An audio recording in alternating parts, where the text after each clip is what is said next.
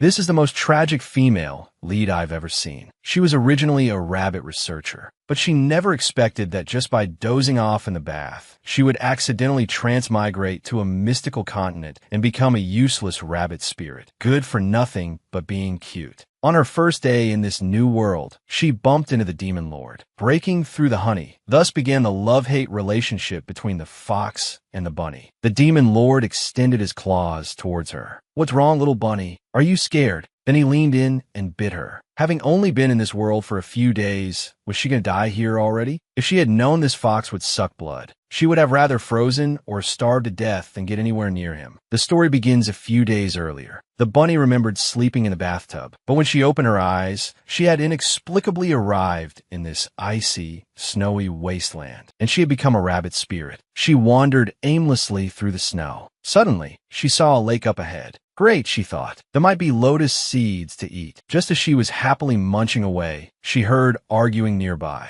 "Senior brother, come quickly. There seems to be something unusual in the lake." They rushed towards the lake. Suddenly, the lake water splashed violently. "Oh no, the seal on the demon trapped in this lake has been broken. Hurry and find master." Before they could finish, the demon lord, from within the lake, said, "Senior brother, surprised to see me? I'm out." With a few swift moves, he sent the two rushing towards him flying. The bunny, hiding nearby, went pale with fright. "Run!" She fled to a cave, thinking it should finally be safe.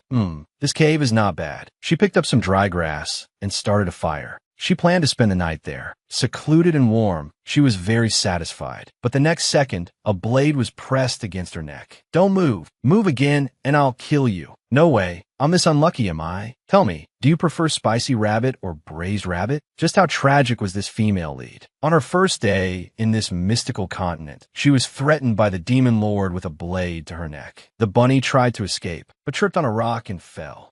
Thud! She never thought she would die like this. The demon lord was speechless. Is this the legendary touch porcelain? A worthless creature without any spiritual power. How utterly boring. So the demon lord ignored her and started cultivating. During his cultivation, he couldn't help but recall his past. He wasn't always a wicked demon lord. It was human greed that made him this way. He was the son of the demon queen, born with a natural martial spirit. But humans, for the reward of 10,000 spirit snacks, slaughtered his entire clan. His mother barely managed to escape with him, but they were intercepted halfway. "Little demon brat, where do you think you're going?" At that critical moment, his mother, seeing her child facing mortal danger, ran towards the humans without hesitation, putting up a final resistance. But his mother died tragically before his eyes. From that moment on, he had hated humans. He remembered his mother's desperate attempt to protect him as she died, her words echoing, "You must live. You must." Suddenly, he jolted awake. It was a dream, but his mother's words continued to echo in his mind. After all these years, his hatred for humans hadn't diminished. Waking up, he was surprised. How is this possible? This woman isn't dead. She even dared to touch his foxtail, murmuring, "Oh, this is so warm." The demon lord raised his hand again. "No one has ever dared to touch my tail. So, it's a little rabbit demon." He retracted his tail. Unexpectedly, this little rabbit demon is even more beautiful than the women of my fox clan. Too bad she won't live much longer. He was just about to strike when he suddenly noticed something. How is this possible? The cut on her neck, it's completely gone. What's going on? Just how brazen is this female lead? Transmigrated to a mystical continent, she possesses an immortal body. No matter what the demon lord does, the rabbit's wounds heal rapidly, even when he uses his own demon toxin-laced booger. Any wound inflicted should be fatal. Yet, she still heals quickly. Looks like spicy rabbit stew is off the menu. Could this be immortality? The demon lord hadn't expected this. During his 300-year seal, the demon race, had they actually evolved to such a terrifying degree? Not only that, but she also used his tail as a blanket all night. No matter how he tried to avoid it, the rabbit always managed to find his tail with her eyes closed, then clung to it tightly, refusing to let go. The demon lord, brimming with frustration, couldn't kill her. So, he nudged the rabbit with his foot. Wake up. But the rabbit seemed to be dreaming. Stupid dog, don't disturb my sleep. Don't be so rude, Mutt. The demon lord scoffed. Who are you talking to? It didn't work. This time, he kicked the rabbit awake with force. But he never expected this seemingly soft and weak, adorable rabbit to have such a terrible temper. She grabbed his ears with both hands and yelled, "How many times have I told you not to disturb my sleep? Are your dog ears clogged with fur or something?" The demon lord couldn't stand this. "Rabbit, open your eyes and take a good look at who I am." "Rabbit? Oh yeah, I transmigrated into a demon. How could I forget after just a nap?" She looked at the demon lord and apologized. But with just that one glance, this man before her had already captured her heart. "Whoa, he's incredibly handsome. Sorry, dog bro. I wasn't fully awake. I was talking in my sleep. I thought you were my dog back home." Not only did the rabbit have a problem with her intelligence, but her eyesight seemed to be poor as well. The demon lord held his dagger to her neck. "Rabbit, I am a who." "Oh, a who? Wait a minute. Those hands look familiar." "No, that's not right. Isn't this the guy who wanted to braise me last night? But I clearly remember dying." "How am I hopping around again?" The rabbit asked curiously. "Didn't you kill me last night? How am I alive again?" The demon lord replied with a few curt words. "Are you mocking me?" Before the rabbit could react, he struck. "Ouch. So, you still want to kill me after all?" This female, lead, was originally a rabbit researcher, but she inadvertently transmigrated to this mystical continent. And of all things, she became a useless rabbit spirit. On her first day, she not only encountered the demon lord's resurrection, but was also threatened by him repeatedly. Although she possessed immortality, she had no spiritual power. A powerful survival instinct led her to cling to the demon lord's belly. Since she couldn't die, she occasionally teased him, calling him Little Fox. The demon lord couldn't do anything about it. "Little Fox, how old are you?" "A few 100 years old," the rabbit replied. "I'm 20 this year." "Rabbit, I'm 300 years older than you." "So you're an old cow." "Oh, no,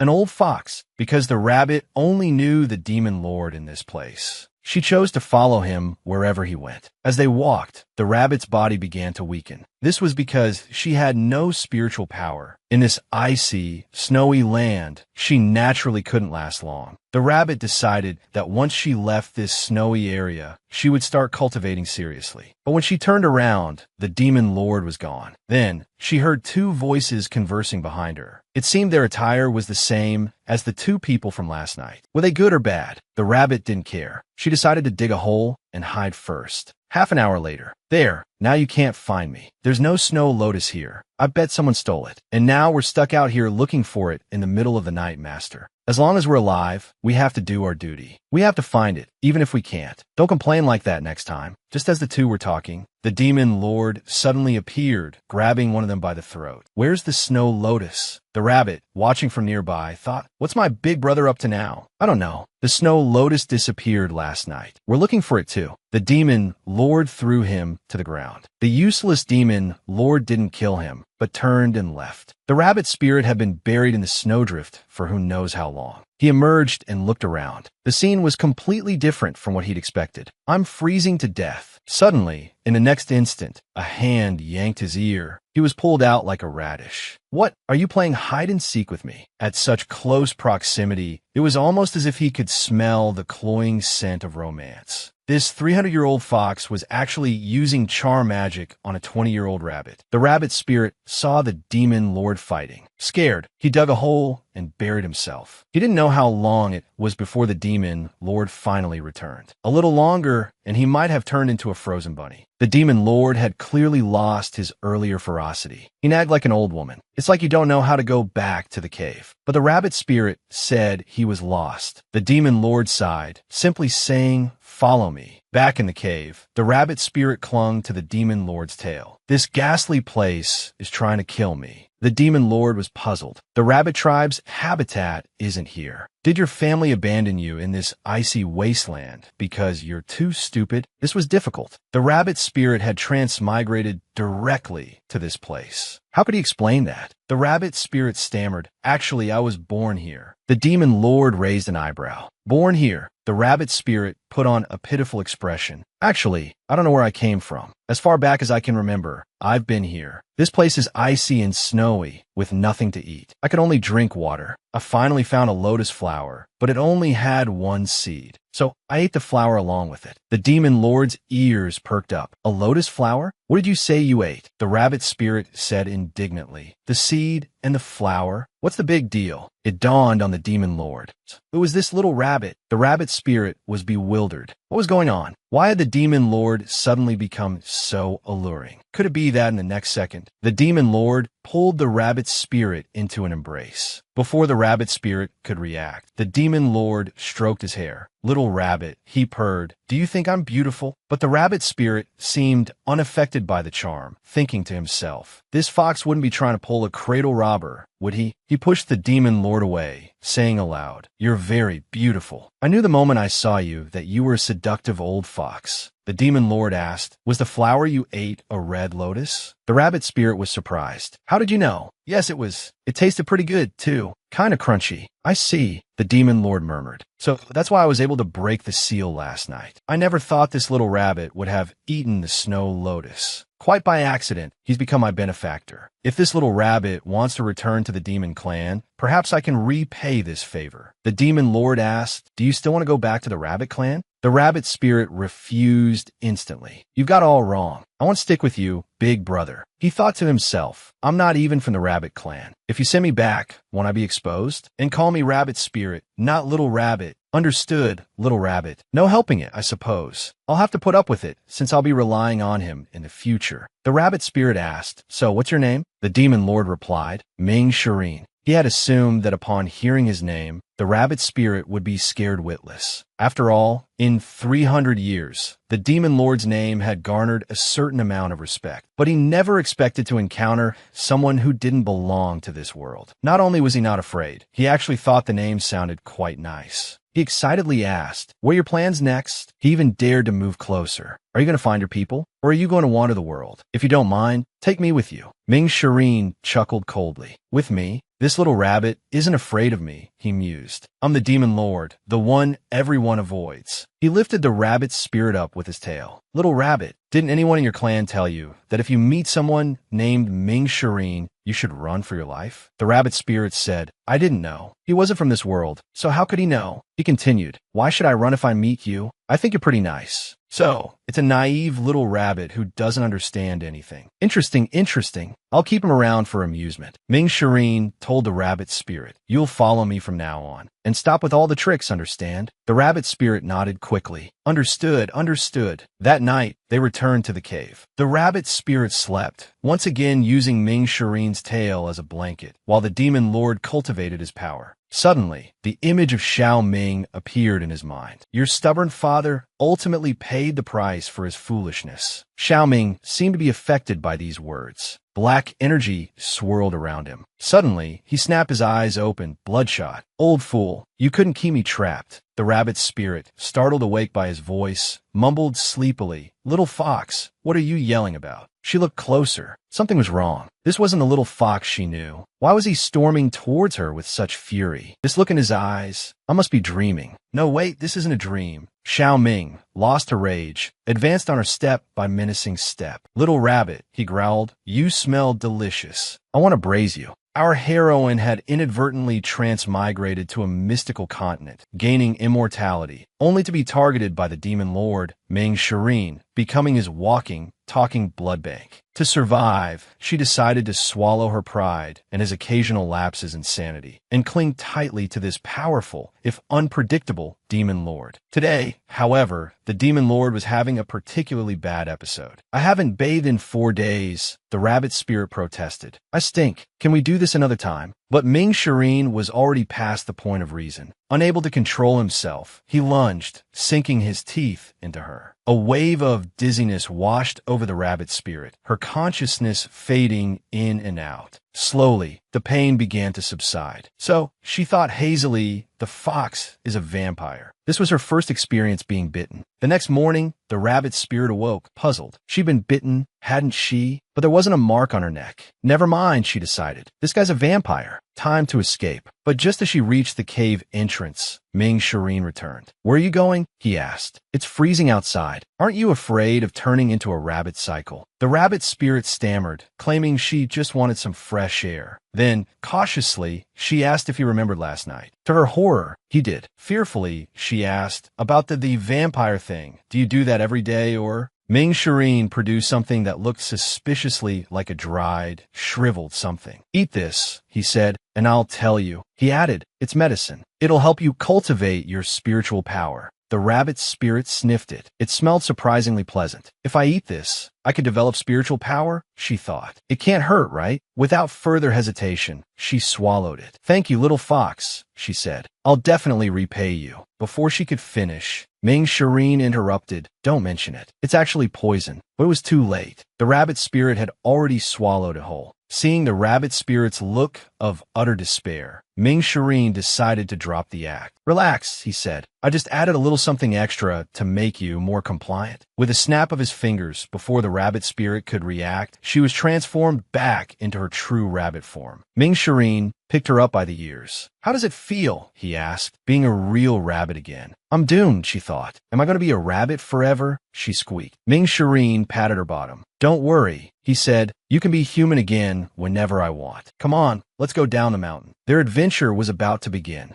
They arrived at the foot of the mountains in the northern continent. The area was bustling with people. Ming Shireen warned the rabbit spirit not to wander off and reminded her again not to use his real name in public. After his instructions, he transformed her back into a human. Thanks to an illusion spell, the surrounding people couldn't see their ears or tails. Their first order of business was to acquire some normal clothes. An hour later, they emerged dressed in men's attire. Men's clothing is so much more practical, the rabbit spirit thought. Suddenly, a crowd of people came rushing down the street. "If we don't hurry, they'll be gone," someone shouted. "This is a once-in-a-lifetime opportunity. I have to register." "Hey, stop pushing. You're stepping on my foot." The rabbit spirit, bewildered by the commotion, was accidentally bumped by a stranger. Ming Shireen quickly steadied her. The stranger, caught up in the rush, didn't seem to notice or care. "Did that hurt you?" Ming Shireen asked gently, glancing back at the stranger with a cold look. The next second, he came over to apologize to the rabbit spirit. It wasn't a big deal anyway. This was a good opportunity to ask them why they were in such a hurry. The rabbit spirit asked, "Why are you running so fast? Is someone chasing you?"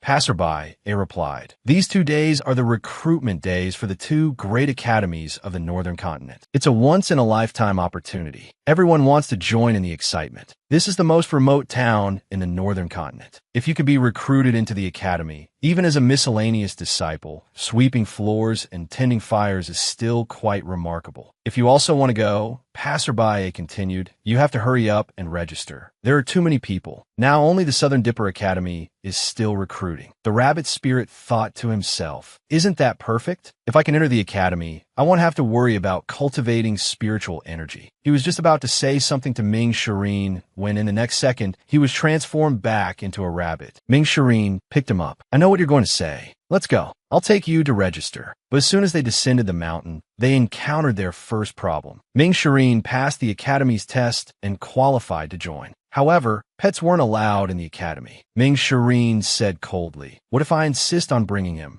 This is a world where humans and demons coexist. Everyone born on this continent possesses some degree of spiritual energy. To enhance this energy, many academies have been established. Now, a once-in-a-lifetime opportunity presented itself. The Southern Dipper Academy had come to this remote town to recruit students. Ming Shireen and the rabbit spirit happened upon this recruitment drive just after descending the mountain. Because the rabbit spirit didn't belong to this world, he possessed no spiritual energy. Ming Shireen wanted to bring him to the academy to cultivate. The rabbit spirit didn't understand why there were several lines of varying lengths for a single academy. Ming Shireen explained, "That's because they teach different things. Naturally, the lines are different. The one we're in now is line 01. That one over there, with no one in it, is also line 01. Soon it was Ming Shireen's turn to test his eligibility for the academy. The examiner instructed him to place his hand on a stone. That's all. After Ming Shireen placed his hand on the stone, it emitted a 5-colored light. The rabbit spirit thought, "That's not right. The others only had 1 or 2 colors. Why does he have so many?" The examiner suddenly stood up. What? It's the five-colored spiritual energy, a once-in-a-century occurrence. He's a true genius. The surrounding people also began to murmur. Five-colored spiritual energy. Metal, wood, water, fire, and earth, all five elements. This has never been heard of among humans. Humans mostly have dual-element spiritual energy. The last time five-colored energy appeared was 300 years ago in a demon. Hearing the whispers, Ming Shireen, not wanting to reveal his true identity, withdrew some of his spiritual energy. The next second, the stone turned yellow. The onlookers started to mock him. See? It turned yellow. I told you it's not that simple. Despite this, Ming Shireen still qualified to enter the academy. The examiner said, although your aptitude is mediocre, with diligent cultivation, you will still achieve something. The rabbit spirit, worried that the proud Ming Shireen's pride would be hurt, tugged at him, wanting to offer comfort. Ming Shireen patted the rabbit spirit's head. It's all right. But the next moment,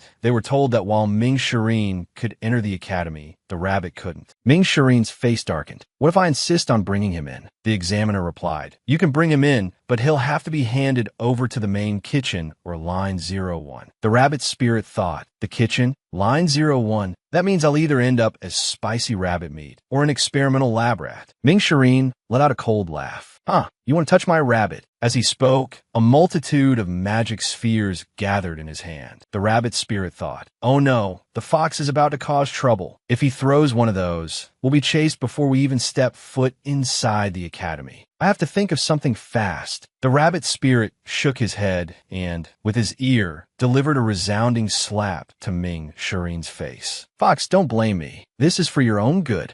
Little rabbit, you dare hit me now? How could Ming Shireen tolerate being slapped by the rabbit spirit? He threw the rabbit spirit away. Stupid rabbit, I don't need you. The poor rabbit spirit tumbled several times before coming to a stop. He thought to himself, I was only doing it for your own good. I didn't want you to cause trouble. The examiner approached. Poor rabbit, why don't you come with me? The rabbit spirit flung his hand away. It's because you wouldn't let me in that Xiao Ming got angry, she thought. I got thrown out trying to control him, and now you're trying to trick me into going with you? To be turned into spicy rabbit stew? I don't think so. Away from Xiao Ming, the magic quickly wore off, and she returned to her human form. That fox told me to go to the Lin sect. Fine, I'll go. Who's afraid? Before I transmigrated here, I was a medical expert, studying medicine. Piece of cake. She arrived at the registration area. The examiner didn't even open his eyes. Spiritual power sect is over there, he droned. So are the spiritual chi and spiritual beast sects. Don't mention it. I'm here to register for the spiritual anomaly sect, the rabbit spirit announced. The young man's eyes finally snapped open. What? You're registering for the spiritual anomaly sect. The rabbit spirit was taken aback. What? Is that so strange? She thought, I'm getting a really weird vibe from all of this. I wonder if it's too late to run. Before she could finish her thought, the young man grabbed her arm. Congratulations. You passed the test. The anomaly sect. Someone actually signed up for the anomaly sect. No one has registered for the anomaly sect in 100 years. It's amazing that someone actually came to register today. The rabbit spirit thought, this is feeling less and less reliable by the second. Did that fox really not set me up? Inside the academy, she was told, next, students will undergo a trial. Only those who successfully pass the trial can truly stay. There, she saw Xiao Ming, the one who had thrown her away. Are you the first student of the anomaly sect? Xiao Ming asked. The rabbit spirit scratched her head.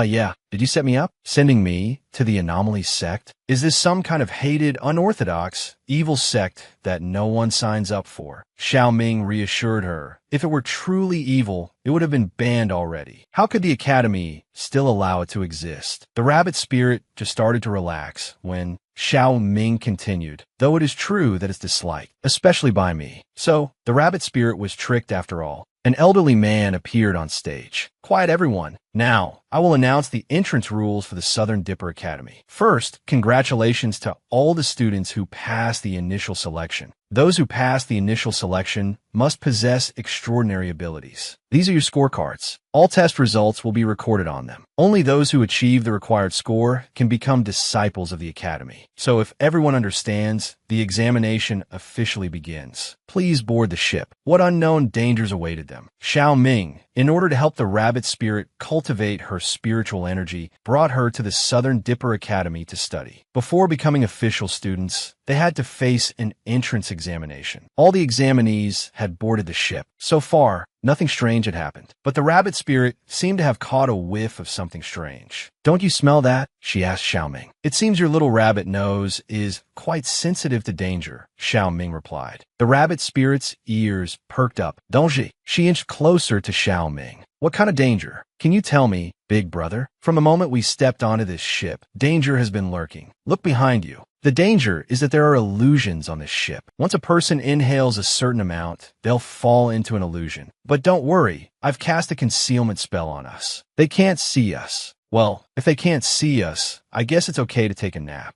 "Big brother, can I borrow your shoulder? These illusions are making me drowsy." "This silly rabbit," Xiaoming sighed. "Fine, do as you please." Perhaps it was from this moment on that the rabbit spirit unknowingly found her way into Xiaoming's heart. Soon, Xiaoming woke her up. "The examination is over. We should go assemble." The rabbit spirit hadn't expected the examination to be so short. She was still half asleep. Xiaoming yanked her up. "Let's go, you little rabbit," the elderly man announced. "This round of testing is over. Those whose scores are below 5 on your wooden cards, please leave." A mix of cheers and groans rose from the crowd, but the rabbit spirit's card was blank. "What do I do?" Xiaoming made a few casual gestures over her card. "Whoa, this fox is a walking cheat code. He can change anything. Knowing this guy is definitely paying off." Suddenly, she heard someone nearby say, "Even though I'm eliminated, this wasn't a total loss." The rabbit spirit turned to speak to Xiaoming, but he was gone. She ran to the edge of the ship and stared silently down below, and she stared for a long time. Sensing something was wrong, the rabbit spirit went to investigate. But Ming Shireen told him to wait, asking him to find a place to hide. He said he had something to take care of and would return for him later. What could this urgent matter be? Left alone on the ship, could the rabbit spirit truly keep herself safe? After just a few days together, the rabbit spirit found herself unexpectedly reluctant to part with Ming Shireen. But he had something he must do, instructing her to find a safe place and wait patiently. This feeling of gentle concern was something she had never experienced before. Even his eyes seemed to hold a hint of reluctance. "When will you be back?" she asked, her voice tinged with worry. But when she turned back, Ming Shireen had already vanished. That sly fox, she thought, always so mysterious. The next moment, the ship struck a rock. Panic erupted amongst the passengers. "It's no good. Run. The ship's going to explode." In a desperate scramble for survival, everyone shoved and pushed against each other. The ship's hull began to crack. Suddenly, someone fleeing the chaos knocked the rabbit spirit off her feet. She tumbled straight into the widening fissure. Luckily, she managed to snag a branch and hang precariously, avoiding a fatal fall. Though blessed with immortality, she still felt the sting of pain. Unsure of her location, she decided to wait there for Ming Shireen to return. But then, not far away, she heard the raised voices of an argument. "You useless waste. You don't even have basic defensive spiritual energy. You put us all in danger. And why do you always have that sullen look on your face? Who are you trying to impress? If it weren't for your grandmother's pleas, we wouldn't have brought you along in the first place." A young man in yellow chimed in. "I heard he's notoriously weak. Why don't we just leave him here? Let's see who dies first, him or his sickly grandmother." Their cruel laughter and insults echoed through the air. Feng Rue could take no more. He lunged at them, fists clenched, but he too lacked spiritual power. The young man in yellow easily seized him. "You pathetic wretch." With a single blow, he sent Feng Rue flying backwards until he crashed into the very tree where the rabbit spirit clung. The force of the impact shook the tree violently, and the rabbit spirit lost her grip, plummeting to the ground. It was a truly awkward entrance. Dusting herself off, she offered a tentative greeting. "Hello there, everyone. I'm a prospective student of the Southern Dipper Academy." She hoped that mentioning the academy might establish some common ground and ensure her safety. But the man in black scoffed. "I remember you. You're the one who signed up with the 01 sect. Anyone who joins that sect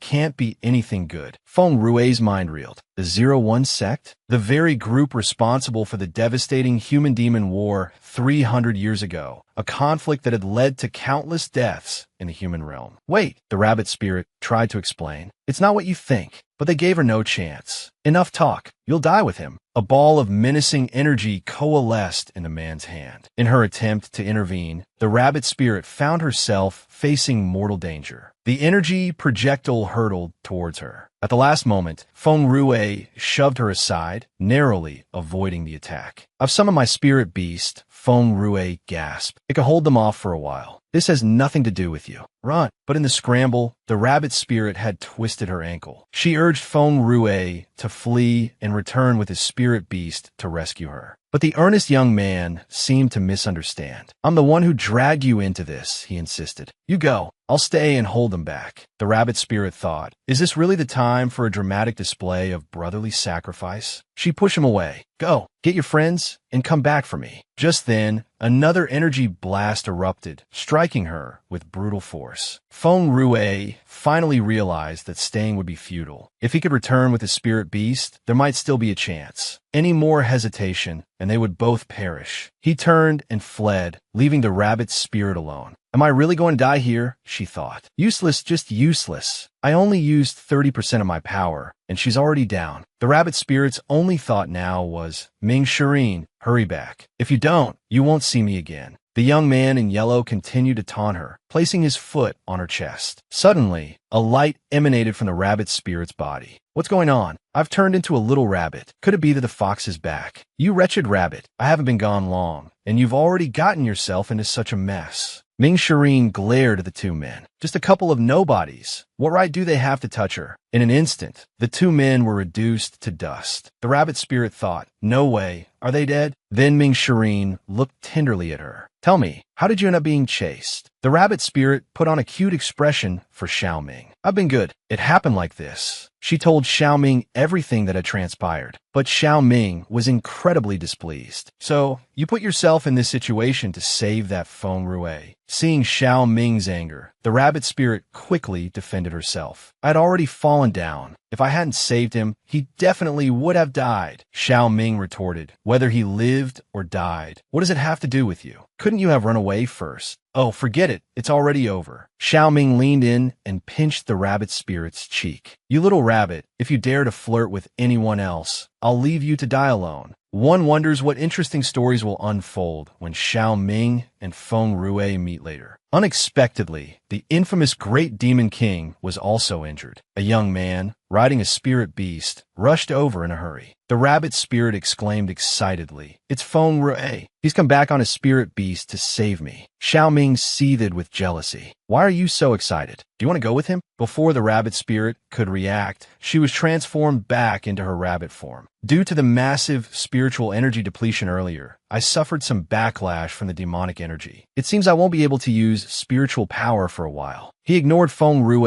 and turned to leave. The first round of the examination is over. The rules for the second round will be announced shortly. Within 5 days, whether acting alone or in a team, anyone who safely passes through the beast forest will pass the test. The rabbit spirit was afraid. She had heard people say that the beast forest was filled with all sorts of ferocious beasts, and that they ate people. But having come this far, giving up seemed too much of a waste. Xiao Ming reassured her. With me here, what are you afraid of? Deep in the forest, the rabbit spirit followed closely behind him for a long time. Finally, unable to walk any further, she pleaded with Xiao Ming to rest for a while. But in the next moment, an unknown liquid dripped onto her head. Thinking it was rain, she looked up. A pair of vicious eyes stared down at her, drool dripping from its mouth. The monster opened its jaws wide and lunged towards her. Get down, you little rabbit. Using the last of his spiritual energy, Xiao Ming summoned an energy sphere and blasted it at the monster. Although the crisis was averted and the rabbit spirit was unharmed, Xiao Ming's chest shuddered. Blood trickled from the corner of his mouth. That single attack had exhausted his remaining strength. He finally collapsed into the rabbit spirit's arms.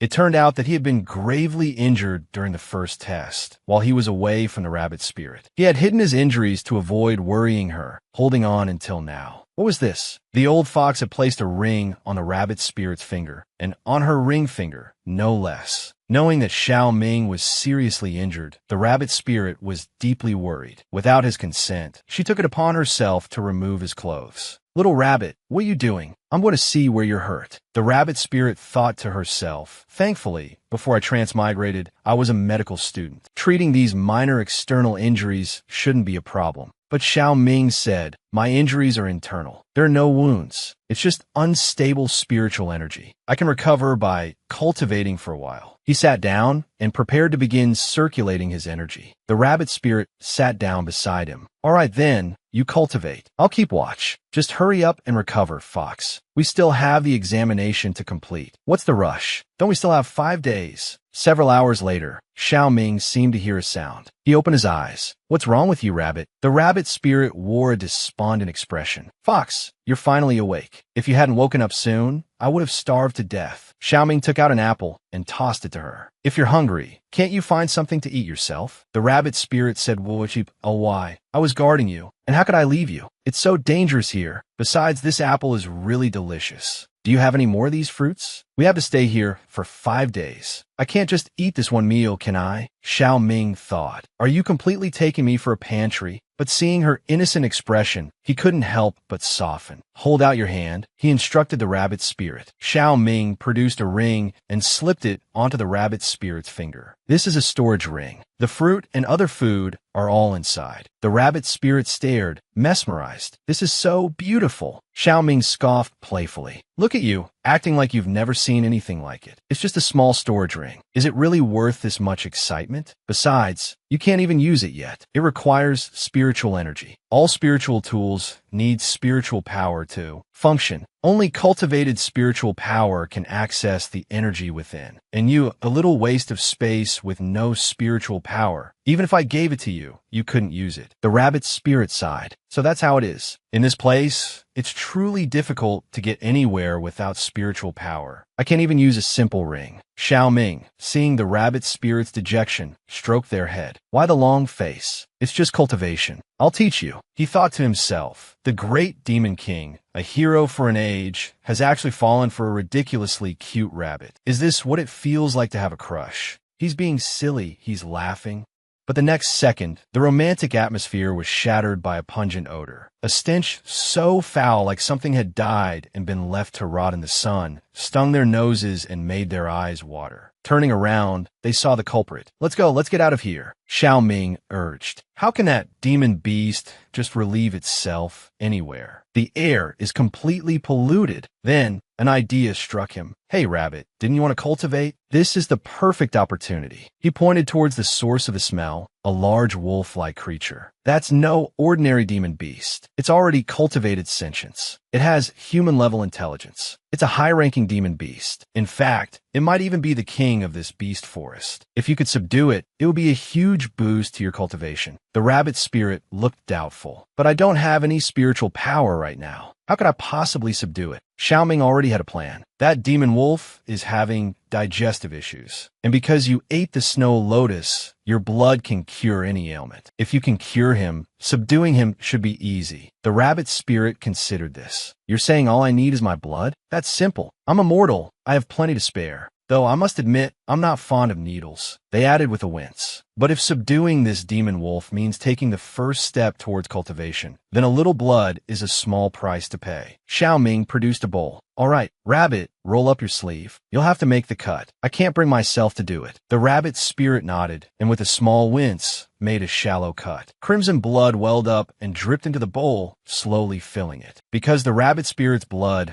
was so precious, they didn't collect much. Xiao Ming, unable to resist, even snuck a quick lick. He glanced back at the demon wolf. Lucky beast, he muttered. The rabbit spirit, with kind intentions, approached the ailing demon wolf, hoping to ease its suffering. But the wolf, far from being grateful, seemed to view the rabbit spirit as a meal. Xiao Ming, we found a demon wolf that's unwell. It might even be the beast king of this forest. I want to cultivate spiritual energy, and subduing it might help. Because I ate the snow lotus, my blood can cure anything. So I drew some and went to the demon wolf. Excuse me, Mr. Wolf, are you having tummy troubles? The demon wolf glared. What's it to you, little rabbit demon? I didn't eat you earlier, and now you're getting bold. The rabbit spirit held up a placating paw. Now, don't be angry. You're clearly suffering. I can help you. They offer the bowl. Here, drink this. It's my blood. It can cure anything. You'll feel better instantly. The demon wolf sniffed the bowl. It smelled rather appealing. No harm in trying, it thought. Besides, this little rabbit doesn't have any spiritual power. If it tries to trick me, I'll eat it in an instant. Without further hesitation, the demon wolf gulped down the blood in one go, bowl and all. Almost immediately, the rabbit spirit's blood took effect. The agonizing cramps subsided. The demon wolf slowly stood. That bloating, it's actually gone, it thought in amazement. Its blood is truly potent. If I were to eat it entirely, I'd become impervious to all ailments. It leered at the rabbit spirit. Little rabbit, you have no spiritual power. You're destined to die in this dog-eat-dog world. Why not just surrender yourself to me now? Become my meal. With that, it lunged towards the rabbit spirit. Just then, a wave of energy struck the demon wolf's paw with pinpoint accuracy, stopping it dead in its tracks. Xiaoming's voice dripped with scorn. Surrender yourself? You've got quite the nerve. He traced a symbol in the air. The demon wolf watched, wary. What are you doing? It growled. With a sharp command from Xiaoming, the symbol shot towards the demon wolf. It enveloped his entire body. In the next second, the demon wolf began to shrink. Little by little, he actually shrunk down to the size of a teacup poodle. The wolf pup looked at himself in disbelief. How is this possible? Xiaoming scooped him up. Nothing is impossible. He told the rabbit spirit to hold out her hand. He made a small cut on her hand. Huh? Is he trying to form a contract with me? You're too naive. Since ancient times, demonic beasts have never been able to be contracted. Don't waste your energy. Besides, I'm not just any demonic beast. The ritual is complete. Since you refuse to cooperate, then become a pet for my little rabbit to amuse herself with. The majestic king of the beast forest reduced to this. How did this happen? The demon wolf, learning that the rabbit spirit's blood could cure all ills, had rescued her with the sinister intention of devouring her. But although the rabbit spirit possessed no spiritual power, she had a powerful protector. Xiaoming's magic far surpassed the demon wolf's. He conjured a symbol, transforming the demon wolf into a pup, and he successfully formed a contract between the rabbit spirit and the demon wolf. This meant the rabbit spirit was now the master and the demon wolf her servant. From now on, the demon wolf would have to follow the rabbit spirit. With the contract in place, they could communicate telepathically. The wolf pup couldn't disobey the little rabbit. So that's how it is. The rabbit spirit straightened up, puffing out her chest. Weren't you just trying to eat me? Look at you now. The demon wolf, now only daring to snarl through their telepathic link, was already developing a healthy fear of the fox behind her. A little powerless rabbit, all bravado and rabbit's feet. Believe it or not, I'll go all out. I'll die with you right here, right now. The rabbit spirit jumped, startled, and dropped him. The demon wolf landed on the ground. What's wrong, little rabbit? Scared now? If you keep me happy and comfortable, I might just reconsider this whole mutual destruction thing. The rabbit spirit thought, this little wolf pup, even smaller now, still trying to scare me. I may be powerless, but I have backup. The next second, she ran, whimpering, into Xiaoming's arms. The demon wolf broke out in a cold sweat. What's she doing? Xiaoming, that demon wolf is threatening me through our link. He said if I don't give him a big bowl of delicious food every day, he'll destroy us both. The demon wolf thought, no one will believe such a fake performance. But the next second, Xiaoming looked at him, his face dark. Oh, is that so? The rabbit spirit continued. He said he's going to hang me upside down and beat me, then turn me into spicy rabbit stew. Xiaoming's voice turned cold. Even after shrinking, he still wants to bully the little rabbit. If he won't obey, then kill him. Seeing this, the demon wolf's fur stood on end. He kowtowed repeatedly to the rabbit spirit. I'm sorry, rabbit grandma. I was wrong. I'll listen to you from now on. I'll serve you with all my heart. Please tell him to stop. Really? You're not lying. The demon wolf quickly swore. If I'm lying, may I be struck by lightning and turn to dust. Well, in that case, Xiaoming, let's keep him for now. He knows he was wrong. Xiaoming, listening to the rabbit spirit, stroked her head. All right, we'll keep him for now. If he misbehaves, tell me. The rabbit spirit hopped over to the demon wolf. Since you're following me now, I'll give you a name. I'll call you Dog. Xiaoming also stepped forward and asked Dog, why were you having stomach trouble? Dog replied, I just ate some grass nearby, and then I became like this. The rabbit spirit was curious. Why would a wolf eat grass? Dog sounded miserable. What else could I do? I was starving. Xiao Ming asked Dog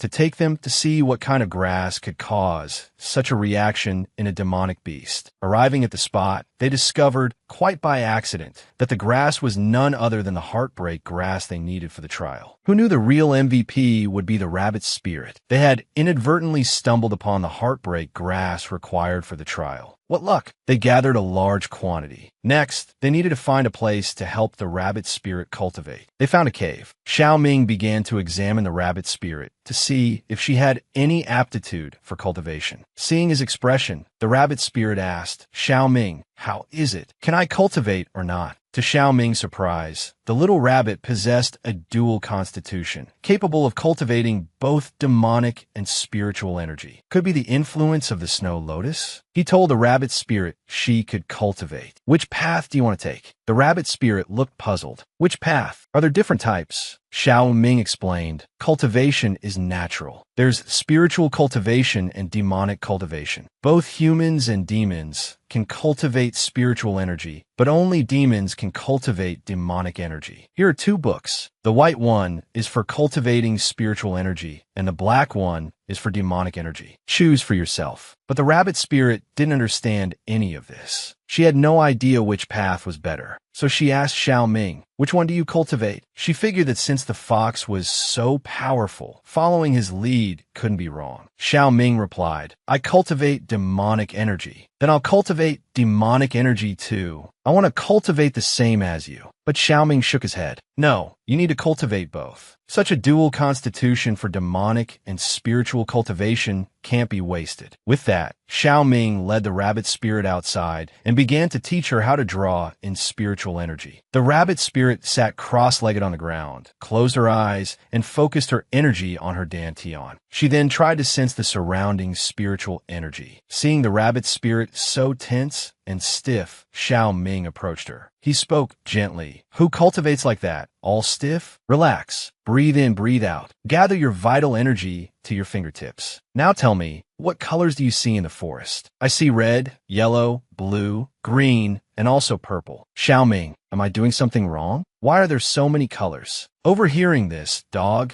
the shrunken demon wolf, broke out in a cold sweat. "What? This little rabbit is a 5-element genius?" A 5-element genius has only appeared once in history. He couldn't believe that this seemingly frail little rabbit demon could see 5 types of spiritual energy. Dog thought to himself, even if she can see them, she won't necessarily be able to absorb them all. Xiao Ming asked, "Which type of spiritual energy can you absorb?" The rabbit spirit wasn't sure how to absorb any of them. She went over to her favorite color, blue, and gently touched it with her finger. Unexpectedly, the blue sphere, as if it had a life of its own, entered her body. Before she could react, the other colored spheres followed suit, all entering her body. In an instant, the rabbit spirit suddenly jolted awake. Then, feeling weak, she collapsed into Xiao Ming's arms. Xiao Ming was worried, his brow furrowed. "What's wrong? Are you feeling unwell?" But the rabbit spirit just burped. "Nothing, just feels like I ate too much." Xiao Ming told her, "That means you've successfully drawn in spiritual energy. You can start cultivating now. As for how to cultivate, it's written in those 2 books I gave you." The rabbit spirit sounded a little disappointed. "Xiao Ming, aren't you going to teach me?" Xiao Ming glanced at the sky. "Not tonight. I have something I need to attend to." He thought to himself, the full moon is almost here. When that happens, the demonic energy within me will be hard to control. What if I accidentally hurt this little rabbit? I should stay away from her for now. The rabbit spirit was very reluctant. "All right then, come back soon." Xiao Ming stroked her head. "You and Dog stay here in the cave and wait for me." The next day, the rabbit spirit diligently practiced her cultivation. She chanted an incantation and snapped her fingers. A small flame appeared at her fingertips. She woke the sleeping dog.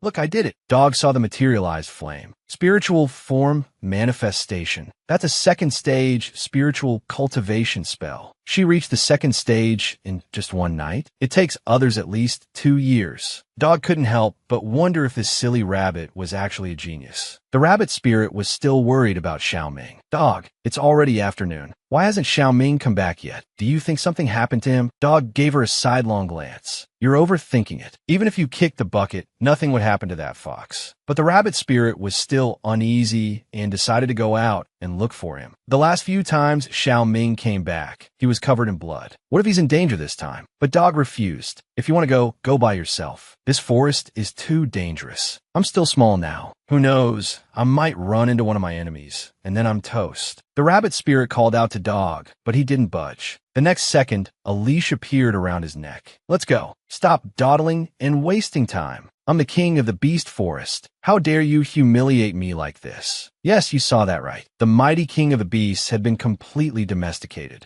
Worried about Xiao Ming's safety, the rabbit spirit pulled Dog along as they searched. Dog, relying on his powerful sense of smell, pointed in a general direction. That fox definitely passed this way. My nose never fails me. But suddenly, they seemed to hear a strange sound. It sounded like something terrifying. Upon hearing the commotion, Dog, the once mighty demon wolf, now shrunk to a diminutive size, bristled with a sudden ferocity. He barked loudly. That racket must be that damned ape. We've been at odds for 500 years, and this time, we'll settle the score. The rabbit spirit thought, Xing Xian, ape immortal. That means another high-ranking demon beast has appeared. A moment later, a tremendous crash echoed through the forest, leaving massive craters in the ground around them. A colossal beast materialized before the rabbit spirit and Dog. You gotta be kidding me, she thought. Facing a high-ranking demon beast with her current abilities was certain death. Scooping up Dog, she bolted, shouting, Dog, quick, tell me which way is the fastest escape route. Dog, indignant, protested, why are we running? Put me down. I'll fight that ape for 300 rounds. The rabbit spirit rapped him on the head. You're tiny now. What are you gonna do? Get stuck in his teeth. Dog, finally realizing the futility of his bravado, relented. They ran until the rabbit spirit was near exhaustion. Just as the ape was about to catch them, in a desperate move, she transformed into her true rabbit form. Someone grabbed her by the ears and lifted her up, just as the ape's attack slammed into the ground. It was Xiao Ming. He said gently, how did you get chased again? It seems I'll have to take you with me everywhere from now on. The rabbit spirit replied with a hint of a Wei Chu, a mixture of grievance and acting spoiled. Fox, don't leave me alone next time. I almost got finished off by that big ape. Is that so? Xiao Ming looked towards the ape. It turned out the seemingly ferocious beast was a bully at heart. Seeing Xiao Ming, it turned tail and fled. Little rabbit, you need to cultivate faster so you won't always end up in such dire straits. The rabbit spirit boasted, Fox, I've already reached the second stage of Lianling. Can you continue teaching me? I want to be as strong as you. If I become as strong as you, maybe I can swoop in and save you if you're ever in danger. A wave of unexpected emotion washed over Xiao Ming. Swoop in and save me. In all these centuries since my mother passed, no one has said such a thing to me. All right, then remember what you said. I'll take you seriously. For a moment, Xiao Ming felt a pang of sympathy for Dog. The once proud king of the beast forest was now reduced to a pet of a little rabbit. Fate was truly unfair. Even as pets, the rabbit could snuggle up to Xiao Ming, while Dog could only run on the ground. The rabbit spirit suddenly remembered the ring Xiao Ming had given her, capable of holding anything. The ring's storage space depended on the strength of one's spiritual power. Having Dog constantly by her side was too conspicuous. She asked Xiao Ming, can this ring hold Dog? Xiao Ming glanced at Dog. The ring can only hold inanimate objects. Living things would die inside. Dog broke out in a cold sweat, thinking, I didn't even say anything. Seeing the rabbit spirit's dejected expression, Xiao Ming conjured a Qinkuan egg. This is specifically for holding living things. Anything can go inside, including yourself. But only after you reach the soul level in your cultivation can you put yourself inside. For now, try practicing with Dog. The rabbit spirit was puzzled. What's the soul level? Xiao Ming patiently explained. For those who cultivate spiritual power, strength progresses through stages. Lianling is the weakest. After ascending from Lianling level 1 to Lianling level 9, you enter Ling, Zhe level 1. After Ling, Zhe comes Ling Shi, De Ling Shi, Ling Zong, and finally Ling Huang and Ling Shun. The rabbit spirit realized just how far she had to go. Xiao Ming patted her head. Keep cultivating. I'll be here with you, little rabbit. The next morning, as the rabbit spirit was gathering spiritual energy, she suddenly opened her eyes. She yelled, Dog, get in here. Dog, still asleep, was completely disoriented. In the next instant, he was sucked into the Qinkuan egg. Stupid rabbit, what did you do to me? It's so dark in here. The rabbit spirit was ecstatic. She had finally succeeded. She had to tell the fox this wonderful news. She rushed outside and saw Xiao Ming sitting in a tree. But he didn't seem as kind as usual. His eyes and tail were crimson, and his body was stained with blood. He looked exactly like he did the last time he had absorbed the rabbit spirit's blood. No, I have to run. But how could she escape Xiao Ming's grasp? He wrapped his tail around her, pulling her close. He whispered in her ear, "Little rabbit, why are you running? Their blood is so foul. Yours is still the sweetest." What will the rabbit spirit do? Will she escape his clutches, or will she succumb? The demon, having lost his mind, now desired to devour the very rabbit he had raised. Thinking fast, rabbit spirit blurted out that she was terribly smelly, hadn't bathed in ages. By now, Xiao Ming had regained his composure, but he couldn't resist teasing her further. "No matter, a wash will fix that," he purred, and with a playful shove, he pushed her into the pool. Rabbit spirit splashed down, bewildered. "What's gotten into this fox now?" she sputtered. "Why is he tormenting me like this?" Seeing her struggle in the water, Xiao Ming scooped her back out. "Fox, what are you doing?" Rabbit spirit gasped, looking up. Then she froze, her eyes widening. What was he doing now? She quickly covered her eyes. "Put your clothes on," she cried. "I can't see anything." Xiao Ming picked up a garment. "Is this it?" he asked innocently, then tossed it aside. "I don't want it. He's doing this on purpose." Rabbit spirit thought, peeking through her fingers. "I mustn't look." Xiao Ming chuckled. "What a silly rabbit. All right, enough teasing." After a moment, he said, "Come on, let's go do something fun." They arrived at the top of a large tree. Rabbit spirit looked around curiously. "Xiao Ming," she asked, "what are they doing?" "Patience," he replied. "First, have a drink. What, your whistle?" "Don't be nervous," he continued. "See, once they're finished, it's your turn." Rabbit spirit stared at him in horror. "This is what you call fun?"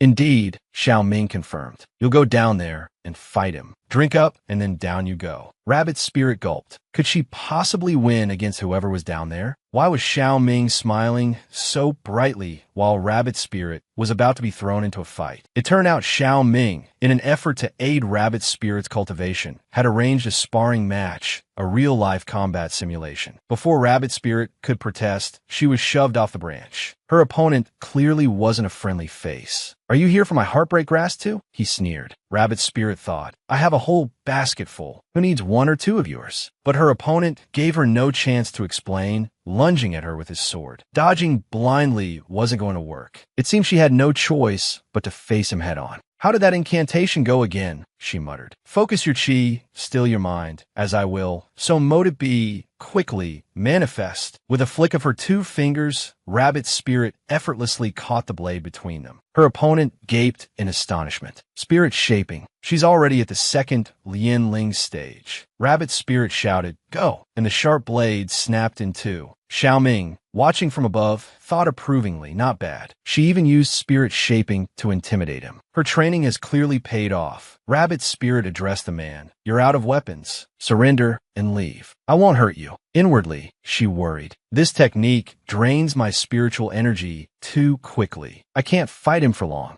Just as Rabbit Spirit relaxed, thinking she had won, her opponent suddenly drew the broken sword back to his hand. Before she could react, he swung the jagged blade, striking her hard. Rabbit Spirit collapsed, gravely wounded. Though immortal, the intense pain overwhelmed her. "My control over spiritual energy is far greater than you think," her opponent gloated. "Now I'll finish you off." At that critical moment, Xiao Ming snapped his fingers. The attacker froze, as if bound by invisible ropes. A second later, he crumpled to the ground, unconscious. Xiao Ming gently stroked Rabbit Spirit's face. "He really went too far," he murmured. He scooped her into his arms. "You lost the fight," he said softly, "but you did well." A smile touched his lips. "Good job, little rabbit. You've worked hard." He carried her to a hot spring to heal her wounds. When Rabbit Spirit awoke, she discovered her clothes were gone, and Xiao Ming was sitting on the bank, watching her with wide, luminous eyes. After the fight, the injured Rabbit Spirit was carried to a hot spring by the fox demon, Xiao Ming, to heal. But when she woke up and opened her eyes, she found her clothes missing. Turning around, she saw Xiao Ming right behind her. Seeing him, she momentarily forgot about her missing clothes. Xiao Ming, she exclaimed, look, my wounds have healed so quickly this time. Xiao Ming, surprisingly, seemed flustered. Little rabbit, sit down first. Rabbit's spirit, suddenly realizing her state of undress, plopped back into the water with a splash. Xiao Ming, seeing her reaction, decided to tease her a bit more. He edged closer, prompting her to cry out, stop. Men and women shouldn't be so casual, she stammered. I'm not decent right now. Xiao Ming picked up a strand of her wet hair and sniffed it. What's there to be shy about? He continued, a mischievous glint in his eyes. I saw everything I needed to see while healing you yesterday. There's nothing particularly interesting to look at anyway. Seeing Rabbit Spirit speechless, he relented. All right, no more teasing. Here are your clothes. Today is the last day of your trial. It's time for us to leave this forest. Let's go back to the academy, the elder on the platform announced. Congratulations to all of you for successfully passing the trial in the Beast Forest. You are now officially students of the Southern Star Academy. Next, you will undergo a month of intensive training. Based on your performance, you will be assigned as either inner or outer disciples. Now, if there are no further questions, please proceed to the academy for some rest. Rabbit Spirit and the others were already heading towards the dormitories. She tugged at Xiao Ming's sleeve. We have to stay together at the academy. You can't leave me. But you've already started cultivating your spiritual energy, Xiao Ming said. Why do you still need me? Rabbit Spirit clung tighter to his arm. I've only just begun. There's so many powerful people at the academy. What if something happens? I'm still a little scared. Xiao Ming simply replied, don't be afraid. Just stay close to me. Neither of them realized how much they had come to rely on each other. On Rabbit Spirit's first day at the academy, she was unexpectedly bullied by two nobodies, and right in front of Fox Spirit, no less. How could this have happened? After days spent in a cave in the Beast Forest, Rabbit Spirit and the others finally returned to the academy and the promise of a real bed. But their assigned room was filthy. Perfect, Rabbit Spirit exclaimed. This is a great opportunity to try out the purification spell I learned. Rabbit Spirit chanted the incantation. 3 minutes later, the room remained stubbornly unchanged. That's strange. It worked perfectly in the cave, she muttered. Dummy, Xiao Ming said. Didn't you hear the elder? Spiritual energy is disabled during the training period. Watch this. With a flick of Xiao Ming's wrist, the room was instantly spotless. Fox Spirit stared. How was your spiritual energy not disabled? They're not strong enough to block me, Xiao Ming replied coolly. A knock echoed on the door. By order of the elders, a voice called. Each faction must send one representative to the assembly point to collect food and water for the month. I'll go get the supplies, Rabbit Spirit volunteered. Are you sure you want to go alone? Xiao Ming asked, concern etched on his face. Seeing her eagerness, he relented. All right, but be careful. If anything happens, call me, he added. Rabbit Spirit went to collect the supplies, returning only after nightfall, laden with a heavy basket. Just as she was about to close the door, two figures appeared behind her. Hold the door, one of them yelled. You're Iron Bull from the Lin faction, right? Hand over the supplies. The food and water you just collected. Hand them over nicely, or you'll regret it. Rabbit Spirit thought. So, they think I'm an easy target, huh? Let's play a little game. You have hands and feet. You can get your own, she retorted. She tried to close the door, but one of them jammed their foot in the way. Are you deaf? I said, give me the food and water. Rabbit Spirit ignored him and continued to push the door closed. The man yelped as his foot was caught. Stop, stop, ouch. Oh, I'm so sorry, Rabbit Spirit said sweetly. Whose foot was that? Someone wasn't watching where they were stepping. Humiliated, the man roared. You're looking for a fight. He lunged at Rabbit Spirit with a raised fist. Suddenly, a blue light flashed from behind. It struck the man squarely in the chest, sending him sprawling. Xiao Ming stepped into the doorway. I think you're looking for a fight. The importance of having a strong older brother. Rabbit Spirit, bullied at the academy, finds her protector. The other man gaped. But everyone's spiritual energy is supposed to be disabled here. How can he still use it? Rabbit Spirit grinned. Surprised? Child's play like disabling spiritual energy doesn't affect us. Now, what were you saying about handing over the supplies? The man's earlier arrogance vanished. In nothing. We didn't say anything. Rabbit Spirit shrugged. Fine. Since you've learned your lesson, I'll let you off the hook this time. But if you ever feel like dying, feel free to bother me again. She turned to Xiao Ming, looping her arm through his. Trash taken care of. Let's go to bed, Fox Spirit. Having a big brother to back me up feels amazing, she thought. The next morning, Rabbit Spirit felt distinctly underslept. Seeing her sluggishness, Xiaoming gently tilted her head towards his shoulder. Rest your head here. Don't want you falling over. At this moment, the surrounding crowd buzzed with whispers. They're here, they're here. The training supervisors arrived. Rabbit Spirit started to get up, but Xiaoming told her, you sleep a little longer. I'll wake you when the training begins. He gently pressed her back down onto the ground. The young man on the platform addressed the assembled students. Greetings, everyone. I am a supervisor for this new disciple introductory training. Today's training is quite simple. Its primary purpose is to hone your mental fortitude and perseverance. This item is called soul testing incense. The fragrance it emits will interfere with your mental state. Those who can endure until the incense burns out without collapsing will be considered to have successfully passed the training. Now, please sit on the ground and begin. The training commenced. Xiaoming didn't wake Rabbit Spirit. Instead, he cast a spell on her, allowing her to sleep peacefully. The soul-testing incense would take at least 2 hours to burn completely. This provided him with the perfect opportunity to investigate the Southern Star Academy. He used soul projection, leaving his physical body behind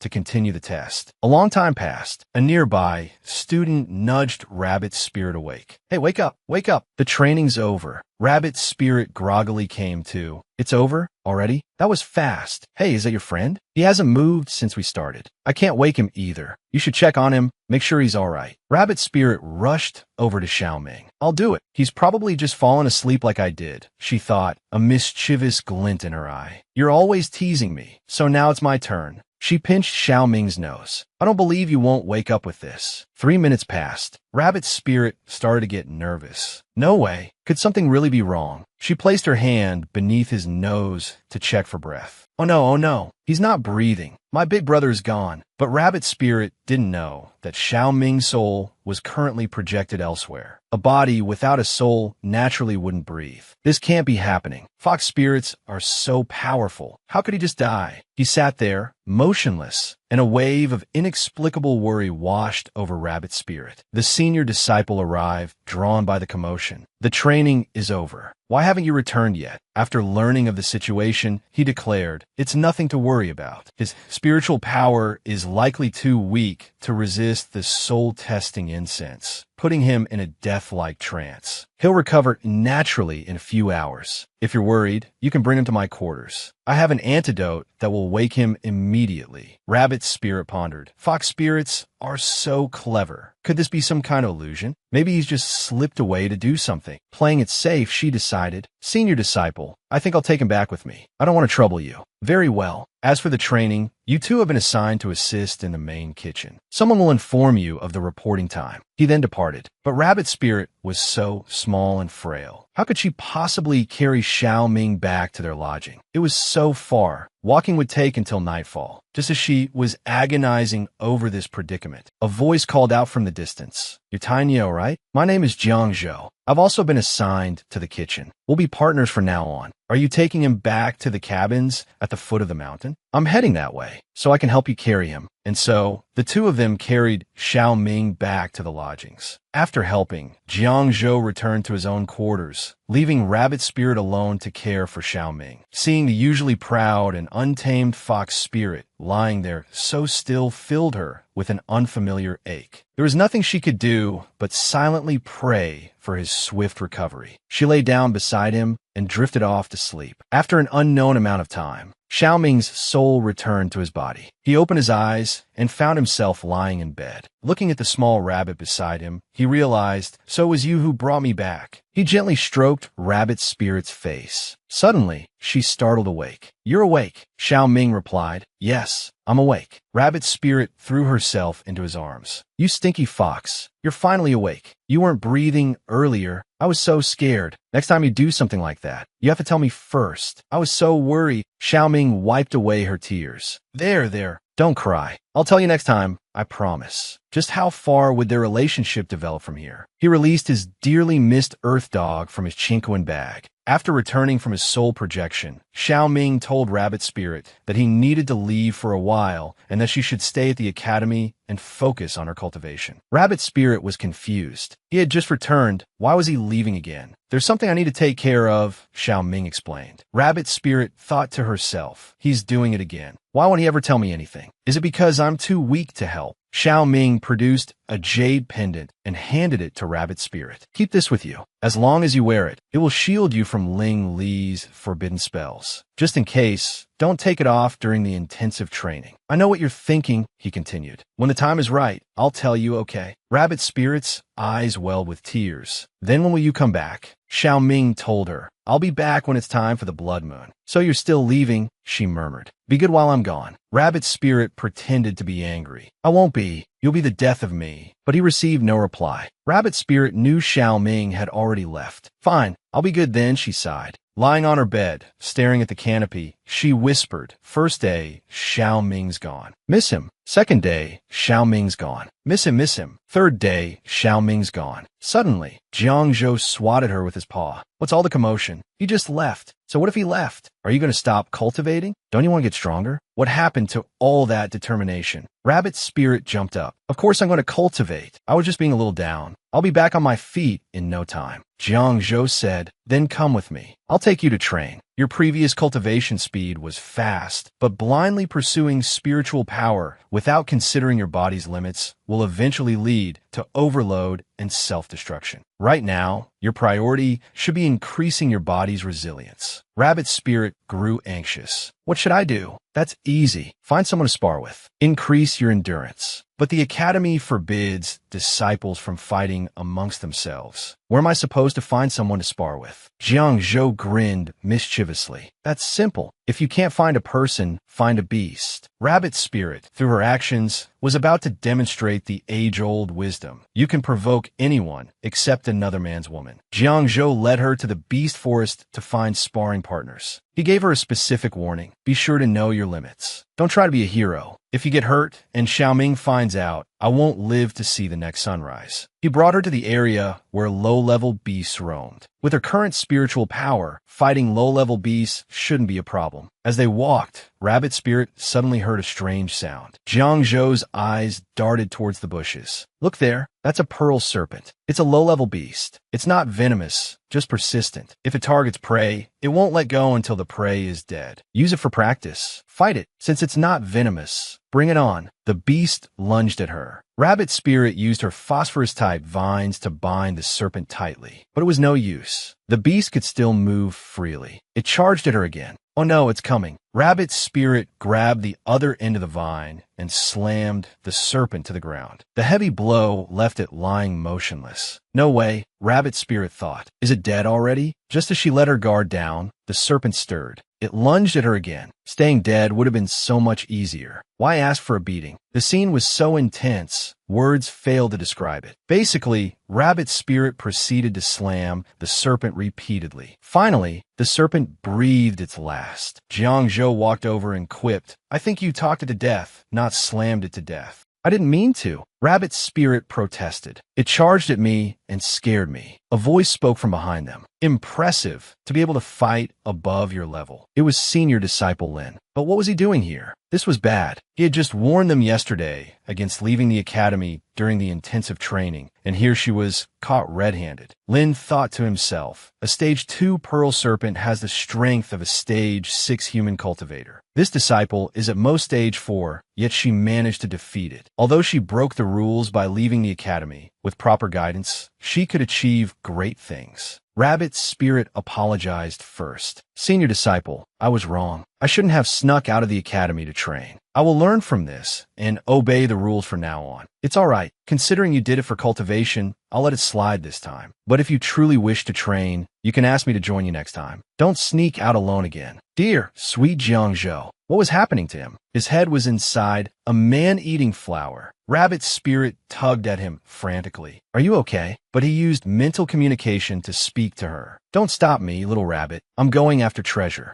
Rabbit Spirit didn't understand what treasure he meant. You're clearly going to your death. A nearby disciple said, Junior brother, let me help you. With that, he drew his sword and slashed at the demon plant. Rabbit Spirit and the others plopped down on the ground. Dummy, do you even remember who I am? Your little cabbage rabbit. Rabbit Spirit hugged Xiao Ming. You're finally awake. What kind of demonic plant was that? It actually eats living things. Turns out, this flower is called the soul-calling ruse flower. It eats whatever it encounters and actively emits a hallucinogenic fragrance to lure its prey. Rabbit Spirit communicated with Xiao Ming using her divine stone. So you're just lured by it? You want to offer yourself up as a meal. What do you mean, lured? I'm a 1,000-year-old demon wolf. I was deliberately putting on an act to draw it out, all right? Rabbit Spirit mercilessly exposed him. Just keep boasting. The soul-calling ruse flower. After it died, I found a lot of snacks inside its body. And this ruse flower pouch, this is for you. Ruse flower pouches are also called storage pouches. They can hold anything. Once they recognize their owner, even people without spiritual power can use them. Rabbit Spirit said, Senior brother, this is for you. Give it to me? But you were the one who discovered the ruse flower. Xiao Ming, using the divine stone, spoke to her, Little cabbage rabbit, do you know what a good thing a ruse flower pouch is? Just giving away like that? Are you crazy? I already have a storage ring and a chinquan bag given to me by Hu Li. What do I need these ruse flower pouches for? Dummy, you can't be too greedy. Then, addressing the senior disciple, she said, These ruse flowers were originally defeated by you, senior brother. I'll just take the snacks. This is for you. Well, if that's the case, consider me owing you a favor. If you encounter any trouble in the academy in the future, you can come to me for help. It's getting late now. Let's go back. Back at her lodging, Rabbit Spirit took a hot bath. She thought to herself, I wonder how Hu Li is doing. Suddenly, she felt a tickling sensation on her feet. Looking down, she saw a tail. Could it be that Hu Li is back? Just then, a voice came from behind her. It's only been a little while. You don't even recognize my tail anymore. Rabbit Spirit was taking a hot bath when she felt a tail in the basin. It turned out Xiao Ming had returned. But this time, unlike her previous encounter with Hu Li, she wasn't shy. Instead, she happily greeted Xiao Ming. Hu Li, you're back. But Xiao Ming said some strange things that left Rabbit Spirit a little bewildered. What? You don't want me back? Or are you feeling guilty seeing me? Xiao Ming used his tail to lift her out of the water basin. While I was gone, weren't you chatting and laughing with your destined senior brother? Very happy, weren't you? Rabbit Spirit explained, We were just having a normal conversation. Besides, senior brother helped me. I couldn't just give him the cold shoulder, could I? But Xiao Ming suddenly became angry. Men and women shouldn't be too intimate. Even if you're a rabbit, you should understand this principle. You need to be more cautious. Rabbit Spirit said Wordcheek,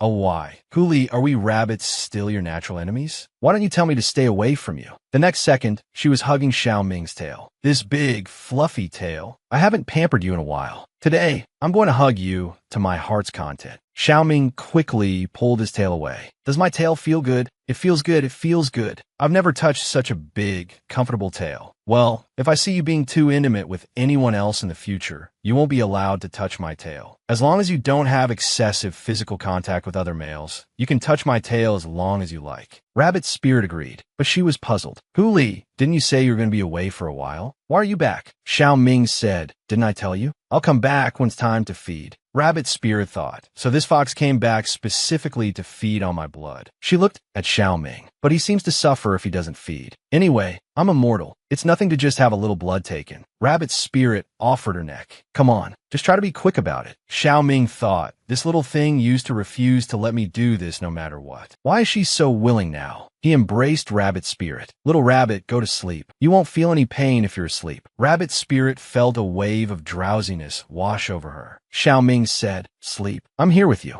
Rabbit Spirit rested her head on Xiao Ming's shoulder and fell asleep. But Xiao Ming murmured, Indeed, this delicious little rabbit is truly addictive. Just how strong is Xiao Ming's possessiveness? When Rabbit Spirit woke up, she was surprised to find Xiao Ming still by her side. She had assumed he would leave after feeding. Xiao Ming said he would stay with her for a while. Also, your destined senior brother came by earlier. He said he wasn't feeling well, so today's training session is canceled. Instead, you're to report to the Grand Kitchen. Rabbit Spirit thought, this fox must have misunderstood something. How did he become my destined senior brother? He quickly changed the subject. Time is of the essence. We should hurry to the Grand Kitchen to report in. Pulling Xiao Ming along, he ran out and arrived at the kitchen entrance. Jiang Zhou, who had helped Xiao Ming back to his lodgings before, was also there. Jiang Zhou asked Xiao Ming, "Are you the disciple who fainted after being affected by the soul-calling ruse flower?" But Xiao Ming ignored him, still muttering to himself, "Who is this guy again?" Seeing the awkward atmosphere, Rabbit Spirit desperately tried to smooth things over. He threw an arm around Xiao Ming. "He's my older brother. He's also been assigned to help in the Grand Kitchen." Inwardly, however, he thought, "Big brother, you must stay calm."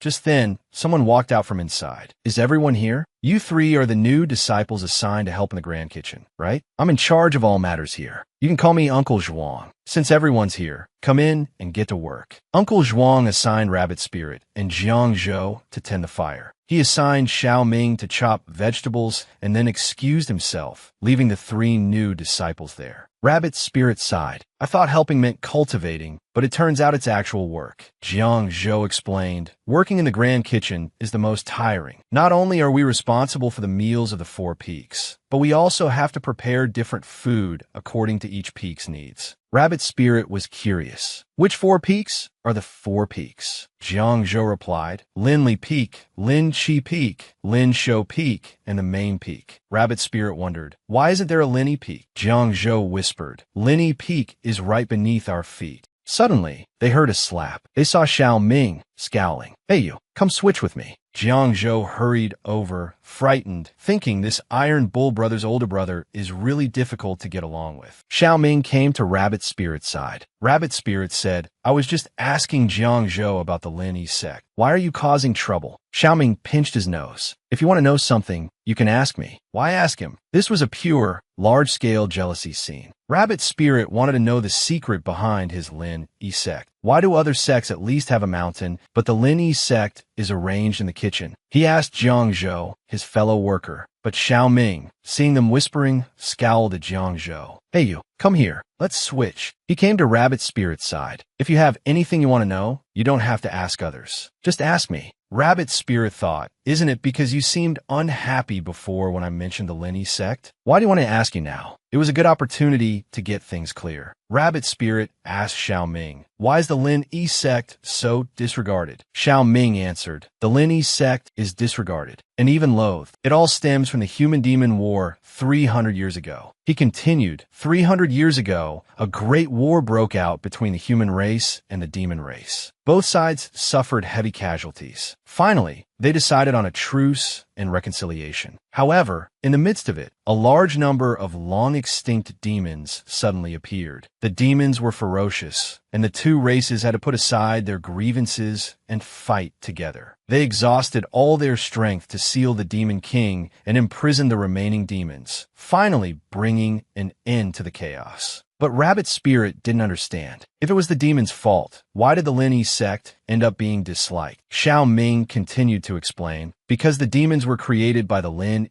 sect through human experimentation. Rabbit Spirit broke out in a cold sweat. "No way. That's too cruel." He looked at Xiao Ming. "Ever since entering the academy, this fox has disliked the Lin sect. Could it be that he..." Suddenly, a voice from outside interrupted his thoughts. "I'm back." It was Uncle Zhuang. He called Rabbit Spirit to go out with him, but Xiao Ming grabbed him. "Where are you going?" Having no choice, Rabbit Spirit asked Uncle Zhuang to take Xiao Ming along. They arrived under a large tree. There was a hidden pattern on the outside of the tree. It turned out this was the Great Lin Tree, the other core of the Lin sect besides the Grand Kitchen. Uncle Zhuang had learned from the Peak Master that Rabbit Spirit was the only disciple who had signed up for the Lin sect this year. As an elder of the Lin sect, he had to take good care of this single seedling. He introduced them. "This is the study of the former Lin sect elder, Ouyang Huai. All his research results are here." Behind him, Xiao Ming's face darkened. "Ouyang Huai." Rabbit Spirit continued to look around. "Are these books also Elder Ouyang Huai's?" Uncle Zhuang explained, "These are all records of Elder Ouyang Huai's various experiments." Suddenly, Rabbit Spirit noticed a door. "What's in there?" He was about to open it when Uncle Zhuang stopped him. Wait, that's just a small room where Elder Ouyang kept miscellaneous items. There's nothing to see. Rabbit's spirit walked away, unconcerned, but this caught Xiao Ming's attention. Ouyang Huai's miscellaneous room? What's hidden in there? Rabbit's spirit fell into a trance. Her thoughts drifted back to the modern world. But when the word fox surfaced in her mind, it felt strangely foreign, yet familiar. Time snapped back to the present. Today was the day of the training test, the day she would officially become an inner disciple. Rabbit's spirit watched the others taking the test, still trapped in the lingering discomfort of her trance. It felt like a nightmare she couldn't quite escape. Xiao Ming comforted her. You've been diligently cultivating for so long. It's just a trance. What's there to be afraid of? Don't worry. If you can't wake up, I'll go into the trance and find you. It was soon Rabbit Spirit's turn to be tested. Senior brother set up a formation, instructing those being tested to close their eyes. Because the desires within each person's heart differed, the trances they experienced would also vary. Those who could awaken within the burning time of one incense stick would pass the test. The test began. Rabbit Spirit's consciousness gradually blurred. When she opened her eyes again, she had transformed into a human. Suddenly, a gentle voice came from behind her. What are you doing sitting on the floor? There's a perfectly good sofa. Why sit on the floor? Aren't you afraid of catching a cold? Rabbit Spirit saw that it was truly her mother. How could you lose your memory just for me going out to buy groceries? Her mother said. Only then did Rabbit Spirit realize that everything had been a dream. Her mother spoke to her in that familiar, motherly tone, always eating or sleeping. Spoiled rotten you are. I'm going to make dinner. Go play with the dog for a while. Come here, boy, come here. I'm coming. Your fur feels so nice, just like a fox. Suddenly, she froze. Fox. Who was Fox? Lately, that name kept appearing in her dreams. Was it someone's nickname? Or something else? Forget it. It's just a dream, she thought. It's not real. Looking at the table laden with food, she exclaimed, "This is amazing. I haven't had such a delicious meal in ages." "Don't talk nonsense," her mother replied. "Eat slowly. There's also your favorite pork rib soup simmering in the kitchen. I'll go bring it out." While her mother was in the kitchen, the doorbell suddenly rang. Rabbit Spirit went to answer it. "Who are you looking for?" Before Rabbit Spirit could finish speaking, the person at the door wiped away a grain of rice from the corner of her mouth. "Little Rabbit, are you so caught up in this trance that you don't want to come out?" Rabbit Spirit looked surprised. "Who are you?" Xiao Ming thought to himself. "Just a simple trance, and she's already forgotten me. Fine, I'll settle the score with you after we're out." Xiao Ming snapped his fingers, and Rabbit Spirit instantly regained consciousness. "Fox, am I in a shifting formation?" "Little Rabbit, the time for one incense stick is almost up. If we don't leave now, it'll be too late." Just then, her mother came from behind, carrying the pork rib soup. "Sweetheart, who's this?" Rabbit Spirit's heart was in turmoil, unsure how to face this vision of her mother. "Mom, I think I have to go now." She knew deep down that this was just an illusion, and she had to leave immediately. But her mother's next words pierced her heart. "Then go ahead. Remember to come back early. The pork rib soup will be waiting for you. I'll keep it warm." Rabbit Spirit looked at her mother with a heavy heart. Wiping away her tears, she turned to Xiao Ming and said, "Let's go." Rabbit Spirit was undergoing the test, a trial of being trapped within a dream. Within the illusion, she saw her mother. If Xiao Ming hadn't appeared in time to pull her back, perhaps she would never have wanted to wake up. Fortunately, she awoke in time and passed the test. She successfully became an inner disciple of the Lin Yi sect. Jiang Zhou came to congratulate her. But a fellow disciple, standing nearby, said, "Jiang Zhou, why are you wasting your breath on Lin Yi sect trash? Instead of wasting time here, you should come with us to register with the Ling Qi sect. Everyone knows about the disgusting behavior of the Lin Yi sect. How could any disciple from such a sect be any good?" Xiao Ming glared at him. "Say that again." The disciple, frightened, quickly pulled his companion away. Let's go, let's go. What's so interesting about that Lin Yi sect disciple?" But unexpectedly, the disciple then wore a lecherous expression as he looked back at Rabbit Spirit, thinking to himself, "That Lin Yi sect disciple is so fair and delicate. Quite a sight for sore eyes." After they left, Senior Brother came to Rabbit Spirit's side. "Congratulations on passing the test. This sound transmission bell is for you. Consider this a thank you gift for Shinro's earlier help. Keep this bell with you. If you encounter any trouble, shake it twice, and I'll come running immediately. This was shaping up to be another major jealousy scene. Rabbit's spirit glanced back at Xiao Ming, who was giving him a helpless look. The thought of Rabbit's spirit accepting a gift from another man was enough to scare him witless. No, absolutely not, he thought, bracing himself to refuse his senior brother. But before he could utter a word, the bell was pressed into his hand. Little junior brother, it's just a bell, his senior brother said. Just take it. I have something to attend to, so I'll be going now. This was bad. He turned to Xiao Ming. Fox, look, it's really not like I want to take it. Senior brother left too quickly. I didn't have time to give it back. Clutching Xiao Ming's sleeve, he pleaded, I promise, the next time I see senior brother, I'll return it right away. Please don't be angry with me. Xiao Ming's voice was tight. That's what you said. The next time you see him, you'll return it. As the sun began to set, Uncle Zhuang led Rabbit Spirit to his new living quarters within the Lin sect. Little Iron Bowl, this is where you'll be staying from now on. I specifically picked a nice spot for you, nestled beside the mountain with water nearby. It'll be very comfortable living here. Night fell quickly. Comfortable, he said. Rabbit's spirit grumbled. This place is cursed. How is the sound of the water so loud? There's no way anyone could sleep with this racket. Just then, a crack appeared in the window. Rabbit's spirit jumped up in alarm. Who's there? A voice, oily and unsettling, slithered through the opening. Little brat, still not asleep so late? Are you waiting for me? The question hung in the air, heavy with implication. What could Xiao Ming possibly want at this hour? Rabbit Spirit was horrified to realize he'd caught the attention of this creepy individual. The very next day, the man appeared in the dining hall, taking advantage of Rabbit Spirit. And all of this happened right under Xiao Ming's nose. The previous day, after the training session, Rabbit Spirit had returned to his quarters. The roar of the waterfall outside made sleep impossible. Just then, Xiao Ming arrived. Why are you still awake so late? Rabbit Spirit explained that the waterfall was too loud to sleep through. Xiao Ming made it look easy. With a flick of his wrist, he used his magic to freeze the entire waterfall solid. Now that it's quiet, let's get some sleep. Rabbit Spirit caught Xiao Ming's hand. But we have to get up early to help in the grand kitchen tomorrow. Lying in bed, Rabbit Spirit quickly drifted off. Xiao Ming watched him with an affectionate gaze. This little rascal, when did it start that his moods could affect me so deeply? Don't worry, as long as you're by my side, I won't let anyone bully you.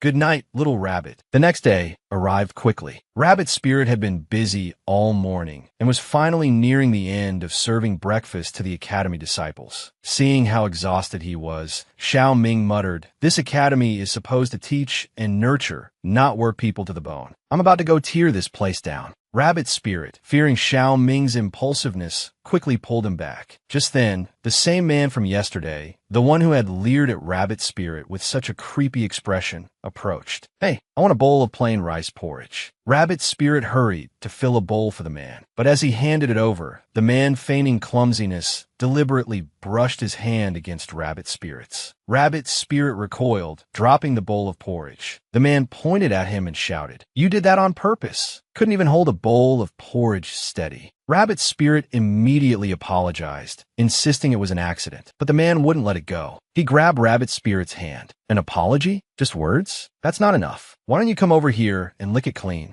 Xiao Ming, who had been watching from the side, had heard enough. He grabbed the man's hand. "Give you what?" The man sneered. "This is between him and me." "What's it to you?" "Between you and him, is it?" Xiao Ming twisted the man's hand sharply. A sickening crack echoed through the hall, accompanied by the man's howl of pain. "Now it's between you and me," Xiao Ming said coldly. It turned out that the man Xiao Ming had just Xiao, the one who had tried to take advantage of Rabbit Spirit and ended up with a broken hand, was the nephew of the Ling Chi sect's elder. With such a powerful backing, the man, as he retreated, hissed, "I'll remember this. Just you wait." Just then, Jiangzhou arrived, looking for Rabbit Spirit. He saw the man hurrying away, his face contorted in pain. "Did something happen?" he asked. He warned Rabbit Spirit, "If you ever see him again, stay far away. He's the nephew of the Ling Chi sect's elder. He has powerful connections. If you have a direct conflict with him, we'll be the ones who suffer." Rabbit Spirit looked at Xiao Ming with worry. Xiao Ming ruffled his hair. "Don't worry, I'm here." They returned to the Lin sect's grounds. "Little Iron Bowl, come here quickly. Today, Steward Zhuang will teach you something new," he began. "The books I gave you earlier described the anatomy of demonic beasts. Today, you'll put that knowledge into practice by dissecting one. Rabbit Spirit thought to herself, this I'm good at. My medical student skills can finally be put to use. Steward Zhuang continued. The demonic beasts in these jars were captured by Elder Ouyang with great effort. Little Iron Bull, be careful during the process. If there's nothing else, you and your brother can practice here in peace for the next few days. I have some business to attend to, so I'll take my leave. Rabbit Spirit looked at the demonic beasts on the table. Steward Zhuang had said these demonic beasts were precious, and she shouldn't rush into dissecting them. She needed something else to practice on first. Turning to Xiao Ming, she said, Fox, could you let the mutt out for me? With a flick of Xiao Ming's wrist, the mutt, seemingly asleep, was roused. Rabbit Spirit looked at the dog, scalpel in hand. Mutt, do me a favor, will you? The mutt, startled awake, yelped, Crazy Rabbit, what are you doing? Seeing the dog's uncooperative stance, Rabbit Spirit said, Well, then I'll have to get someone to make you cooperate. Fox, hold him down for me, please. Xiao Ming grabbed the mutt. Go ahead, Rabbit. He won't get away. Don't worry, mutt. Rabbit Spirit reassured him. I'm very skilled. I definitely won't hurt you. The room then filled with the mutt's howls. Xiao Ming and Rabbit Spirit entered Elder Ouyang's mysterious storeroom. What could be inside that would even surprise the formidable Xiao Ming? Rabbit Spirit continued practicing on the mutt, pausing her scalpel a third of the way down its leg. Suddenly, a knock at the door interrupted them. It was likely Steward Zhuang sending someone with their meal. Xiao Ming told Rabbit Spirit to wash her hands while he fetched the food. While she was washing up, the mutt vanished. Rabbit Spirit searched the room. Mutt, where are you? Dinner's here. Come out. I promise I won't shave you anymore. She heard a whimper. The sound seemed to be coming from the storeroom. I was just curious and wanted to take a look, the mutt whined. But now I can't get out. I told you not to wander off. Rabbit Spirit scolded. You never listen. Now look what happened. As she spoke, she tried to open the door, but strangely it wouldn't budge. There wasn't even a lock. Just then, Xiao Ming returned with the food. What are you doing? He asked. Rabbit Spirit explained the situation. The mutt wandered in and can't get out. I have to get him. Xiao Ming, already curious about the storeroom, thought this might be his chance. He used his magic to open the door. Inside, the room was filled with the carcasses of demonic beasts. So this is what the storeroom is for, Rabbit Spirit realized. No wonder Steward Zhuang didn't want us in here. They spotted the mutt cowering in a corner. Scooping him up, Rabbit Spirit adopted a motherly tone. How could you just lie down here? Are you scared now? If you'd been good, none of this would have happened. The terrified mutt whimpered. I'm sorry.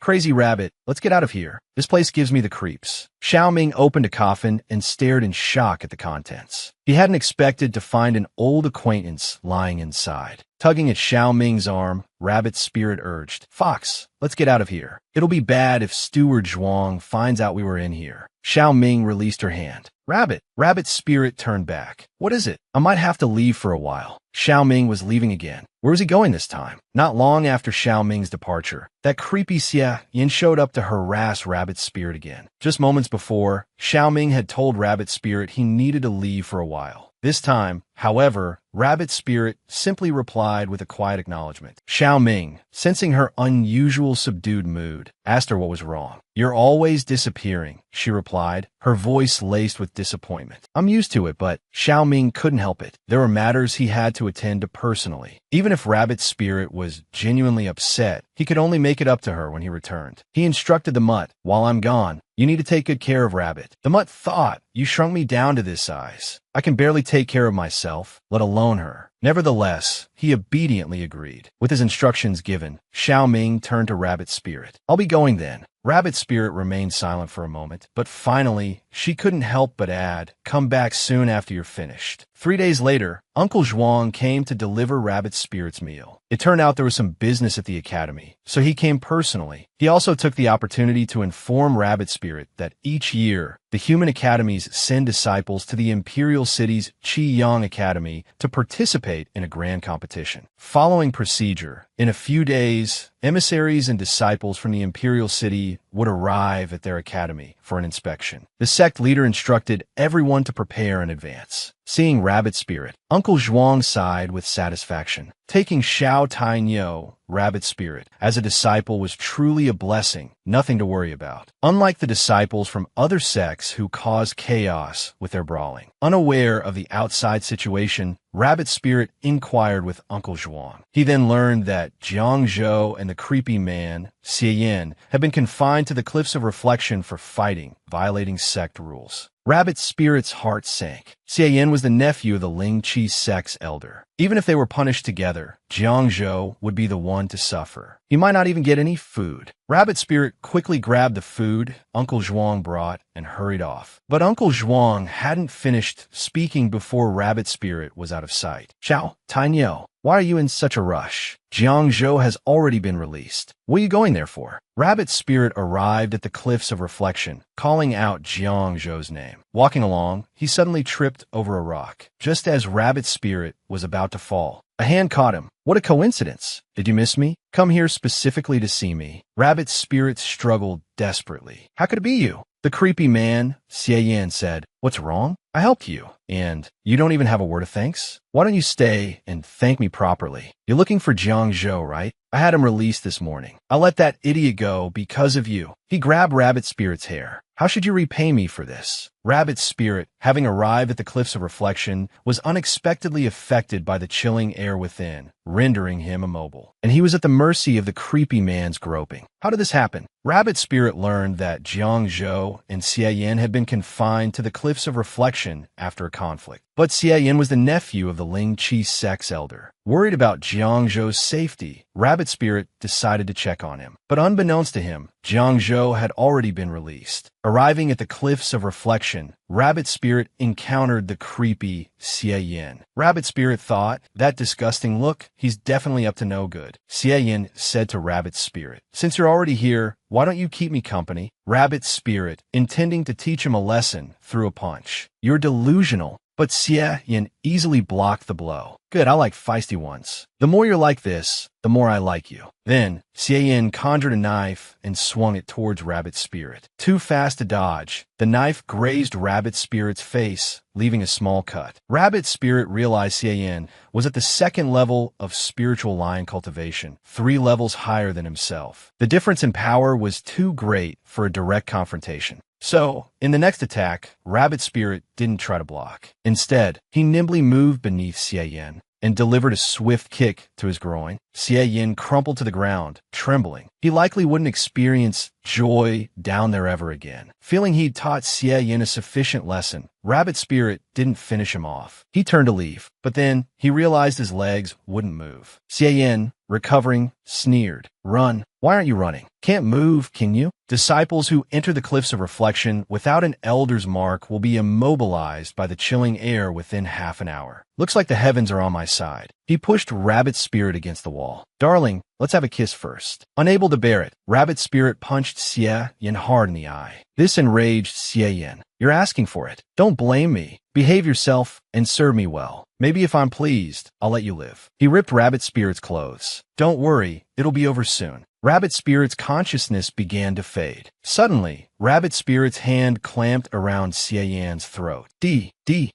Rabbit Spirit seemed to transform, becoming incredibly violent, with black smoke emanating from his body. He choked Xie relentlessly until he seemed to hear a voice calling to him. Rabbit. Only then did the black smoke around Rabbit Spirit slowly dissipate. His awareness began to return, a weak normalcy replacing the disorientation. Is that you? Have you come back? Xiao Ming rushed over. Rabbit Spirit, what happened to you? He embraced Rabbit Spirit tightly. I'm so sorry you had to suffer. I came too late. He wondered, his thoughts dark. If I find out what truly happened, will I flatten this whole wretched spirit sect? The knowledge that Rabbit Spirit had been harmed filled him with both anguish and a burning rage. Xie was dead, but where would Xiao Ming direct this furious torrent of grief and anger? Xiao Ming carried the unconscious Rabbit Spirit back to their dwelling. When Rabbit Spirit finally awoke, he immediately asked, what happened? What transpired between you and Xie at the Cliffs of Reflection? Rabbit Spirit brushed the question aside with a dismissive, nothing much. I just delivered some justice. Did a good deed, that's all. But inwardly, he cringed. How could he possibly tell the fox what Xie had done to him? Xiao Ming saw through the lie. He pressed further, but Rabbit Spirit feigned a need to study and cultivate, making a move to leave. But Xiao Ming wouldn't allow it. He used his magic to immobilize Rabbit Spirit. Your wounds are fresh. What's studying? Lie down and rest. And about Xie, he continued, if you don't tell me, how can I avenge you? Rabbit Spirit simply replied, that man deserved to die anyway. Seeing Rabbit Spirit's continued silence, Xiao Ming softened his tone, looking at Rabbit Spirit with concern. Tell me, how did he hurt you? Rabbit Spirit finally relented, unable to keep up the pretense any longer. Well, this afternoon, I went to the Cliffs of Reflection to see Jiangzhou, but I ran into Xie Yan. And then, well, that's how it happened. Rabbit Spirit recounted the entire incident to Xiao Ming, leaving nothing out. The truth of the matter ignited a furious blaze in Xiao Ming. Death is too good for him, he seethed. If he were still alive, I would make him wish he were dead. Seeing Xiao Ming consumed by rage, Rabbit Spirit worried. He's not going to lose control, is he? He called out, Xiao Ming. I'm still paralyzed. Can you undo the spell? Once released, Rabbit Spirit embraced Xiao Ming. Fox, don't be angry anymore. Xie Yan has paid the price. It's not worth getting upset over someone like him. Besides, he added, his voice softening, you came in time. I'm glad. Xiao Ming stroked his hair. All right, I won't be angry. But inwardly, he thought, this little rabbit, he's becoming increasingly important to me. But a simmering resentment still lingered within Xiao Ming. The next day, he sought out the mutt. Let's settle the score, he growled. The mutt stammered. W, what are you talking about? Xiao Ming's face darkened. When Rabbit Spirit was at the Cliffs of Reflection, where were you? Learning that Rabbit Spirit had been harmed, while the high-ranking demon beast he'd assigned as a protector was nowhere to be found, had infuriated Xiao Ming. He tracked down the mutt, his aura radiating a palpable menace that nearly made the poor creature lose control of its bladder. Early that morning, Xiao Ming had Rabbit Spirit release the mutt. The mutt, still half asleep, grumbled, Little Cabbage Rabbit, why did you wake me up so early? I haven't had enough sleep. But in the next instant, he realized something was amiss. He saw Xiao Ming's expression and broke out in a cold sweat. Why is that fox here too? He thought nervously, wanted to deal with the mutt without interruption. Xiao Ming told Rabbit Spirit he was hungry and asked him to prepare some food. Once Rabbit Spirit was gone, Xiao Ming turned to the mutt, his face grim. Now let's settle the score. Out of fear, the mutt only dared to address Xiao Ming with an honorific. W, what are you talking about, you? Xiao Ming's expression turned thunderous. When he was at the Cliffs of Reflection, where were you? I was in the Chinkoan bag. He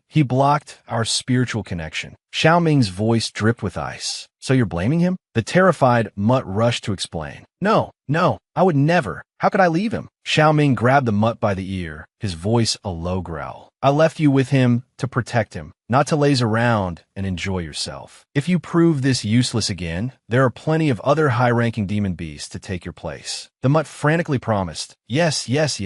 I'll protect Rabbit Spirit properly from now on. I won't slack off again. Xiao Ming flicked him away with a sharp rap on the head. The mutt whimpered inwardly, Little Cabbage Rabbit, come back quickly. I'm going to be tormented to death by this fox. A while later, Rabbit Spirit returned with a bowl of Master La Bou's beef noodles. The fox will love this, he thought, pleased with his handiwork. Just then, Jiangzhou rushed in with unsettling news. He asked Rabbit Spirit in a hushed tone, Iron Bull, did you go to the Cliffs of Reflection looking for me yesterday? This morning, the senior disciples on patrol found Xie Yan and Elder Wu's bodies at the academy gates. They're investigating who did it. Rabbit Spirit didn't hide the truth from Jiangzhou. I killed Xie Yan. But before Rabbit Spirit could finish, Jiangzhou interrupted him. Someone like that deserves it. I've always seen the disgusting way he looked at you. And relying on Elder Wu's protection, he's done a lot of shady things to his fellow disciples. Xie Yan's death wasn't undeserved. Tainyo, don't take it too hard. Don't worry, I'll keep your secret. Rabbit Spirit thought, but I only killed Xie Yan. Who killed Elder Wu? When Jiangzhou learned that Rabbit Spirit was responsible for Xie Yan's death, he urged him to find a place to lie low. But Rabbit Spirit seemed distracted. Just then, Xiao Ming ran out. Rabbit, Fox, what are you doing here? Why did it take you so long to come back with the noodles? I was worried. Just came out to take a look. After the previous incident, Xiao Ming wanted to be by his side every minute. Just as they were about to head back inside, Uncle Zhuang called out to them. Xiao Tainyo, let me introduce you. This is Qiu Shizhe, an inspector sent by Qiyang Academy. He's also from the Lini faction. You can ask him for advice if you have any questions in the future. Rabbit Spirit greeted him, but Qiu Shizhe wore a haughty expression. But when he opened his eyes and saw Xiao Ming, he thought, why does this person look so familiar? Where have I seen him before? Rabbit's spirit introduced him. This is my older brother, Dinyo. Xiao Ming gave a brief greeting and walked off. Xiao Shizhe didn't think much of it. He said to Uncle Zhuang, why don't you take me to see your great lin tree? Inwardly, he thought, Headmaster Fong said his master and fellow disciples are hiding there. I must retrieve them for him this time. Soon night fell. Rabbit's spirit was still working on the blood urine concoction. He'd been researching it all day without success. Xiao Ming came up behind him and scooped him up. That's enough for today. Come back with me and rest. You've been experimenting all day. Aren't you tired? Don't end up like Ba, sitting in front of the computer all day with problems in your back and neck. Rabbit's spirit said, then I have to take this potion out and throw it away. Even though it's a failure, leaving it here might cause some side effects. With that, they walked outside. But unbeknownst to them, someone was lurking outside, furtively trying to open the door to the great lin tree. He used all his strength. It had opened easily from the window during the day, so why was it so difficult now? Suddenly, he heard voices inside. Is someone in there? Just then, Rabbit Spirit and Xiao Ming came out. Xiao Ming had already noticed something amiss. He glanced back and asked Rabbit Spirit, you're going to throw that away, right? Rabbit Spirit replied, yes, but I don't know where to throw it. Xiao Ming said, give it to me. I'll take care of it, with a wicked smile. He then tossed the failed potion behind him. A loud bang erupted, and Qiu Shizhe was blasted out, his body on fire. Rabbit Spirit was surprised. It's Qiu Shizhe. What's he doing here so late? He hadn't expected Qiu Shizhe, who had come from afar,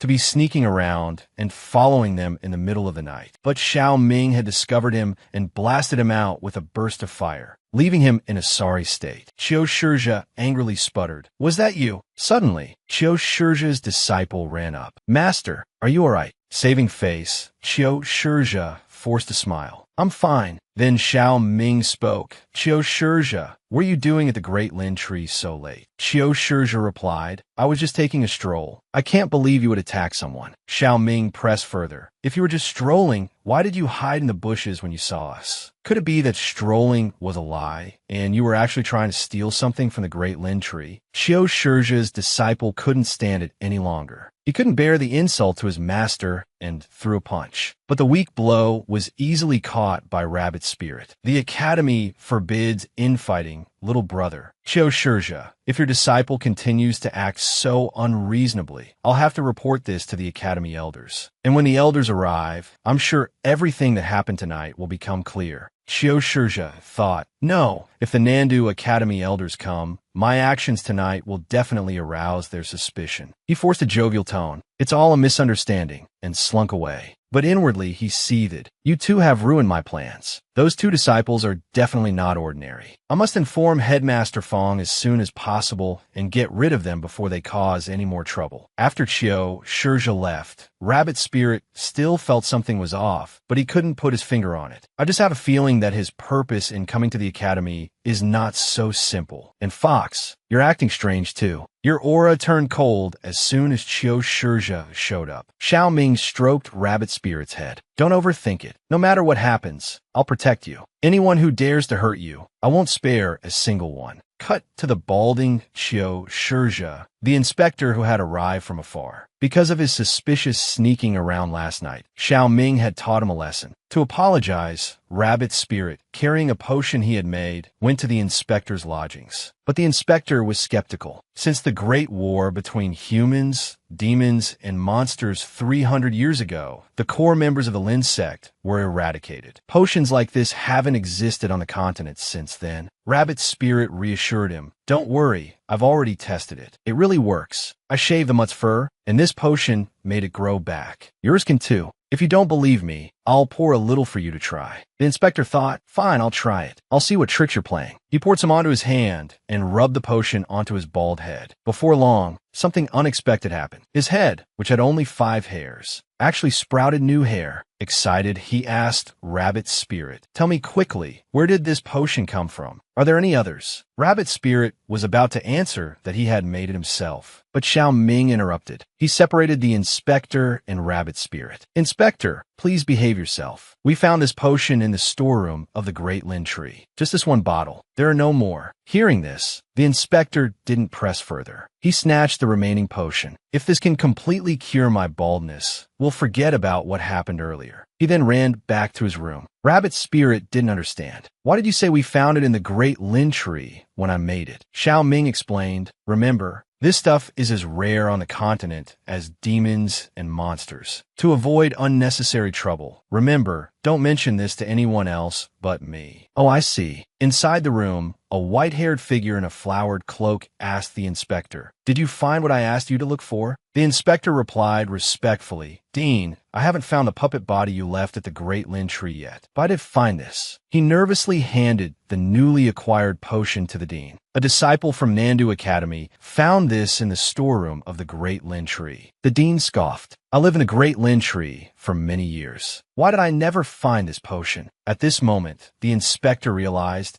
could they have been lying to me? The dean continued, find a way to eliminate this person before the academy competition. And as for that old Uncle Zhuang, you should also make your move. A few hours later, Rabbit Spirit was engrossed in researching potions when Jiang Zhou suddenly rushed in. Tanyao, something terrible has happened. Uncle Zhuang has been poisoned. The inspector's next target was Rabbit Spirit. What methods would they use? Unexpectedly, Elder Ouyang of the Lin sect from Nandu Academy not only hadn't died, but had become Dean Fong of Qiyang Academy. Learning that Uncle Zhuang had been poisoned, Rabbit Spirit rushed over and asked, Uncle Zhuang, tell me the truth, who poisoned you? But Uncle Zhuang seemed resigned. Silly child, that's not important anymore. Rabbit Spirit clenched his fists. How can it not be important? If we can find the person who poisoned you, we can find the antidote. Suddenly, they were interrupted by shouting outside. Telling Uncle Zhuang to rest, Rabbit Spirit went out to investigate. It was the inspector. He was trying to enter, but was blocked by Xiao Ming. Rabbit Spirit asked, what are you doing here? The inspector replied, I heard old Zhuang was poisoned, so naturally, I came to visit with a way to detoxify him. I didn't expect this guy to block me at the door. Hearing that there might be an antidote, Rabbit Spirit's eyes lit up. What is it? The inspector told him, although I don't know what poison old Zhuang was afflicted with, there's a medicinal herb called the purple Shao glazed flower. It has no scent, its flower doesn't look like a flower, its leaves don't look like leaves, yet it can cure all poisons. Rabbit Spirit quickly asked, where can we find it? The inspector continued, the purple Shao glazed flower has a spirit of its own. It can move according to changes in the surrounding spiritual energy. And the places where spiritual energy is most abundant and undiscovered are often within secret realms. Each academy has a protected secret realm. The academy competition will select the 5 most outstanding disciples to enter the secret realm for training. Rabbit Spirit said excitedly, so, if I qualify for the secret realm and find the purple Shao glaze flower, Uncle Zhuang will be saved, right? He thought to himself, to save Uncle Zhuang, I must be among the top 5 in the competition. After explaining, the inspector entered the room. Xiao Ming asked Rabbit Spirit, do you really believe what he said? But Rabbit Spirit was out of options. Even the slightest glimmer of hope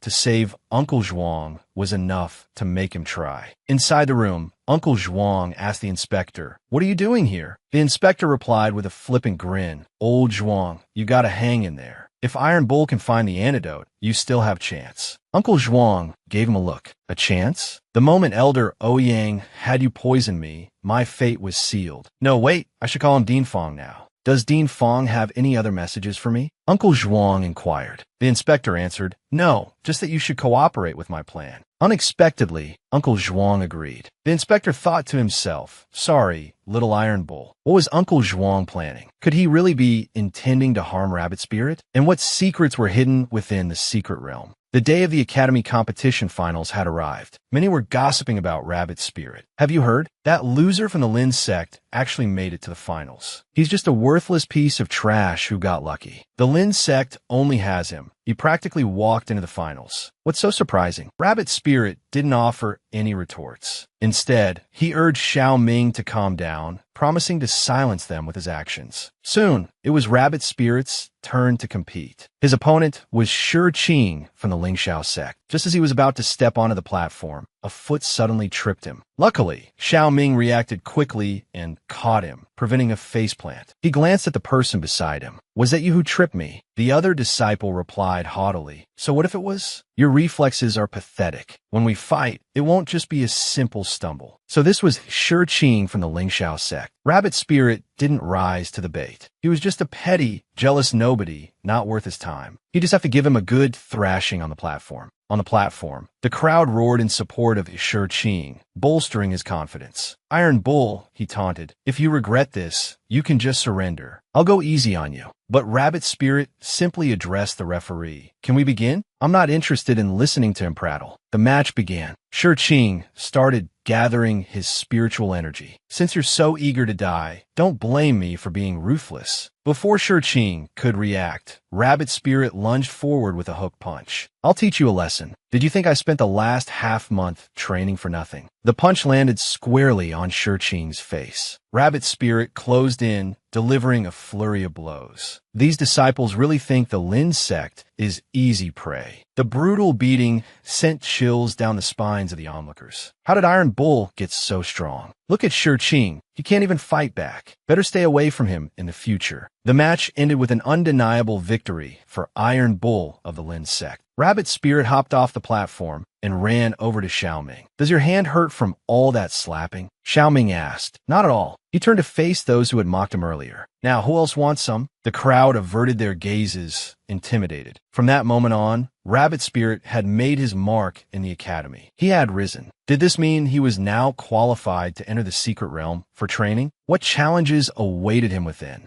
Uncle Zhuang, learning that Rabbit Spirit had secured a place in the top 5 of the competition and would be entering the secret realm the next day, gave him a special warning. "The inspector probably told you already," he began. "Each academy has a protected secret realm. The realm and the academy are interconnected. If one is harmed, the other will be destroyed as well. For safety, the elders give specially made jade tokens to the disciples entering the realm. You must keep this token safe. It's essential for entering and exiting the realm. The secret realm is unpredictable, even containing spirits born from the world's energy. Stay with Jiang Zhou and the others. Don't wander off alone. I'll be waiting for you back at the academy." Rabbit Spirit reassured him. "Don't worry, I'll bring back the Zixiao glazed lily." Uncle Zhuang replied, "Your safe return is all that matters. Nothing else is important." It seemed Uncle Zhuang had accepted his fate, but if he knew the dangers, why didn't he stop Rabbit Spirit? The next morning, Rabbit Spirit and the others arrived at the main peak of Nandu Academy. After listening to the elder's lengthy explanation, the jade tokens were distributed by the inspector to the 5 disciples about to enter the secret realm. The inspector handed the token to Rabbit Spirit personally, flashing a sinister smile as he did so. Had he tampered with the jade token? The elder announced, "The time has come. Disciples, depart immediately. I will await your return here in 3 days." As he finished speaking, a formation appeared beneath Rabbit Spirit and the others. Opportunities within the secret realm are a matter of fate. Do not force anything. They quickly arrived within the secret realm. When Rabbit Spirit awoke, he discovered that, astonishingly, only he and Xiao Ming were together. Everyone else seemed to have been scattered. Rabbit Spirit said to Xiao Ming, "We need to find Jiang Zhou and the others." Uncle Zhuang said it's best to stick together in the secret realm. "But before we look for them," Rabbit Spirit continued, "could you help me gather these medicinal herbs? We won't find such rare herbs outside." Just then, a figure appeared behind them. "Grady, chamalas humans. How dare you trample my spirit herbs? I will make you pay." Who was this person, and what were they planning to do to Rabbit Spirit and Xiao Ming? How could this be? Xiao Ming, the infamous and formidable Chaos Demon King, whose very name sent shivers down people's spines, was tied up by a young girl. Rabbit Spirit and Xiao Ming had been collecting spirit plants within the secret realm, unknowingly transitioning from day to night.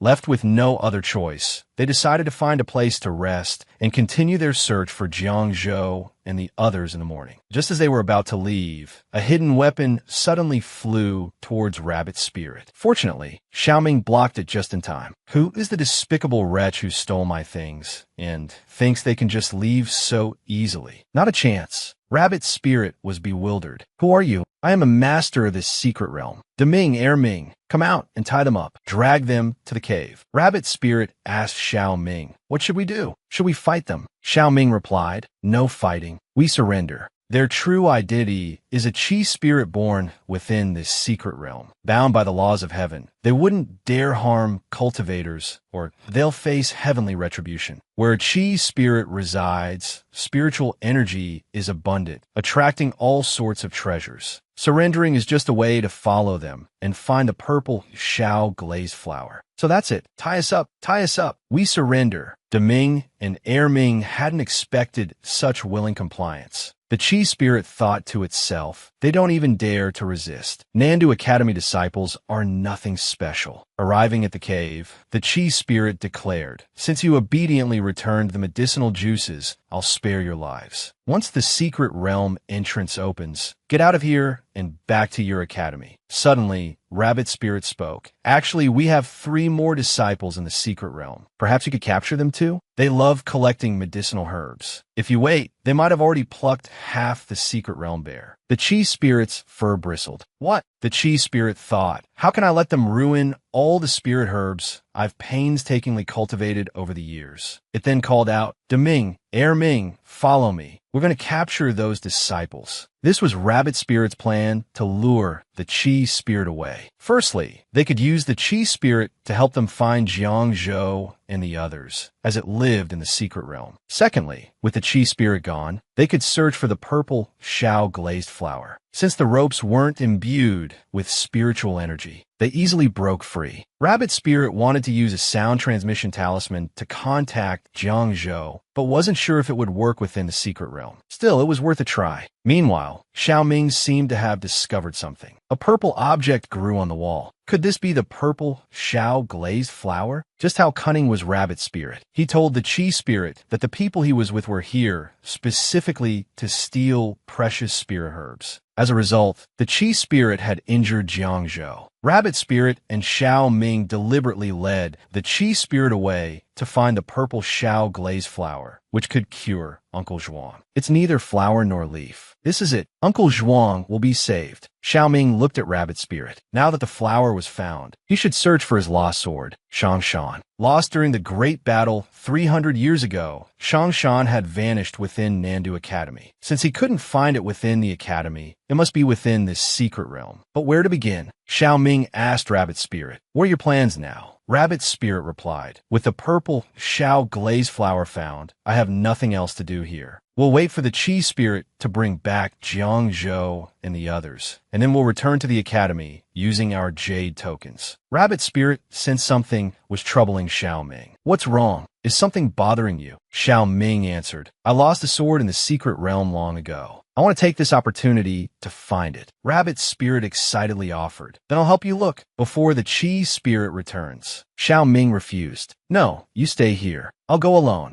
Once you reunite with Jiang Zhou, return to the academy as soon as possible. Seeing Rabbit Spirit's worry, Xiao Ming reassured him, don't worry. You know my strength. Nothing can harm me. He tapped Rabbit Spirit's forehead. I've left a mark on your forehead. If you're in danger, I can appear instantly to save you. I'll be back, Xiao Ming declared, once again leaving Rabbit Spirit. A long while passed. A man's voice drifted in from outside the cave. You fiend, let us go if you dare. I see I haven't beaten you into submission yet. Rabbit Spirit peered out. Held captive into Ming's grasp was none other than Jiang Zhou. Jiang Zhou's head was covered in bumps. The person next to him seemed completely unharmed. The Chi Spirit looked at them with annoyance. Blast it, one got away. Oh well, they can't cause much trouble anyway. You two go find him. Rabbit Spirit rushed to Jiang Zhou's side. Are you alright? Jiang Zhou retorted. Iron Bull, do I look alright? The poor Earth Dog, last seen being experimented on and then frightened witless by Xiao Ming, now reappeared. What new misfortune had befallen him? Jiang Zhou and his companions were also brought inbound. Just then, the jade tokens began to glow, signaling the opening of the portal back to the academy. The Chi Spirit roared, stop your chattering and get out of here. But why wasn't Rabbit Spirit's jade token reacting. Xie Ling declared, "This jade token has clearly been tampered with. It only allows entry, not exit." Beneath their feet, the teleportation array activated. Left with no other choice, Rabbit Spirit handed the purple glazed lily to Jiang Zhou. He couldn't return for now, but Uncle Zhuang's poisoning couldn't wait. He urged Jiang Zhou to take the spirit herb back as quickly as possible. Before Jiang Zhou could reply, they vanished before Rabbit Spirit's eyes. The Qi Spirit beside him said, well, looks like you're stuck here with me, you unlucky wretch." So, Inspector Chiu had tampered with the jade token. But why? Rabbit Spirit couldn't understand. For Uncle Zhuang's sake, he had to return to Nandu Academy quickly. Suddenly, a thought struck him. Perhaps the Qi Spirit had a way out. He asked the Qi Spirit, "Little fairy, I'm sure you have a way to get me out, right?" The Qi Spirit played coy. "A way? Of course, there's a way. But what will you give me in return? I never do business at a loss. You seem like a fun person. Since you can't stay and keep me company, leave me something amusing. Something to entertain me." Rabbit Spirit's mind raced. Something amusing. He had just the thing. He pulled out his Chinquan bag. "Tada! Presenting the Earth Dog. He's loads of fun. A top-tier beast of burden. Perfect for all your drudge work." Inwardly, he apologized to the Earth Dog. "As soon as I get back to the academy and get a new jade token, I'll come back for you."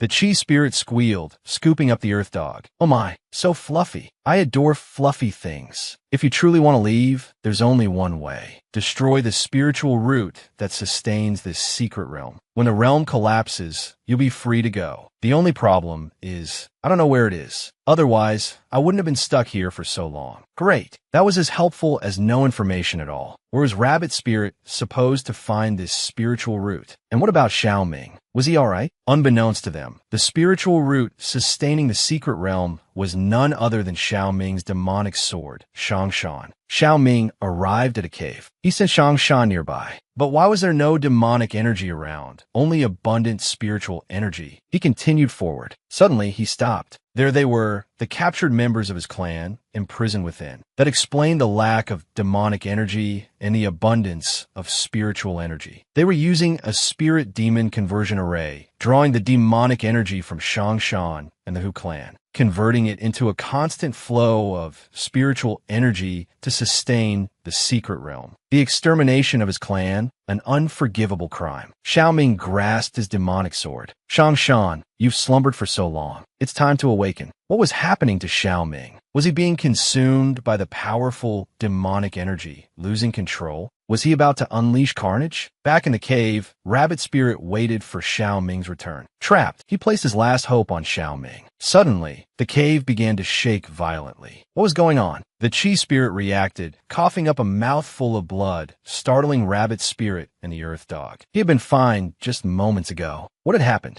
The Qi Spirit gasped. "The secret realm's spiritual root. It's been destroyed. The realm is collapsing." Rabbit Spirit grabbed the Earth Dog by the scruff of his neck, shoving him back into the Chinquan bag. "What do we do now?" The Qi Spirit explained, "With the realm's collapse, the portal to the academy has opened. You can leave now." Rabbit Spirit knew the Qi Spirit wasn't malicious. "But what about you? I'm a Qi Spirit born of this secret realm. My fate is tied to it. I will live and die with it. This is our chance to get out. You should go quickly," Rabbit Spirit urged. "We don't know what might happen if we wait too long." Rabbit Spirit called out, "You can come with me." But the Qi Spirit, knowing it was born within the secret realm, a solitary being with no ties to the outside world, wondered, "What would I do out there?" It continued, "Besides, with the realm collapsing and the spiritual energy dissipating, I will die anyway. There's no need to go to any trouble." Suddenly, a massive stone plummeted from the ceiling, landing directly above the Qi Spirit. By now, the Qi Spirit was so weak it couldn't muster even a sliver of spiritual energy. It seemed the secret realm was truly and completely destroyed. In a flash of selfless bravery, Rabbit Spirit darted forward, shoving the Qi Spirit out of the way. The massive stone slammed down, crushing Rabbit Spirit beneath its immense weight. Witnessing Rabbit Spirit's desperate act to save its life, a flicker of hope, a desire to live, sparked within the Qi Spirit. Pulled from the rubble, Rabbit Spirit remained unconscious for an entire month. When Rabbit Spirit finally awoke, it saw the Qi Spirit, now looking like a fluffy ball, dressed in a thick winter coat. "Where are we?" Rabbit Spirit asked weakly. The Chi Spirit, which Rabbit Spirit now called Chio, explained,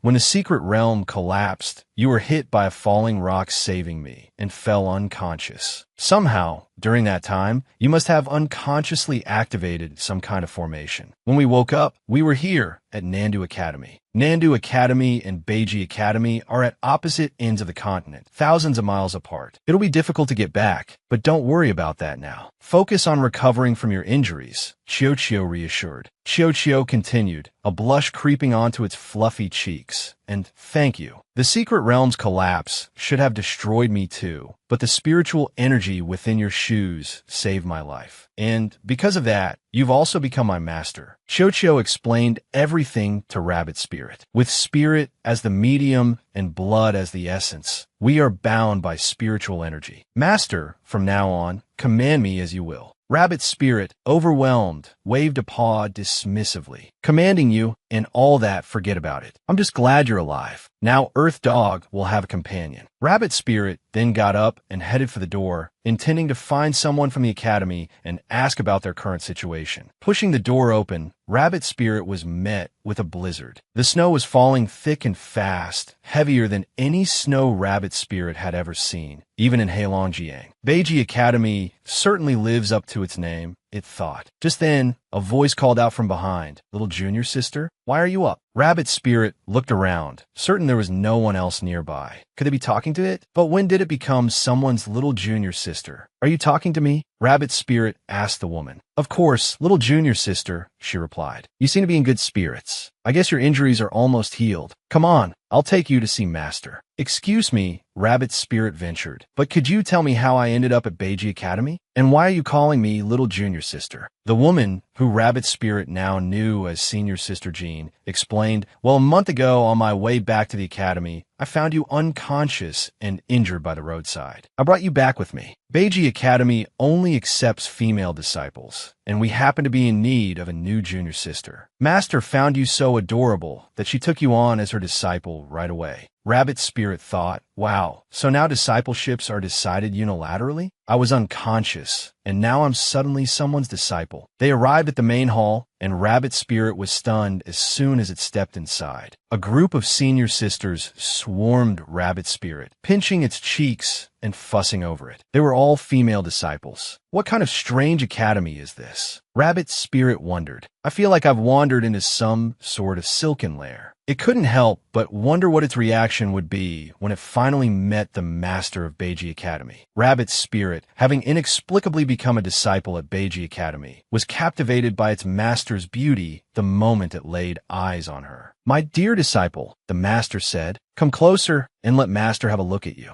As if entranced, Rabbit Spirit walked towards her. You're such a lovely child. I took you as my disciple without your consent. Do you resent me? The master asked. How could I, with a master as beautiful as you? Rabbit Spirit replied. I'm overjoyed. And what is your name? She asked. I'm called Soft Fluff, Rabbit Spirit answered. The master suddenly stood up. Good. She took Rabbit Spirit's hand and led it outside. From this day forward, Soft Fluff is the youngest disciple of Beiji Academy. All of you, as her senior sisters, must take good care of her, understand? She turned back to Rabbit Spirit. My dear disciple, you've just recovered and shouldn't overexert yourself. Go back and rest for now. I'll introduce you to all your senior sisters properly another day. Night fell quickly. Watching the two small creatures playing on the table, Rabbit Spirit thought, a whole month has passed. I wonder if Uncle Zhuang has broken free from the book yet. And there's still no news of Xieling. He said he'd appear immediately if I was in danger. Xieling is a liar. Why hasn't he come looking for me? At that moment,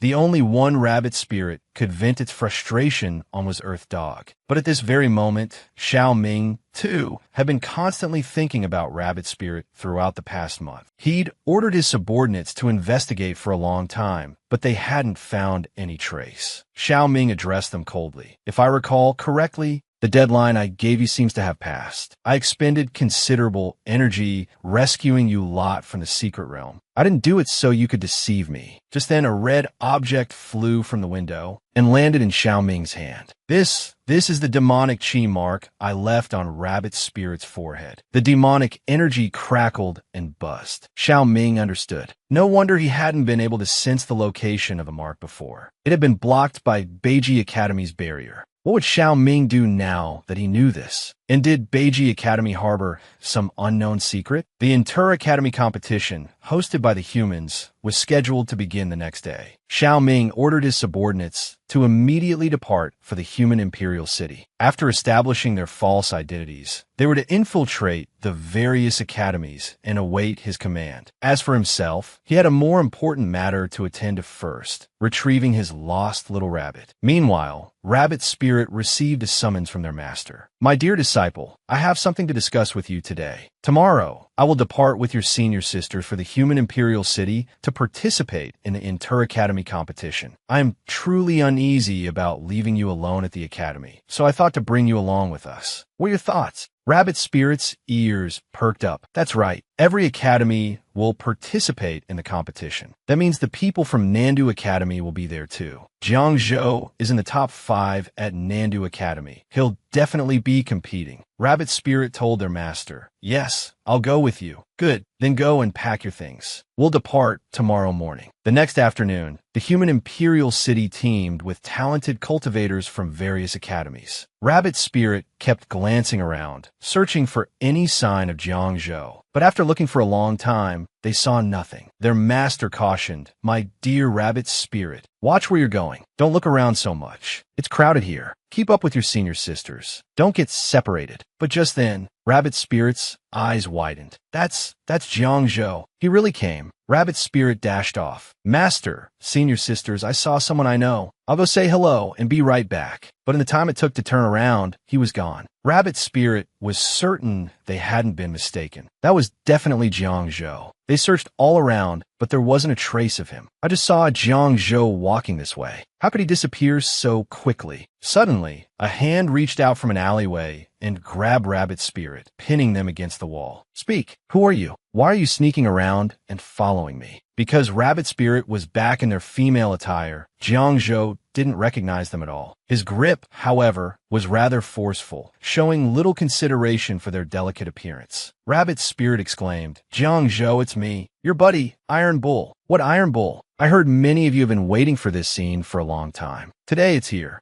After realizing it was Rabbit Spirit, Jiang Zhou released his hold. Rabbit Spirit asked, "Why are you here in the Imperial City alone?" Jiang Zhou replied, "Of course not. I came with the Academy disciples and elders. I was just sent out to buy something. I didn't expect to run into you." Rabbit Spirit asked excitedly, "Then what about Uncle Zhuang? Did he come to the Imperial City too?" But Jiang Zhou's answer was a blow. "Uncle Zhuang, he's passed away." Rabbit Spirit couldn't believe it. "Passed away? I calculated the time. Uncle Zhuang shouldn't have. It must have been Inspector Chiao." Jiang Zhou continued, "The day I left the secret realm, I took the glazed lily to Uncle Zhuang. But I learned from the elders at the door that Uncle Zhuang had died suddenly the night before. Inspector Chiao died with him. We also suspected foul play and wanted to investigate, but the secret realm suddenly collapsed and the academy was also affected. Everyone was preoccupied with their own survival, so the matter was left unresolved." Another bolt of lightning struck Rabbit Spirit. The secret realm collapsed. The academy was destroyed. Xiaoling hasn't contacted me for so long. Could this be related? He went to find the demonic sword, and then the secret realm collapsed. He didn't escape. No wonder Xiaoling hasn't come looking for me. Suddenly, a searing pain shot through their head. A voice echoed in their mind, tormenting them. "Xiaoling, Uncle Zhuang, why can't I protect anyone I care about?" Demonic chi surged around them. If I were only stronger, would they still be alive? Suddenly, they couldn't hold on any longer. A mouthful of blood sprayed forth, and they collapsed unconscious to the ground. After a long time, Rabbit Spirit seemed to hear a voice calling to them. "Rabbit, Rabbit, come here." Their body began to move involuntarily. "It's you, Fox," Xiao Ming cried, embracing Rabbit Spirit. "You need to wake up. Wake up. I'm still waiting for you." Suddenly, Rabbit Spirit's eyes fluttered open. "What's going on?" Is Fox kissing me? What's happening? Are his lips glued to mine? Why won't he stop? Rabbit spirit roused from the dream. Opening their eyes, they saw Xiao Ming. It's Fox. Am I dreaming? Xiao Ming reassured them they weren't. It really is you, Fox. I thought you were gone, that you'd left me. Xiao Ming gently stroked Rabbit Spirit's face. How could I ever leave you? I was just detained by some matters. I'm sorry I'm late. Rabbit Spirit suddenly remembered the kiss upon waking. Mortified, they blushed. Xiao Ming, sensing the awkwardness, quickly offered an excuse. You were overwhelmed with grief earlier. Your core was unstable, and you fell unconscious. I was just trying to save you. I had to transfer my vital energy to revive you. Seeing Rabbit Spirit's downcast expression, Xiao Ming offered their tail. Rabbit Spirit clutched it, sighing. It's your tail. I missed it so much. It's so big and soft. Xiao Ming gazed at Rabbit Spirit's lips, a sudden urge rising within him. He softly called Rabbit Spirit's name. Rabbit Spirit looked up. What is it? Xiao Ming's lips found Rabbit Spirit's once more. Before, the kiss was to transfer energy. Now it's because I want to kiss you. He kissed him again. This whole episode is just kissing. It's making it hard to even write this dialogue. I know you all want to see it, so I'm purposely adding some filler to make the scene last longer. Rabbit Spirit was bewildered. Am I still dreaming? Why else would Fox keep kissing me? Suddenly, the reality of the situation hit them, and they blushed crimson, hiding beneath the covers. Xiao Ming lay beside them, pulling back the covers. What's wrong? Why are you shy? You've exerted yourself too much today. Your core is nearing its limit. Don't expend any more energy. Just sleep tonight. I'll explain everything in the morning. And so, they drifted off to sleep. I've finally managed to finish this episode. Just how clingy are Xiao Ming and Rabbit Spirit? Even sleeping, they have to hold each other so tight. Rabbit Spirit asked Xiao Ming, Fox, what did you mean yesterday about vital energy in my core? Xiao Ming replied, last night, when I was transferring energy to you, I noticed your core was on the verge of shattering. Have you noticed anything unusual with your body lately?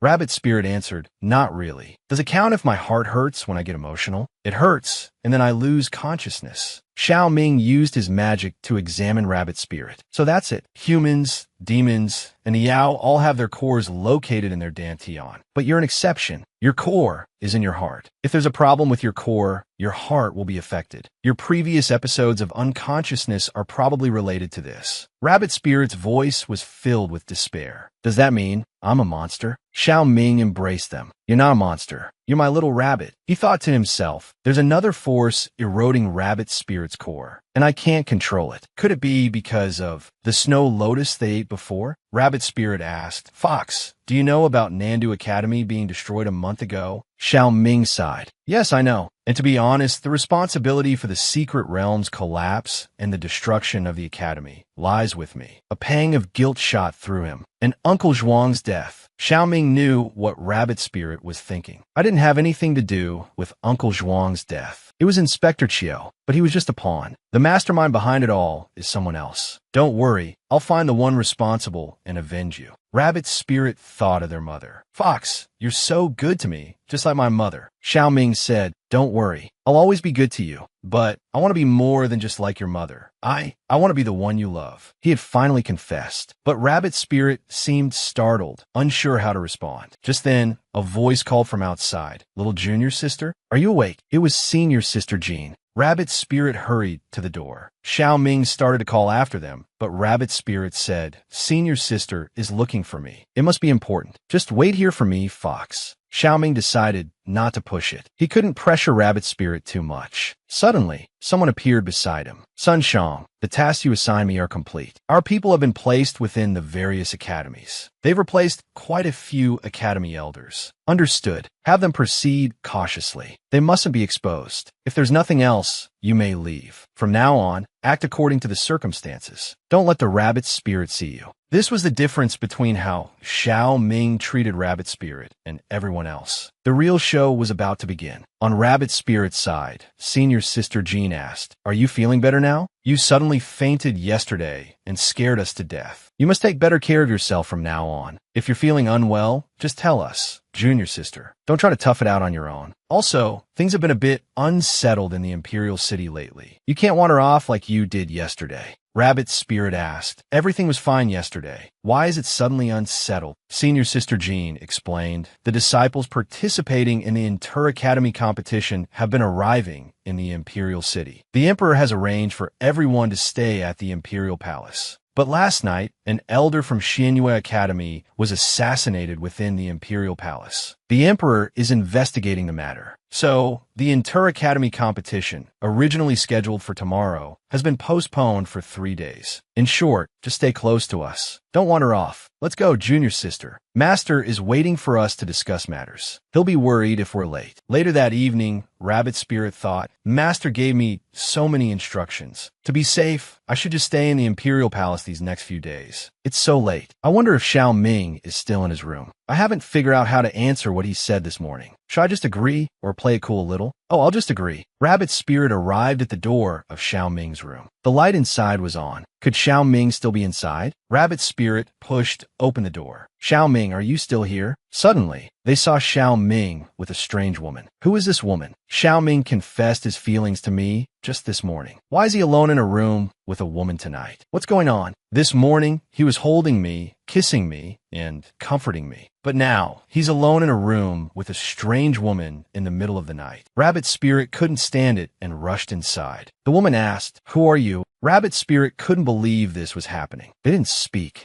The woman continued, "I asked you a question. Are you mute?" Rabbit Spirit forced a smile. "I'm a disciple of Beiji Academy, Wan Yinyan." "I don't know who you are, Mississippi." The woman replied, "Qingyun Academy, Shuero." "So it's Senior Sister Shuero from Qingyun Academy." Shuero said sarcastically, "How amusing. I'd like to ask you, Junior Sister Mian, what brings you to our Qingyun Academy Elder's room so late at night?" Rabbit Spirit was stunned. Pointing at Xiao Ming, they stammered, "What? You say he's your elder?" Shuero, with a sardonic expression, said, "Chasing after him without even knowing his status as an elder. You're just like those clingy women." Rabbit Spirit wanted to curse at her theatrics, but fearing repercussions, decided to try and scare her. They threw a punch towards Shuero's face with lightning speed, giving her no time to react. But Rabbit Spirit only meant to frighten her, not actually hit her. "What's wrong, Senior Sister? I'm just stretching. Did you think I would actually hit you? Don't worry. I can't easily resort to violence right now." They then patted their stomach. "After all, I'm already carrying your elder's child." This infuriated Shuero, who gathered spiritual energy in her hand. "It's just a bastard. I'll make it disappear." Suddenly, a hand clamped around Shuero's neck. "You dare. If you dare touch it, I'll make you disappear completely." Shuero struggled against Xiao Ming's grip. "No, don't. My father is the dean." Xiao Ming released her. "That palm strike you just used was clearly aimed at Rabbit Spirit's Dantian. Were you trying to destroy their cultivation? I'll spare you this time for your father's sake. If there's a next time, you won't be so lucky. Get out now." "Fine, I'll leave." After Shuero scurried away, Xiao Ming wrapped his tail around Rabbit Spirit, stroking their belly. "Little one, did you just mean you want to bear my child?" Xiao Ming and Rabbit Spirit had finally made their relationship official. While Rabbit Spirit and Shuero were arguing, Xiao Ming, though awake, had been watching the scene unfold. His purpose was to see if Rabbit Spirit would get jealous on his behalf. Clearly, Rabbit Spirit had also unknowingly fallen for him. Xiao Ming asked, "Have you thought about how to answer my question from this morning?" Rabbit Spirit blushed, shyly saying, "I've thought about it. From now on, I'm your rabbit and yours alone. But you can only have me." Xiao Ming caressed Rabbit Spirit's face. "My heart holds only you." But in the next instant, Rabbit Spirit shattered the romantic atmosphere. "Now, let's settle the score. Shuero said you're an elder of Qingyun Academy. Is that true? How come I didn't know? What else are you hiding from me? Tell me everything." Xiao Ming stammered, admitting it was true, but only to conceal his real identity. Xiao Ming thought, having said this much, should I continue? If I reveal my true identity, will Rabbit Spirit still stay with me after knowing? I've already said half of it. If I don't tell her, she'll definitely be angry. It's best to give her the choice. Xiao Ming continued, "My true identity is the Demon King they all clamor to kill. The righteous cultivators want nothing more than to tear me to pieces." After speaking, Xiao Ming noticed Rabbit Spirit's expression shift. As expected, she should want to leave me now that I've said it. But in the next moment, Rabbit Spirit, for the first time, Judong Ly kissed Xiaoming. She spoke softly. I don't know what you've been through, but I believe you're not a bad person. I only believe what I see with my own eyes. If it weren't for you, I might have died countless times at the hands of those so-called righteous cultivators. Xiaoming embraced Rabbit's spirit tightly. After the Inter Academy competition, I'll take you back to the demon realm, okay? Then we could be together every day and never be apart again. But would Xiaoming and Rabbit Spirit's love truly be as smooth as he envisioned? Would something unexpected happen before the Inter Academy competition? The Demon King had broken free from his seal, and the snow lotus, the only thing that could restrain him, had vanished without a trace. The Emperor postponed the competition, not to thoroughly investigate the murder of Elder Xianyue, but to travel to the demon realm with the Dean of Qiyang Academy to search for the snow lotus. Rabbit Spirit thought, the snow lotus? Could it be the one I ate? Senior Sister Jean looked at Rabbit Spirit and stroked her head. Junior Sister, don't worry. The Demon King's affairs have nothing to do with us. We're safe. They arrived at the competition arena. Just in time. We're next. Senior Sister Jean and Shuero were called. Rabbit Spirit glared at Shuero. Look at that shameless Shuero, getting so close to Senior Sister Jean again. What are they talking about? Why are they smiling so happily? Xiaoming also noticed Rabbit Spirit. He walked over to her. Shuero thought, it's you again, ruining my plans. Xiaoming asked Rabbit Spirit, are you participating in the competition too? Rabbit Spirit replied, although I'm not competing, I wouldn't flirt with other girls in public like you. Xiaoming understood. Oh, I think I smell something sour. Are you jealous, Rabbit Spirit? Their master, seeing them talking, asked, my dear disciple, who is this? Rabbit Spirit introduced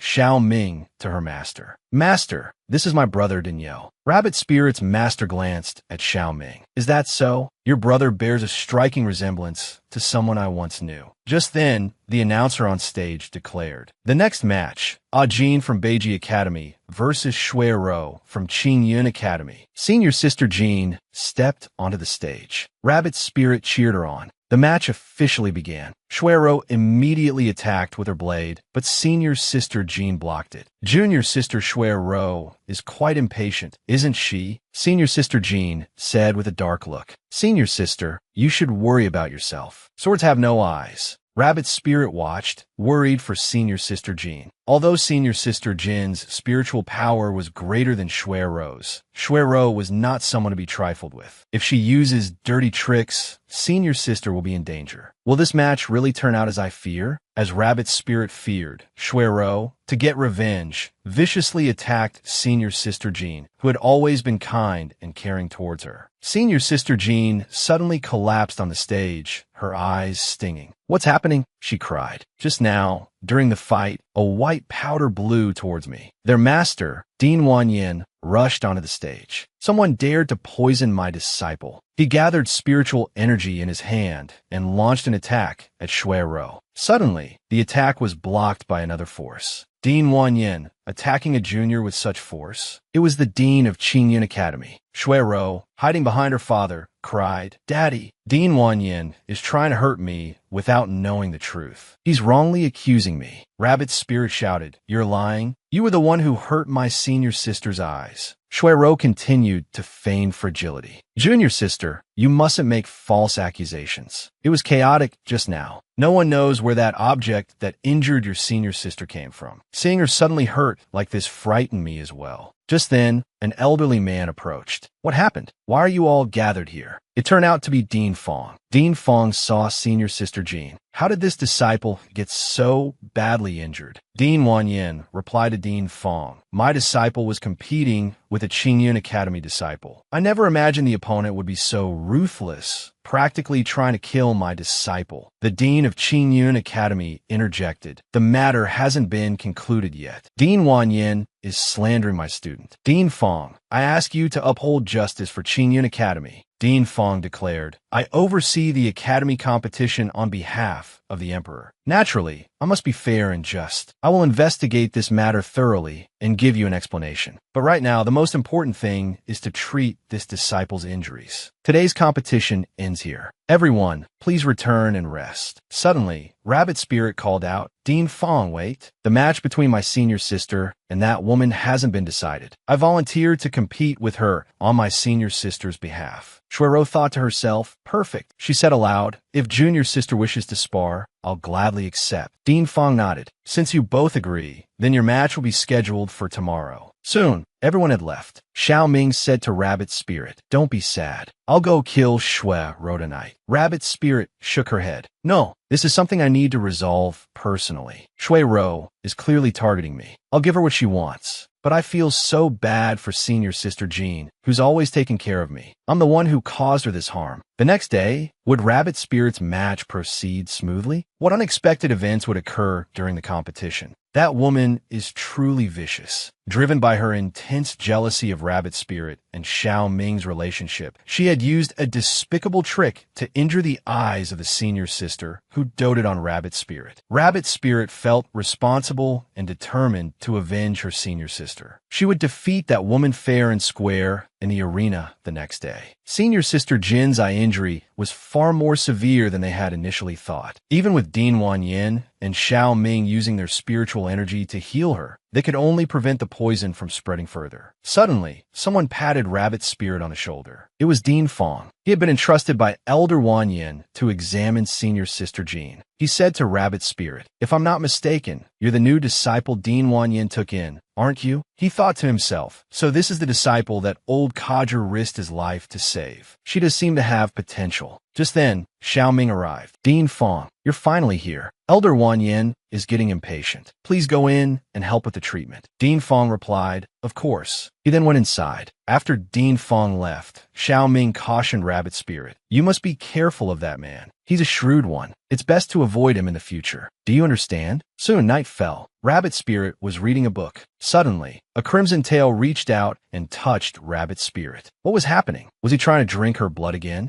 Xiao Ming asked, may I? Rabbit Spirit, long accustomed to this, no longer felt the fear she had the first time. She offered her neck. Go ahead. Let's get this over with so we can sleep. Rabbit Spirit held Xiao Ming's head. Strange, it doesn't hurt as much this time. Suddenly, Xiao Ming released her. He asked with concern, what's wrong? Does it hurt? Rabbit Spirit said, I'm fine. She caressed Xiao Ming's cheek. Fox, has anyone ever told you how beautiful your eyes are? Xiao Ming replied, my mother said I inherited them from her. Rabbit Spirit had never heard Xiao Ming mention his mother before. Then your mother must have been a great beauty. Xiao Ming said sadly, yes, she was so beautiful that even in death, those people wouldn't leave her alone. Rabbit Spirit looked at Xiao Ming with compassion. Fox has never spoken about his parents. Given his identity as the Demon King, he must have suffered a great deal. During Rabbit Spirit's match with Shuero, as expected, resorted to underhanded tactics once more. It was the same tactic that had injured senior sister Jin's eyes. Would Rabbit Spirit suffer the same fate? One night, after hearing Xiao Ming's story, Rabbit Spirit felt a pang of sympathy and embraced him. But Xiao Ming misinterpreted the gesture. Are you hugging me because you pity me for not having parents? Rabbit Spirit, bewildered by Xiao Ming's train of thought, replied, what a strange thing to say. Fox, if you want, you can think of me as your mother. Well, isn't he taking advantage of the situation? But in the next second, Xiao Ming kissed Rabbit Spirit again. You can only be my queen. Soon, the day of the second round of the competition arrived. Rabbit Spirit said, Shuero, it seems I must be careful today. After all, my eyes are so beautiful. It would be a shame if someone were to melt them with poison. Shuero continued to feign innocence. Junior sister, what do you mean? Could it be you still suspect me? With the referee's signal, the match officially began. Shuero was the first to charge, attacking fiercely. Rabbit Spirit easily blocked her advances. But what happened next was unexpected. Senior sister Shuero, yesterday you were only at level 1. We haven't even seen each other for a full day, and today you've advanced to level 15? You've clearly used some sort of trick. Shuero retorted angrily. Do you think everyone is like you, neglecting their cultivation and only thinking about seducing men all day? Rabbit Spirit, seemingly having struck a nerve, continued to pour salt on the wound. Senior sister Shuero, What did you eat today? Why is there such a sour taste in your words? Could it be you're still hung up on your elder? It's such a pity. Your elder has already confessed his feelings to me. There's no room for any other woman in his heart. Hearing this, Shuero instantly lost all reason. Consumed by rage, she wanted nothing more than to tear Rabbit's spirit to shreds. She lunged at Rabbit's spirit with her sword, but Rabbit's spirit didn't dodge. She simply smiled faintly. In the next moment, Rabbit's spirit was struck by the sword. She gasped. It's just a competition, senior sister Shuero. Why are you suddenly so angry? Do you really want to kill me? Shuero, still not satisfied, pulled out a vial of poisonous powder and flung it towards Rabbit's spirit's eyes. Just at the critical moment, Dean Wanyin caught her red-handed. The inter-academy competition is no place for such savagery. It turned out that this whole scene was a trap laid by Rabbit's spirit and Xiao Ming. Xiao Ming whispered, "Rabbit's spirit, quickly pretend to faint." The next second, she collapsed into Xiao Ming's arms. The match ended there, and Xiao Ming carried Rabbit's spirit back to their lodgings. By the time Rabbit's spirit awoke, it was already late in the evening. It had to be said, though, Xiao Ming seemed quite at home, snuggled up in her bed. This was perhaps the true definition of a caught in the act moment. Rabbit's spirit told her master that Xiao Ming was her brother. At that very moment, her master walked in and witnessed the scene. Since yesterday's match, with both witnesses and physical evidence against her, Shuero had been arrested and imprisoned, awaiting trial for intentionally poisoning Rabbit's spirit. Finally, senior sister Jean had been avenged, her name cleared. Xiao Ming said to Rabbit's spirit, "The matter of the inter-academy competition has been resolved. Now, you should return to the demon realm with me. While you were unconscious, I examined your spiritual body. A strange spiritual energy is corroding you. If you stay in the human realm much longer, this condition will worsen. You must have noticed the discomfort yourself. Come back to the demon realm with me for treatment, all right?" Rabbit's spirit, realizing the gravity of the situation, agreed to return to the demon realm with Xiao Ming. Just then, Rabbit's spirit's master, Elder Wanyin, came to check on her injuries. "My dear disciple, are you awake? Master is here to see you." Before she could finish, she took in the scene before her. "What are you two doing?" Rabbit's spirit stammered.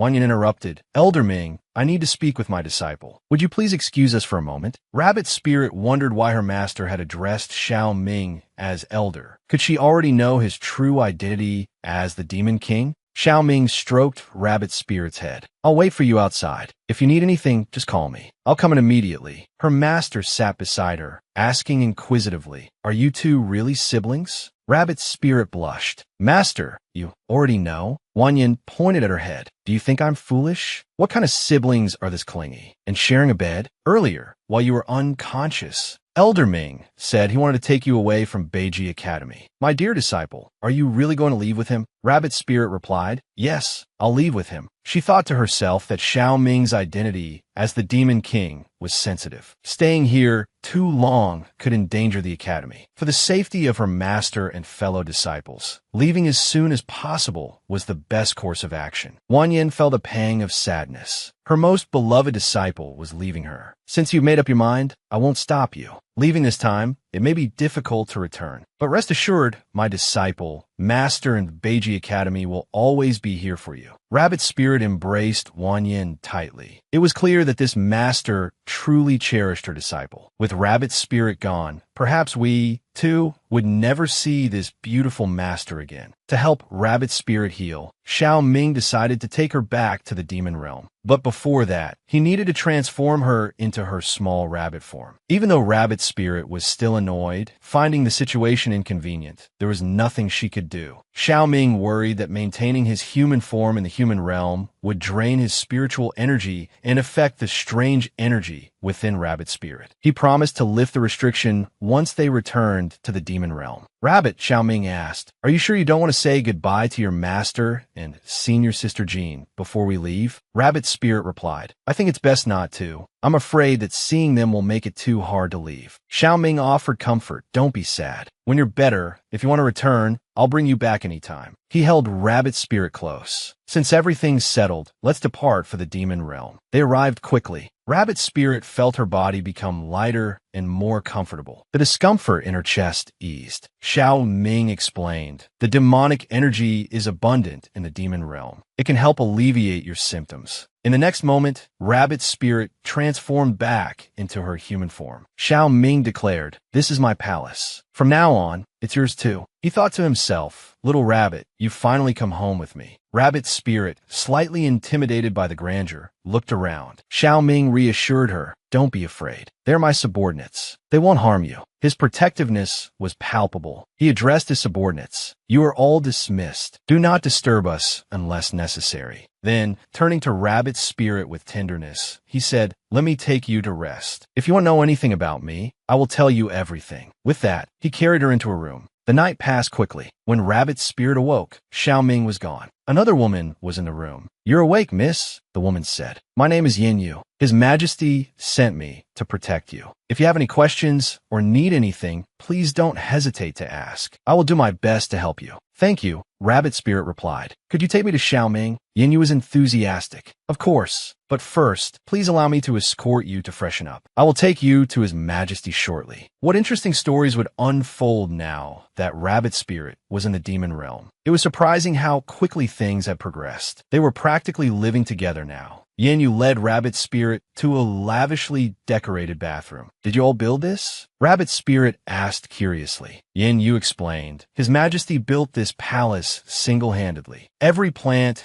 and every detail is arranged as the Fox Clan's palace was 300 years ago. 300 years ago, Rabbit Spirit thought. Xiao Ming has been sealed for 300 years. Yin Yu excused herself after escorting Rabbit Spirit to the bathroom. Rabbit Spirit sank into the bath, enjoying the soothing warmth. She wondered where Xiao Ming had gone so early in the morning. Suddenly, a voice spoke beside her. "Little Rabbit, are you looking for me?" Rabbit Spirit blushed as she saw Xiao Ming. "Where were you, Xiao Ming? You promised to tell me about your past last night." Xiao Ming began to undress. "I had some matters to attend to. Now that they're finished, I came straight here to be with you." Rabbit Spirit was startled. "Whatever you're about to do, please tell me before you take your clothes off." Xiao Ming sat beside her. "Don't worry, I won't do anything to you right now. You had a lot of questions for me, didn't you? Ask away. I can tell you everything now." He gently drew her into his arms. "Xiao Ming," Rabbit Spirit began, "I've always wanted to ask you, is your enemy the human realm? I heard Senior Sister Jean mention that snow lotus can be used against you, but I think I ate that snow lotus. If what I ate was truly snow lotus, then I must protect myself and not let them capture me to use against you." Xiao Ming caressed her face. "Don't worry, I will protect you." But Rabbit Spirit wasn't afraid of death. "Xiao Ming," she continued, "if I am captured, please consider me dead. Don't let them use me against you." Xiao Ming reassured her, "Don't worry, my enemy isn't the entire human realm. It's just Elder Ouyang." Rabbit Spirit's eyes widened. "Elder Ouyang? The Elder Ouyang of the 01 sect? But isn't he dead?" Xiao Ming continued to explain. "You can also call him Dean Fong now.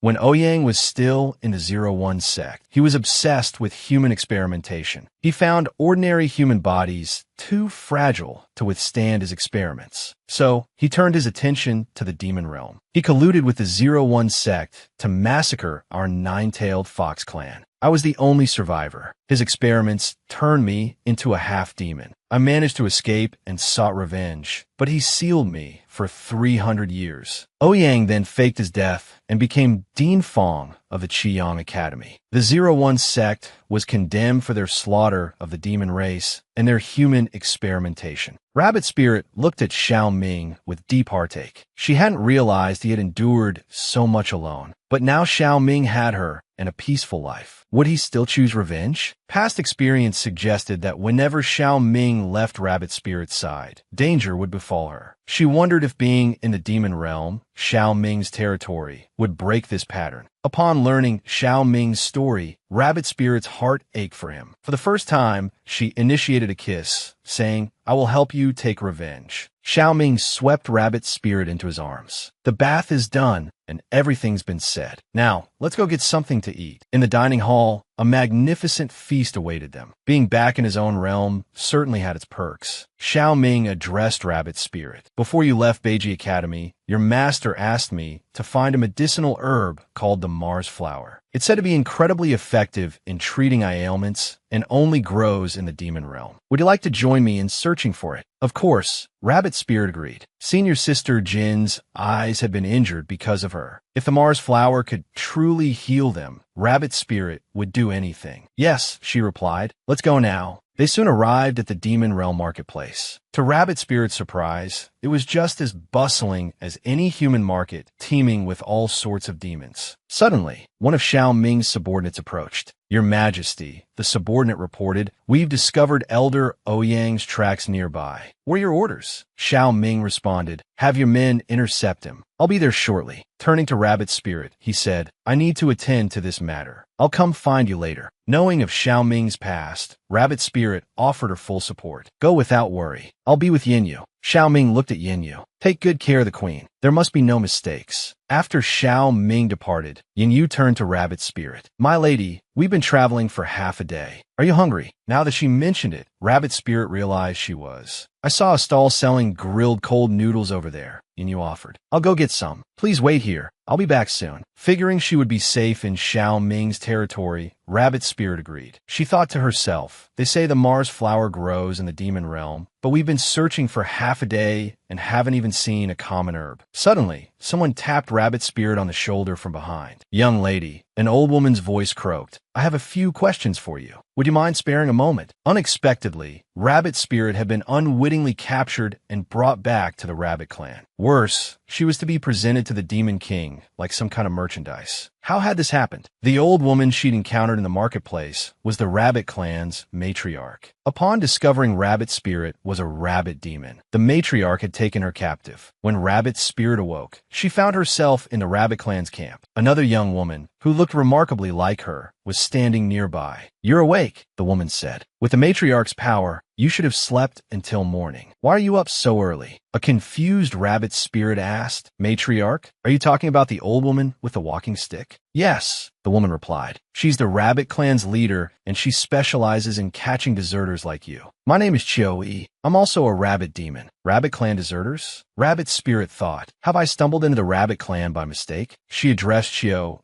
Miss, I'm a rabbit demon, but I've been wandering since I was young and have never returned to the clan. What do you mean by deserters? Chio-E explained, many young women have recently run away from the Rabbit clan. The matriarch is furious and is personally leading the effort to bring them back. Rabbit Spirit couldn't understand why the rabbit demons would flee. Chio-E continued, they're running because the Demon King is choosing a concubine. A few months ago, His Majesty declared he would take a rabbit demon as his wife and queen. He ordered all unmarried rabbit maidens to enter the palace for selection. The selection itself wouldn't be so bad, but every woman chosen by the Demon King has died without exception. Rabbit Spirit gasped, died? How can a selection process kill people? Chio-E hushed Rabbit Spirit. I don't know the details, but the bodies of the chosen rabbit maidens were brought back. The Demon King even arranged for their burial. Rabbit Spirit whispered, Chio-E, do you think the Demon King killed them? Chio-E pushed Rabbit Spirit away. Enough talk. After you bathe, come with me. The matriarch is waiting for us in the main hall. Inside the hall, the matriarch addressed the assembled women. Tomorrow is the day you enter the palace. Behave yourselves. We rabbit demons are not cowards. What am I going to do?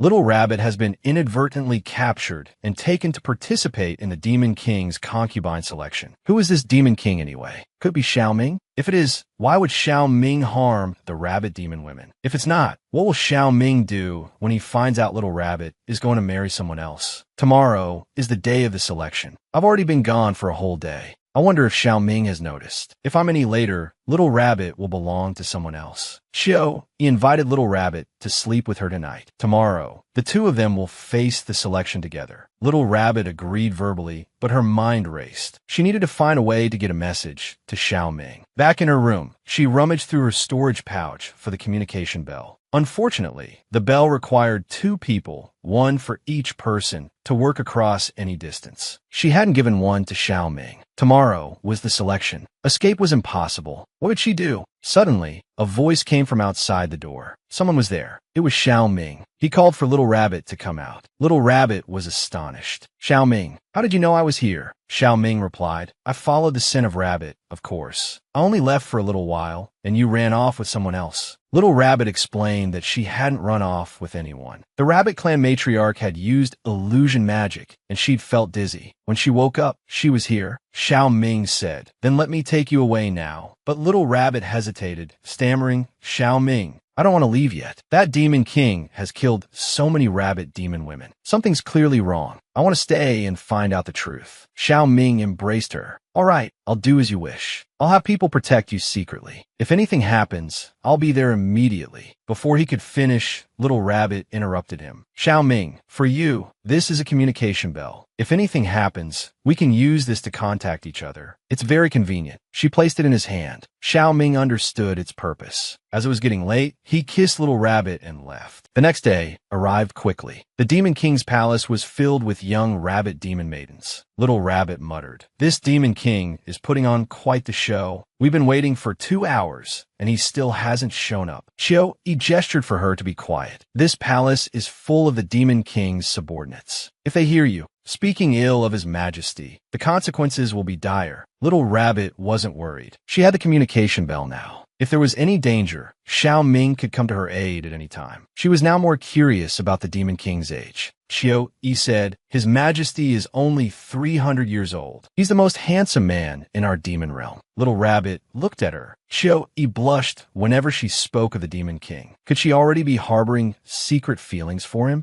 Come to think of it, it made sense. Xiao Ming was also 300 years old, yet he still looked like he was 18. It was hard not to fall for such a man. Oh dear, Little Rabbit was suddenly declared a concubine, but the Demon King didn't seem to be Xiao Ming. The Demon King approached Little Rabbit and Yi. Little Rabbit looked at him, thinking, this Demon King is just so-so. His features are all right, but he's nowhere near as handsome as Xiao Ming. The Demon King looked at them. "You have some nerve, Rabbit, daring to look me directly in the eye." Yi quickly tugged on Little Rabbit's sleeve and dropped her knees. "Yi greets your majesty. Please forgive our transgression, your majesty." Little Rabbit stammered, inventing a name for herself. "Huku greets your majesty." The Demon King told them to raise their heads. Seeing their faces, he thought, "I've seen many rabbit demon women, but these two are exceptionally beautiful." Their names suggested they were sisters. The Demon King asked, "Which of you is the elder sister, and which is the younger?" Yi indicated that she was the elder sister. The Demon King looked at Little Rabbit. "Then you must be the younger sister." He helped them both up. "Rise. Someone, take these two sisters to Lianyu Pavilion. They shall be known as Concubine E and Concubine Ku." Little Rabbit was stunned. Just like that, they were concubines? Becoming his disciple had been hasty, but this was even more so. The Demon King's subordinate told them to follow him to Lianyu Pavilion, their new residence. They soon arrived. "Your ladyships," the subordinate said, "this is where you will be staying from now on. Please rest well. If His Majesty summons you, I will send someone to inform you. If there is nothing else, I will take my leave." But Little Rabbit had a question, so she stopped him. "I wanted to ask, are there many treasures in the Demon King's palace?" The subordinate replied proudly, "Of course. Our king is the ruler of the entire demon realm. Almost all rare treasures are housed within this palace." Rabbit Spirit was trying to discreetly inquire whether there were any medicinal herbs here that could cure Senior Sister Jean. It turned out there were. A servant informed her that many medicinal herbs were cultivated on the mountain behind Lianyu Pavilion. If her ladyship needed anything, she simply had to ask. Rabbit Spirit dismissed the servant. "No need," she said. "I was just asking casually. You may leave." Under the cloak of night, two figures clad in black plotted against Xiao Ming. Unbeknownst to them, Rabbit Spirit,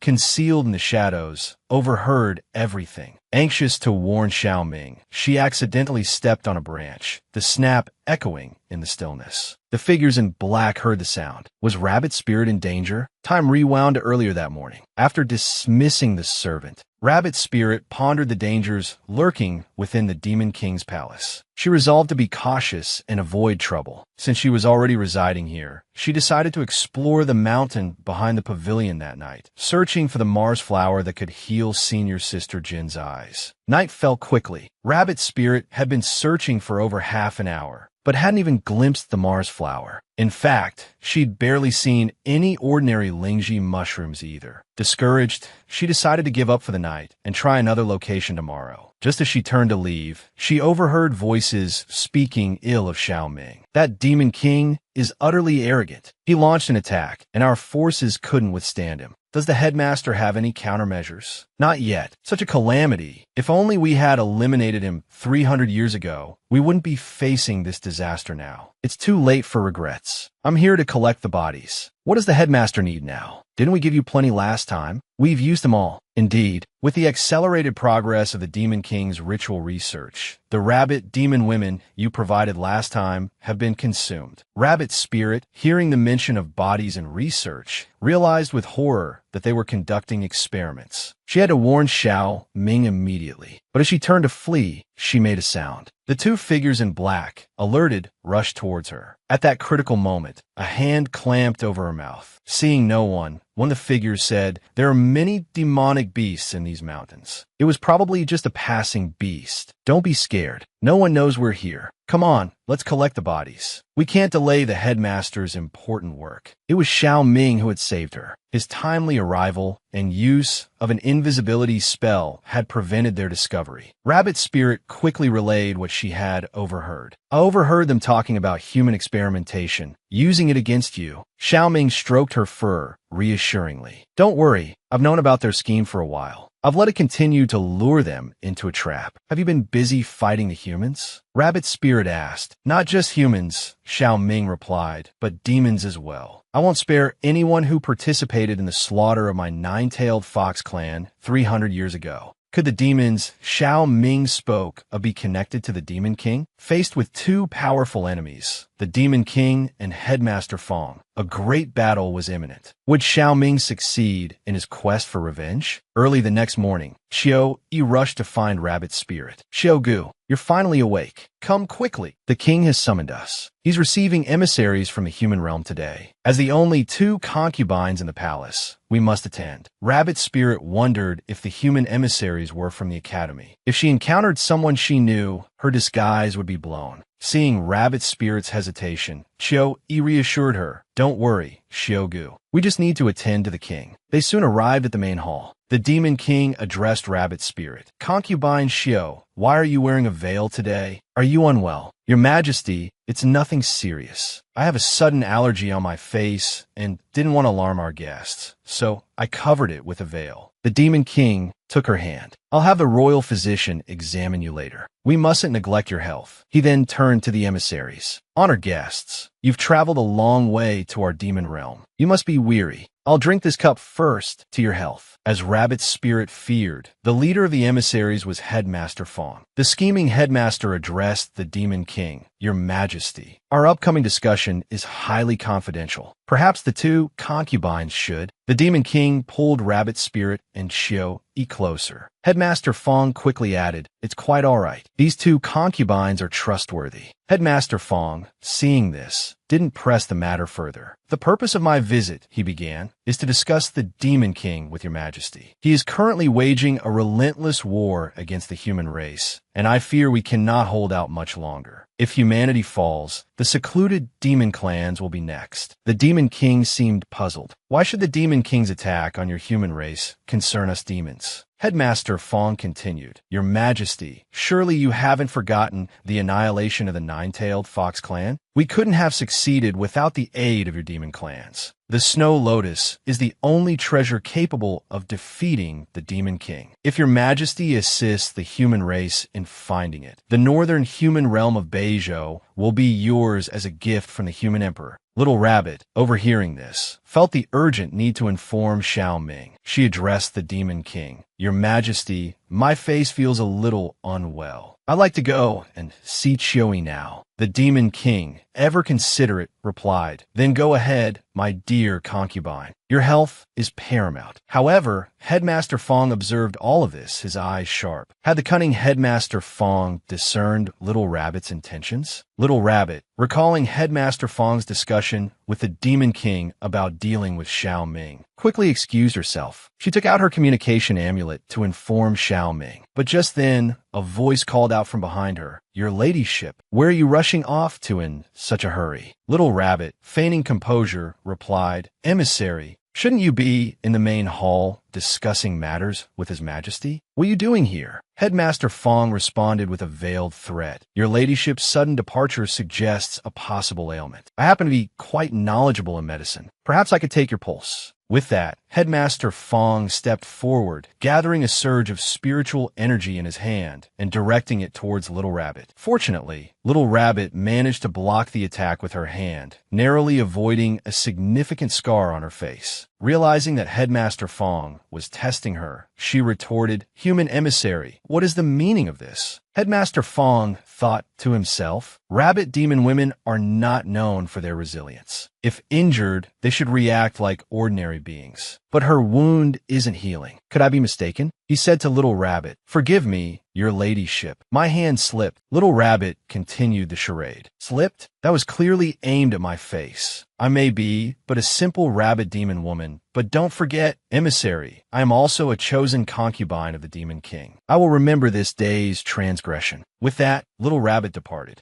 Back in her quarters, Xiaoming used magic to transform the communication amulet's voice function into a video call. "Little Rabbit," Xiaoming said, "I received your earlier message. Headmaster Fong's visit to the demon realm must be about the snow lotus ritual. Did he give you any trouble?" Little Rabbit recounted the events that had just transpired, leaving nothing out. She added reassuringly, "Don't worry. I'm the Demon King's concubine now. After all, he wouldn't dare do anything to me out of respect for the Demon King." Xiaoming's face fell. "The Demon King's concubine?" Little Rabbit quickly explained. "It's not real. It's just a cover. Don't worry. I only love you. I would never do anything inappropriate." Xiaoming, understanding Little Rabbit's heart, felt a surge of anger at the Demon King's selection of rabbit demon women as concubines. "Be very careful. Avoid him as much as possible. As soon as I've dealt with matters here in the human realm, I'll come and get you. Just wait a little longer, Little Rabbit." Just then, Chiu-Yi arrived. "Little Rabbit, are you in there?"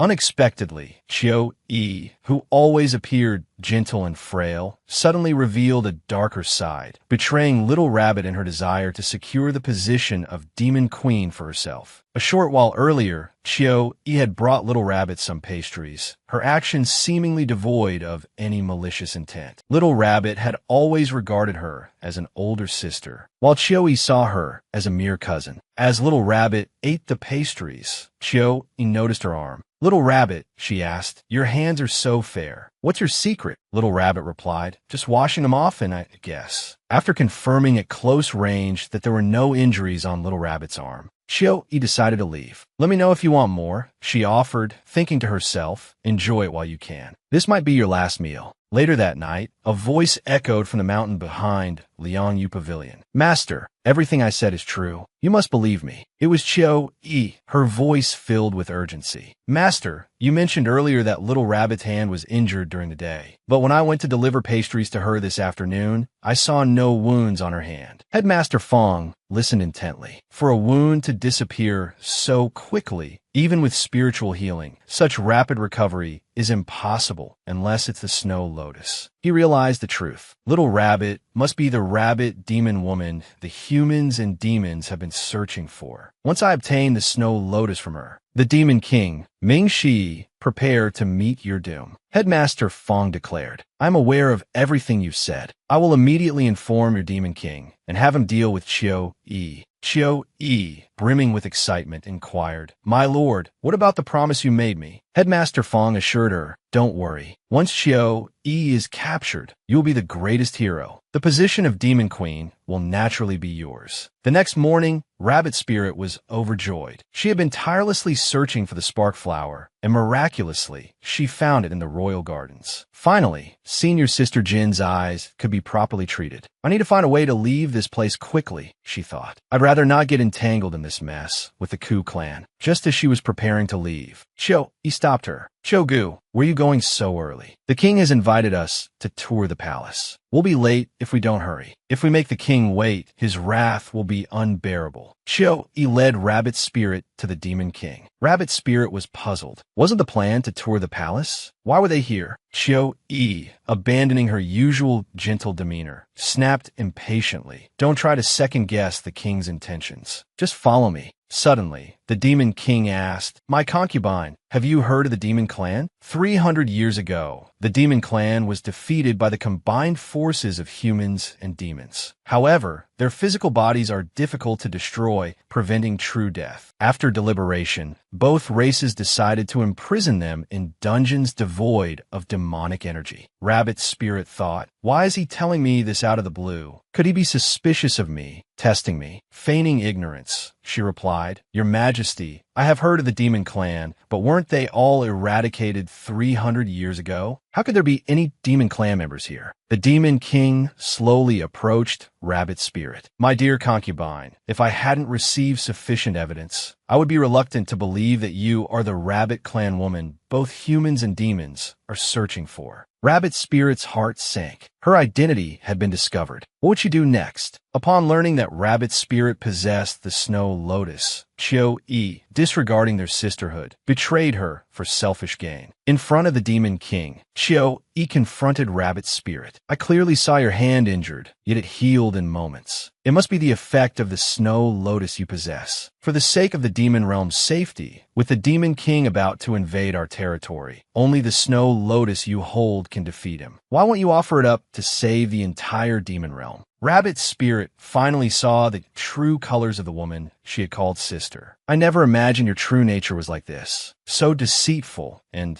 quite skilled at emotional manipulation. If you're so eager to save the demon realm, why don't you join the battlefield and demonstrate your loyalty?" The next moment, the Demon King lunged at Rabbit's spirit. "My concubine, cease your empty words. Surrender peacefully, and your life will be spared." But Rabbit's spirit would rather die than be captured. She knew that only the snow lotus she possessed could counter Hu Li. She refused to let Hu Li's meticulously crafted, centuries-old plan be ruined because of her. So, she fought back with all her might. However, the disparity in power between her and the Demon King was too vast. Prolonging the fight would only lead to one outcome. Suddenly, Chio-E appeared behind Rabbit's spirit and stabbed her. The Demon King caught Rabbit's spirit as she fell, shouting at Chio, "Are you insane?" But Chio-E retorted, "Your Majesty, calm down. She possesses the snow lotus. She won't die." Yet, the Demon King seemed unappreciative. He lifted Rabbit's spirit and walked past Chio-E. "Acting on your own accord, if you disrupt my plans, your death will be insignificant." Hearing these words, Chio-E knelt on the ground. "Your Majesty, everything I did was for you." Perhaps this was the nature of human jealousy, capable of stripping a person of their basic rationality. Meanwhile, Xiao Ming had defeated all the humans from Qiyang Academy. However, despite searching the entire academy, they couldn't find their ultimate enemy, Headmaster Fong. Xiao Ming sensed something was amiss. It had been a while since he visited the demon realm. With the situation escalating to this point, Headmaster Fong was still nowhere to be found. Had he discovered something? Chuan Xinglin had been unusually quiet as well. Knowing Rabbit's spirit, she would have contacted him by now. Unless Rabbit's identity has been exposed and she's been captured. No, we must act now. Assemble a group and return with me to the demon realm. The rest of you will remain stationed in the various human provinces and continue surveillance. Imprisoned, Rabbit's spirit huddled in a corner, weak and in pain. "I hurt so much." Suddenly, she heard a voice from outside. "Xiaogu, are you all right? It seems you've recovered quite well. The wound from last night's stabbing has already healed. Now, to the matter at hand. I'm here to deliver good news. The Demon King, upon hearing of your capture, is already on his way to the demon realm. It seems Headmaster Fong and the Demon King, Ming Shi, have been fully aware of Xiao Ming's movements all along. Could the plan the Demon King mentioned earlier be this?" After a long absence, Tugu and Qiu finally reappear. Just now, Headmaster Fong came to the prison cell and threatened Little Rabbit, saying the Demon King will arrive in the demon realm soon. When the snow lotus is extracted from you, that will be the Demon King's downfall. He then turned and left. After making sure Headmaster Fong had left, Little Rabbit suddenly said, "Come on out. He didn't notice you." It turned out to be everyone's favorite, Tugu. It seems he didn't starve to death in the Chinquan bag after all. Little Rabbit explained, "It's a good thing they didn't take the Chinquan bag. Otherwise, I would truly be all alone." Tugu, not his usual playful self in this critical moment, said, "Silly Rabbit, I just tried the Chuan Ling, and I can't make a video call. They must have set up a barrier in this dungeon." But Little Rabbit felt that using the Chuan Ling wasn't the most important thing right now. She wanted to ask Tugu and Chiochio for a favor. Last night, Little Rabbit's master and senior disciples had been captured by Headmaster Fong, likely to threaten her. They were all implicated because of her, so Little Rabbit wanted to save them. Tugu, she pleaded, Chiochio and you, I need to borrow some of your spiritual energy so I can return to my original form. In crucial moments, Tugu always came through. He and Chiochio agreed without hesitation. Soon, Little Rabbit transformed back into her original form. Her smaller size allowed her to move freely within the confines of the cell. She hopped over to her master. Master. Yes, it's me, your good disciple, she whispered. Little Rabbit explained, Headmaster Fong captured you.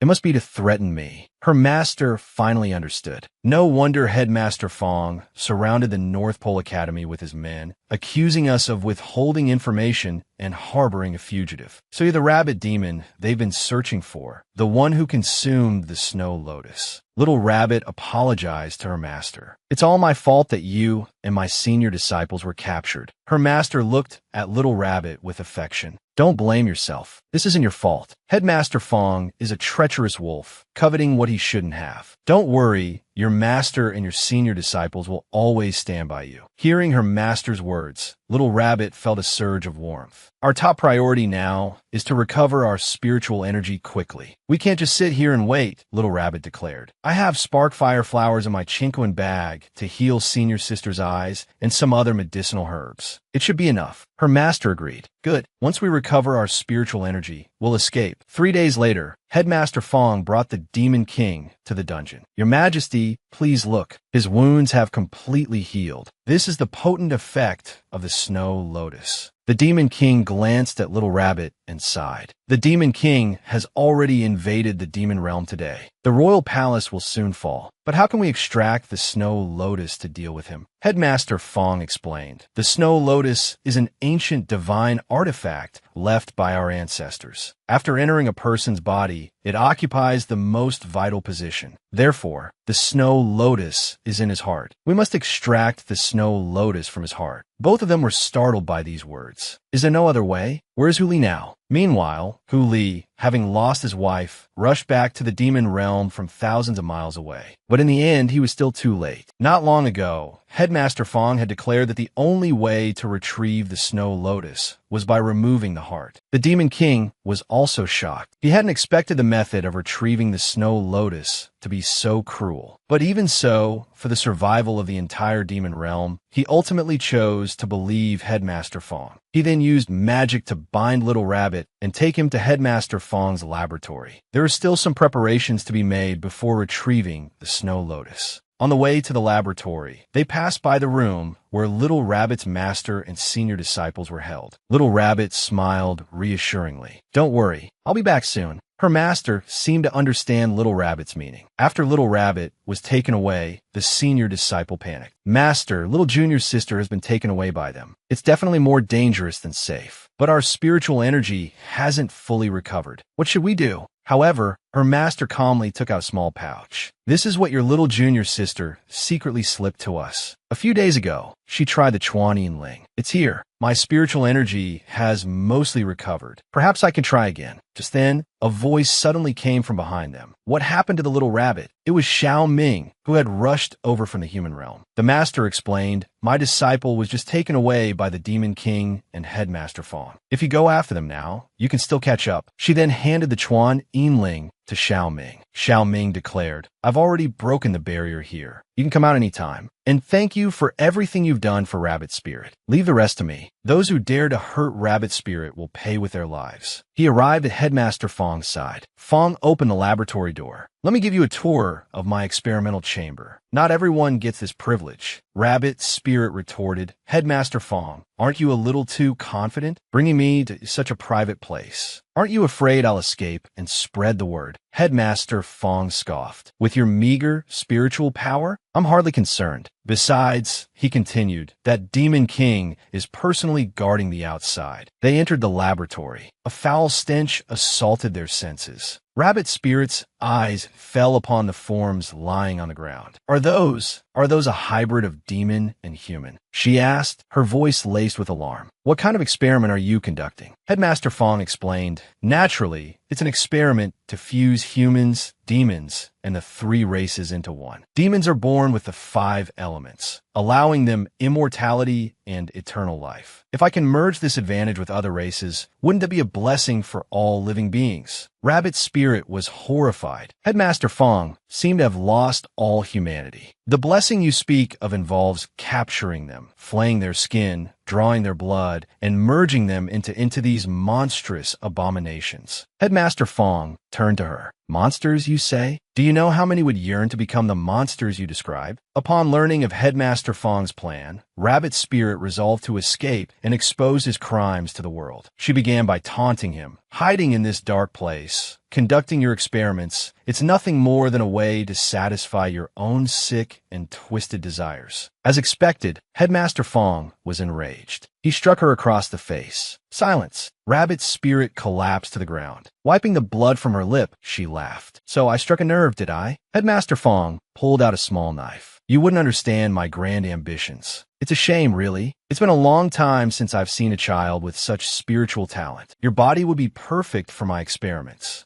Now, let me extract the snow lotus. Just as he lunged towards her, Rabbit's spirit seized her chance. She threw a handful of pepper into his face. Then, she bolted for the exit. Thankfully, she had stashed a packet of pepper from her Chincoin bag. She hoped it would buy her some time. Rabbit's spirit ran as fast as her legs could carry her. Just get out, she thought. Xiaoming must be on his way. A sliver of light appeared ahead. The exit. Suddenly, Headmaster Fong's voice hissed in her ear. I've got you. With a single blow, Rabbit Spirit was sent flying. She crashed to the ground, badly injured. Meanwhile, Xiao Ming and his subordinates were locked in battle with the Demon King. Headmaster Fong hauled Rabbit Spirit to her feet. Run! Why aren't you running? Xiao Ming watched helplessly as the woman he loved was brutalized, unable to break free from the Demon King. Headmaster Fong erupted in laughter. Ha ha! To think the renowned Ming Shi brought to his knees. And the snow lotus that holds your power? I found it. I'll extract it right here, right in front of you. How does that feel? Headmaster Fong's words were like a match to gunpowder. Xiao Ming roared and charged. You old fool. Let her go. Right on time, Demon King Ming Shi. Today is the day you die. He turned to the Demon King. Your Majesty, if you'll excuse me, I have a score to settle with the Demon King. Perhaps you could do me the honor of extracting the snow lotus? With that, Headmaster Fong shifted the blame and the gruesome task onto the Demon King. The old man was truly wicked, manipulating the situation to his advantage. What would the Demon King do? In the end, the snow lotus was ripped from Rabbit Spirit's body. Xiao Ming watched, consumed by rage. He swore vengeance. Everyone present would pay for what they had done. The Demon King, it turned out, had never intended to harm Rabbit Spirit, but Headmaster Fong had cleverly given him a reason to fight Xiao Ming.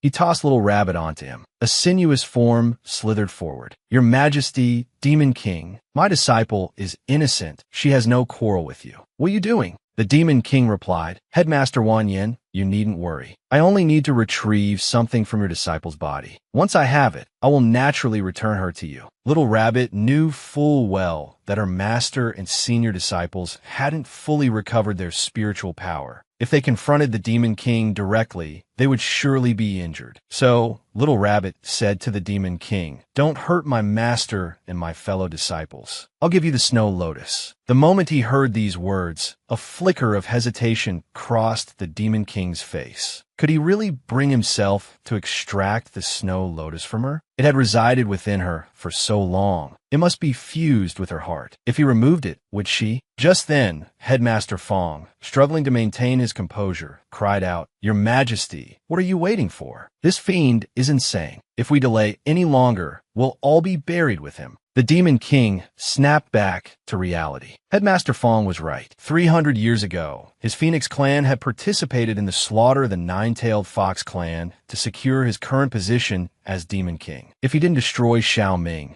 Ming would surely destroy him. And so, under Headmaster Fong's goading, the Demon King discarded the last vestiges of compassion within him and, with his own hands, extracted the snow lotus from Little Rabbit's body. The instant the snow lotus emerged, Little Rabbit collapsed, powerless, onto the ground. The Demon King gazed at the snow lotus in his hand. This was the treasure everyone had been desperately searching for. Now it was his. Seeing Little Rabbit fall, Xiaoming slashed at Headmaster Fong's arm with his blade. "Get away from her!" He rushed to Little Rabbit's side, his heart aching as he looked at the once vibrant rabbit now lying still on the ground. Xiaoming urged her not to sleep, but Little Rabbit was incredibly weak. Mustering all her strength, she whispered, "Fox, you came." Xiaoming stroked her face. "Yes, I came. I'm sorry. I should have come sooner. Little Rabbit, don't be afraid. I'll use all my spiritual power to save you. I can save you." Little Rabbit grasped Xiaoming's hand. "No, Fox. I'm just a little tired. Let me sleep, just for a little while." It was the first time Xiaoming had shed tears since his mother's death. "You can't sleep. You have to stay with me. You're going to be my princess." Little Rabbit touched Xiaoming's hand. "Okay, I promise you, when I wake up, I'll be your princess." Then, she lost consciousness and lay limp in his arms. From behind, one of his subordinates yelled, "Sun Shang, the humans and demons have joined forces. Our men can't hold them back." In the next instant, Xiaoming's ears turned crimson. Demonic energy surged through his body. "You bastards! I'll make you all pay for this." The moment Little Rabbit fell, Xiaoming fully transformed into the true demon. He swore to avenge Little Rabbit's death. The great war between humans, demons, and the demonic realm raged for 3 days and 3 nights. The battlefield was littered with corpses, a veritable hell on earth. In the end, Headmaster Fong and the Demon King perished by Xiaoming's sword. He became the new Demon King, avenging Little Rabbit's death. But even so, the dead could not be brought back to life. And so, Xiaoming spent the next 100 years alone. For a century, he cared for nothing, spending his days in the courtyard cultivating carrots. Today, his subordinates came to report, claiming they had received new information about activity on the snowy mountain. This time, Xiaoming finally reacted. The snowy mountain. That was where the fox and Little Rabbit had first met. "What kind of activity?" he asked. His subordinate replied, "We heard there's a young woman who has become a disciple of Old Man Wuji. Old Man Wuji has close ties to the snow lotus. Could it be?" Before the subordinate could finish, Xiaoming vanished. He arrived at the snowy mountain. A young woman with 2 ears was digging up radish spirits, her back to him. She looked not just similar to Little Rabbit, but identical. The radish yelled, "Let me go." The young woman replied, "I went through so much trouble to catch you. Let you go? Are you kidding?" Suddenly, the radish wriggled free and vanished in a flash. The young woman chased after it, shouting, "I just want to take you back up the mountain. I'm not going to eat you. Why are you running?" While chasing the radish, the young woman tripped on a rock. At that crucial moment, Xiaoming appeared. This time,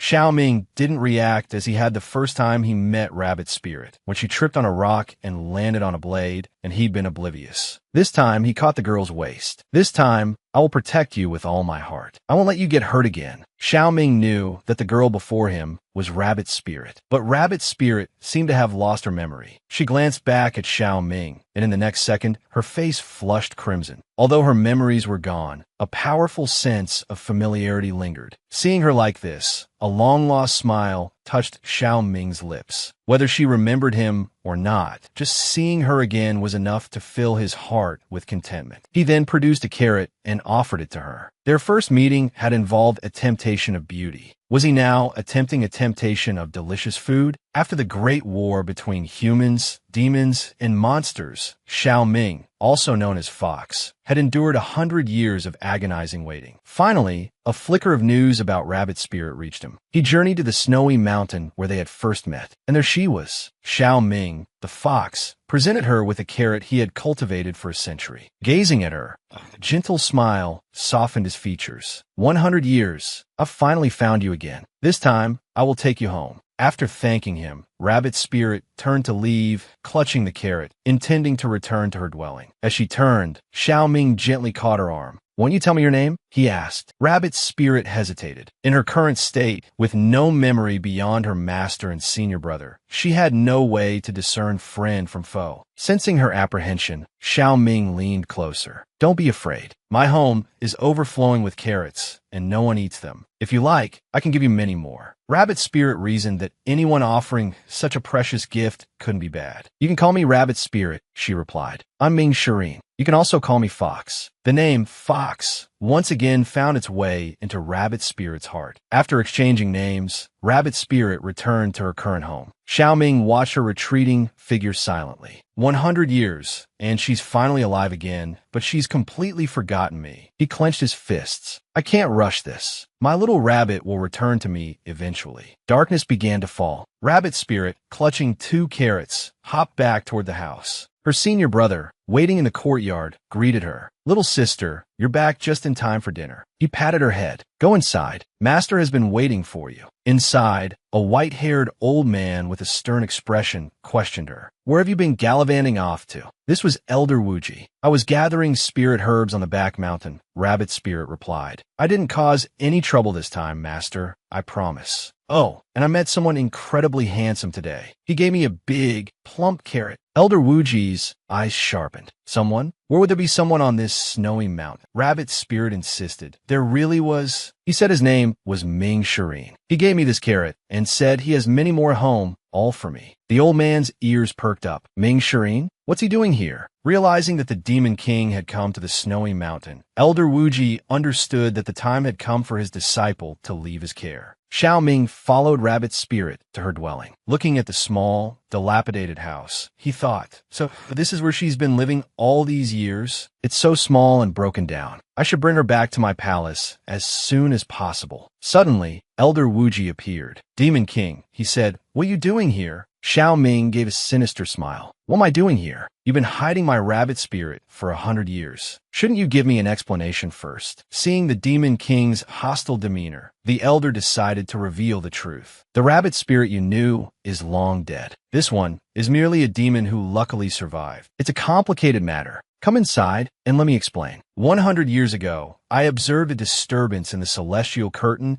and went to the site of the great war between humans, demons, and monsters. By the time I arrived, the battlefield was a river of blood littered with corpses. But I found a lotus seed on the ground. It was the snow lotus. The Demon King may be gone, but the snow lotus doesn't disappear. It simply changes form to survive. I brought the seed back to the snowy mountain and nurtured it in the heavenly pool. A year later, it finally bore fruit. But what emerged was a small rabbit spirit. With a little conjecture, I realized she was the rabbit woman whose heart and snow lotus had been taken by the Demon King. Though revived by the lotus seed, her heart remained empty. Her body, long fused with the blood lotus, had become demonic. Yet, she remembered nothing of her past upon her resurrection. Hearing this, Xiaoming, the fox, declared, no matter what she's become, she's still my little rabbit. I will make her remember me. But you've hidden my rabbit for 100 years. It's time you did something to compensate. Time passed. Rabbit Spirit was puzzled. Why are you suddenly sending me down the mountain? Elder Wuji explained, you're an adult now. It's time for you to experience the world. This spatial ring holds food and medicine for your journey. But Rabbit Spirit still didn't understand. Why so suddenly? There wasn't even a hint of this before. Elder Wuji said, you've grown up on the snowy mountain, unaware of the world outside. Go, explore, and you'll benefit greatly. Inwardly, he thought, it's all because of that Demon King. So he pushed Rabbit Spirit out, saying, your master and senior brother will be here. Come back when you're tired of traveling. Then, with a clang, he shut the door. Rabbit Spirit stood there, bewildered. Suddenly, she heard a voice from ahead. Hey, you little rabbit, it's me. I'll go down the mountain with you. For Xiaoming and Rabbit Spirit, a brand new love story was about to begin. Even without her memories, Rabbit Spirit couldn't resist Xiaoming's large, fluffy tail. He said, since you're going down the mountain, why not come with me? If you do, the big tail and all the carrots you want are yours. Rabbit Spirit nodded enthusiastically. She thought, since Master wants me to explore, and this fox seems reliable, I might as well go with him. It's better than being alone. Xiaoming pinched her cheek gently. Let's go down the mountain then. It's getting dark. We need to find a place to stay. Night fell quickly. In an inn, several people were discussing, hey, everyone, why did the human emperor suddenly invite the demon race to participate in our human academy competition? Another replied, what's there to talk about? Isn't it to promote peace between the human and demon races? Since the new Demon King took over 100 years ago, there hasn't been a single conflict. Just then, a white-haired old man stroked his beard and said, ha, what new Demon King? He's clearly the same old demon, sealed away long ago. Cruel and bloodthirsty, a real. Before the old man could finish, Xiaoming and Rabbit Spirit appeared in the inn. Rabbit Spirit said, Fox, the innkeeper says the Human Academy competition is coming up and lots of people are here. There's only one room left. Xiao Ming teased. Do you mind sharing with me? Rabbit Spirit smiled and said she didn't mind. She thought, I don't know why, but I feel like I can trust him. The innkeeper handed Xiao Ming the key. The room is on the second floor. Go on up. He added, there's a hot spring on the first floor. I've never seen one on the snowy mountain. I want to see it. The human realm's winters are so cold. I need a hot bath to warm up. Xiao Ming watched her with a fond smile. Even with amnesia, she's still the same curious rabbit. Rabbit Spirit soaked comfortably in the hot spring. But she couldn't shake the feeling that this scene was somehow familiar. And that fox, why do I feel so close to him? Like I've met him somewhere before? Suddenly, Xiao Ming's knock interrupted her thoughts. It's been half an hour. Are you done? Rabbit Spirit, thinking he wanted to use the spring too, quickly got out and started to dress. But as she climbed out, she slipped. Crash! Her face met the floor with a resounding thud. Hearing the fall, Xiao Ming's concern overwhelmed him. He kicked the door open. The next second, Rabbit Spirit found herself exposed before him once again. How embarrassing. Fox, don't look. Unexpectedly, after a century, the Demon King, Xiao Ming, blushed. He'd heard the fall and rushed in without thinking. But he was too fast, and Rabbit Spirit hadn't had time to dress. Hence, the awkward situation. Xiao Ming coughed. No problem. The next second, Rabbit Spirit transformed into her true rabbit form. Xiao Ming scooped her up. Is this better? All fluff. Can't see a thing. Rabbit Spirit hadn't transformed since losing her memory. But even if she didn't want to, it was better than being exposed. Several hours later, Rabbit Spirit seemed to have forgotten the incident. But Xiao Ming was worried. He thought to himself, this won't do. This rabbit is far too unguarded. What if it hadn't been me who walked in, but someone else? No one but me can be near her. The human and demon races were about to hold an inter-academy competition. There would be a mix of people. I have to protect her. It's best if I stay by her side at all times. But would Rabbit Spirit realize he was a fox? Fox! Rabbit Spirit suddenly called out. What's wrong? I called you several times just now, and you didn't answer me. Xiao Ming's ears instantly turned red. I was thinking about something just now, so I didn't hear you. Rabbit Spirit, seeing Xiao Ming's ears, was immediately filled with curiosity. She reached out and grabbed Xiao Ming's ears. So small and soft, how delightful. But why are they so hot? Fox, are you blushing? This won't do. You're too thin-skinned. In all these years, I've never seen my senior brother or master blush. Don't tell me you're shy because of what happened earlier.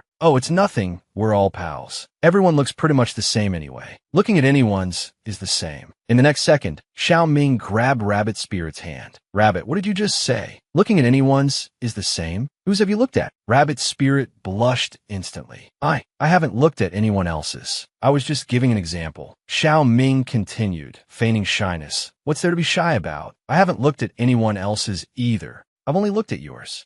And I've seen all of it. Even though Rabbit Spirit had lost her memory, some things were etched into her very being. Whenever Xiao Ming got close to her, she would blush. Looking at Xiao Ming's face, Rabbit Spirit felt a sense of familiarity. Every time she saw him, her heart would beat incredibly fast. But I was born on the snowy mountain. In these 18 years, I've never seen this man before. Could it be that I knew him in a past life? Xiao Ming picked up Rabbit Spirit and walked towards the bed. It's getting late. You should go to sleep. But what Xiao Ming didn't expect was for Rabbit Spirit to say, will you sleep with me? Perhaps it was a subconscious memory. How could someone so deeply loved be so easily forgotten? Xiao Ming placed Rabbit Spirit on the bed. Rabbit Spirit thought to herself, what was that just now? Why did I say something like that? Xiao Ming stroked Rabbit Spirit's head. What are you thinking about? Your face is so red. He then gently tucked her in. Go to sleep. Don't think too much. After coaxing Rabbit Spirit to sleep, Xiao Ming secretly kissed Rabbit Spirit. Little rabbit, you'll remember me soon. The next morning arrived quickly. Rabbit Spirit stared at Xiao Ming, who was Padai Chongban, lost in thought. I have to say, this fox is really handsome, especially when he's asleep. So cute. The next second, Xiao Ming heard the movement and woke up. Grabbing Rabbit Spirit's hand, he said with a mischievous smile, what were you planning to do to me? Rabbit Spirit stammered, unable to articulate her thoughts. I actually have a question I've been wanting to ask you. Have we met somewhere before? Xiao Ming was surprised when he heard this. Could it be that the little rabbit remembers me? After all this time, this was the first kiss between Rabbit Spirit and the fox since she lost her memory. Perhaps Rabbit Spirit's memories were slowly returning. When she first saw Xiao Ming, she felt an inexplicable sense of trust and security towards him. And this wasn't the first time she'd felt this way. She said to Xiao Ming, I grew up on the snowy mountain. I've never met anyone besides Master and my senior brother. Why do I have such a familiar feeling towards you? Xiaoming looked at Rabbit's spirit affectionately. In the next second, he embraced her. Rabbit's spirit didn't understand why she saw a certain emotion in his eyes. After thinking it over, Xiaoming decided not to hide it any longer. He told Rabbit's spirit the truth. Your feeling is right. The snowy mountain wasn't the first time we met. We're not strangers. We used to be each other's sweethearts. The word sweethearts caused a sharp pain in Rabbit Spirit's head. The fox looked at Rabbit Spirit, wondering if she had remembered something. To ease Rabbit Spirit's headache, the fox kissed her the next second. But why does it feel so familiar? The next morning, Rabbit Spirit walked through the marketplace, still thinking about last night. Did the fox mean we used to like each other when he said sweethearts? He kissed me, but I didn't hate it. Suddenly, a little girl bumped into Rabbit Spirit, tears streaming down her face. The girl said, "Sister, I'm sorry. I didn't mean to."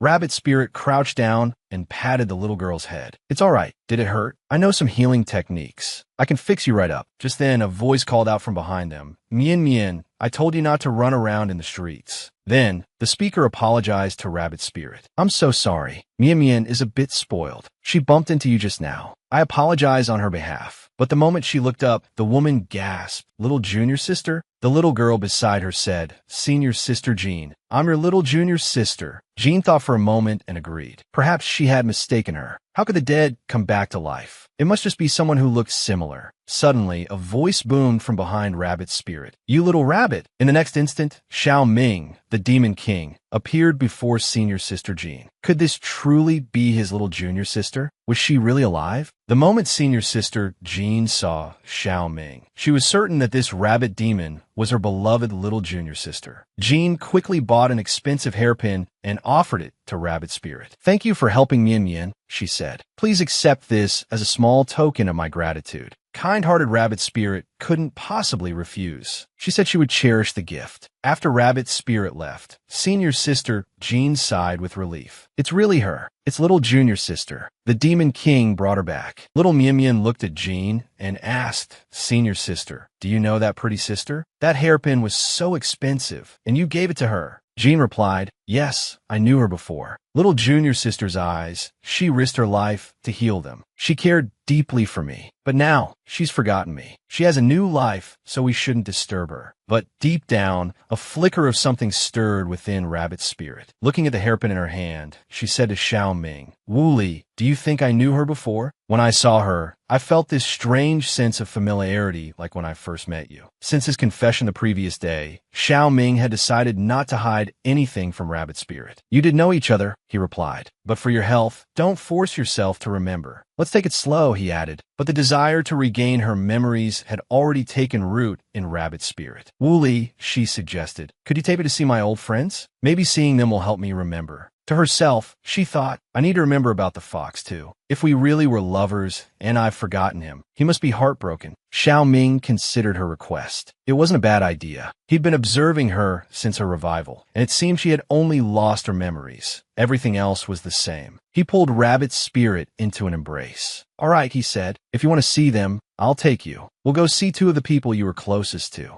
Does this little boy look familiar to anyone? Following Rabbit Spirit's suggestion, Xiao Ming brought her to see two old friends to help her regain her memories. They arrived in a forest teeming with animals. "It was beautiful, but I thought we were going to see my old friends," Rabbit Spirit said, puzzled. "Why are we here?" "Your two old friends live here," Xiao Ming explained. Rabbit Spirit was surprised and excited. "Really? What kind of friends would live here? I wonder if they'll remember me." Just then, a small figure jumped out in front of them. "Hold it right there. This mountain is mine. This big tree is mine. If you want to pass, you gotta leave something behind." Rabbit Spirit whispered in Xiao Ming's ear. "Wu Li, could he be one of my old friends? He looks so small." Xiao Ming sighed. "No, it's not him." The little creature, undeterred, put on a fierce expression. "Hey, I'm talking to you. Hand over your valuables." Rabbit Spirit, unafraid of the tiny figure, reached out and touched his ear. Little one, robbery isn't something children should do. The little creature swatted her hand away. You shameless hussy. He was a young demon wolf, and their ears were very sensitive. Only those close to them could touch them casually. To touch one's ears was a sign of affection. Xiao Ming pulled Rabbit's spirit into his arms. If you want to touch ears, he said, touch mine. Don't touch anyone else's. Rabbit's spirit agreed. The little wolf, seeing this, was furious. This woman is shameless. She touched my ears, and now she's touching his. I'll have my mom and dad teach her a lesson. The next second, a gruff voice barked from behind them. You're robbing passers-by again? After 100 years, Mutt and Qiu had finally taken on human forms. And this little thing was their offspring. Seeing his parents arrive, the little creature instantly lost his previous swagger. Instead, he clung to his mother's leg, playing the victim. Mommy, I wasn't robbing anyone. That bad woman touched my ears and teased me. He thought to himself, feigning weakness, hoping his mother would forget about the robbery. But to his surprise, the next moment he was scooped up. Qiu rushed to Rabbit's spirit's side. Master, it really is you. This is my and Mutt's son. Master, if you like touching his ears, go ahead. You can touch them as long as you like. Mutt added, yes, little Rabbit, fancy seeing you here. Xiao Ming, seeing Rabbit's spirit's nervousness, comforted her. Don't be afraid. These are the old friends I told you about. Then, Xiao Ming explained their visit to Mutt. Rabbit's spirit, because of the snow lotus, has forgotten many people and things from the past. I brought her here to see if you could help her remember anything. So that's it, Qiu said. After the last human-demon war, I only heard that Master disappeared with the snow lotus. Mutt and my contract with Master was automatically dissolved. So we thought. Rabbit's spirit noticed Qiu's sadness and comforted him. It's all right. Although I don't know what snow lotus you're talking about, I'm alive and well now, and I'm happy every day. Qiu wiped a tear from the corner of his eye. Okay, then let's not think about those unhappy things. Master, it's rare for you to come here. Let me show you around. Rabbit's spirit glanced at Xiao Ming. After receiving his consent, she went off to play without worry. Led by Qiu and Mutt, Rabbit's spirit explored the entire forest. Which river had the best water? Which fish were the tastiest? Which mountain had the most potent medicinal herbs? Although she still couldn't remember anything, she felt content. Soon, night fell, and it was time to part ways. Rabbit Spirit said she had a wonderful time, but she still had to go elsewhere with Fox, so she had to take her leave. Though reluctant to leave Mutt and Qiu, she finally bid them farewell. Qiu told his son to apologize properly for what happened earlier that day. After spending the day together, the little creature seemed to have developed a strange affection for Rabbit Spirit. He shyly said, Sister, I'm sorry. I was wrong today. I shouldn't have said those things to you. You have to come back and play again. I'll take you to catch spirit bugs. Rabbit Spirit crouched down and said to the little creature, Okay, thank you. I'll definitely come back. This time, when Rabbit Spirit stroked the little creature's face, he didn't pull away. Instead, he leaned forward and kissed Rabbit Spirit on the cheek. Goodbye, sister. You have to wait for me to grow up. This infuriated Xiao Ming. That little wolf cub, next time I see him, I'll teach him a lesson. Even his father wouldn't dare mess with me, and he dares to kiss my woman.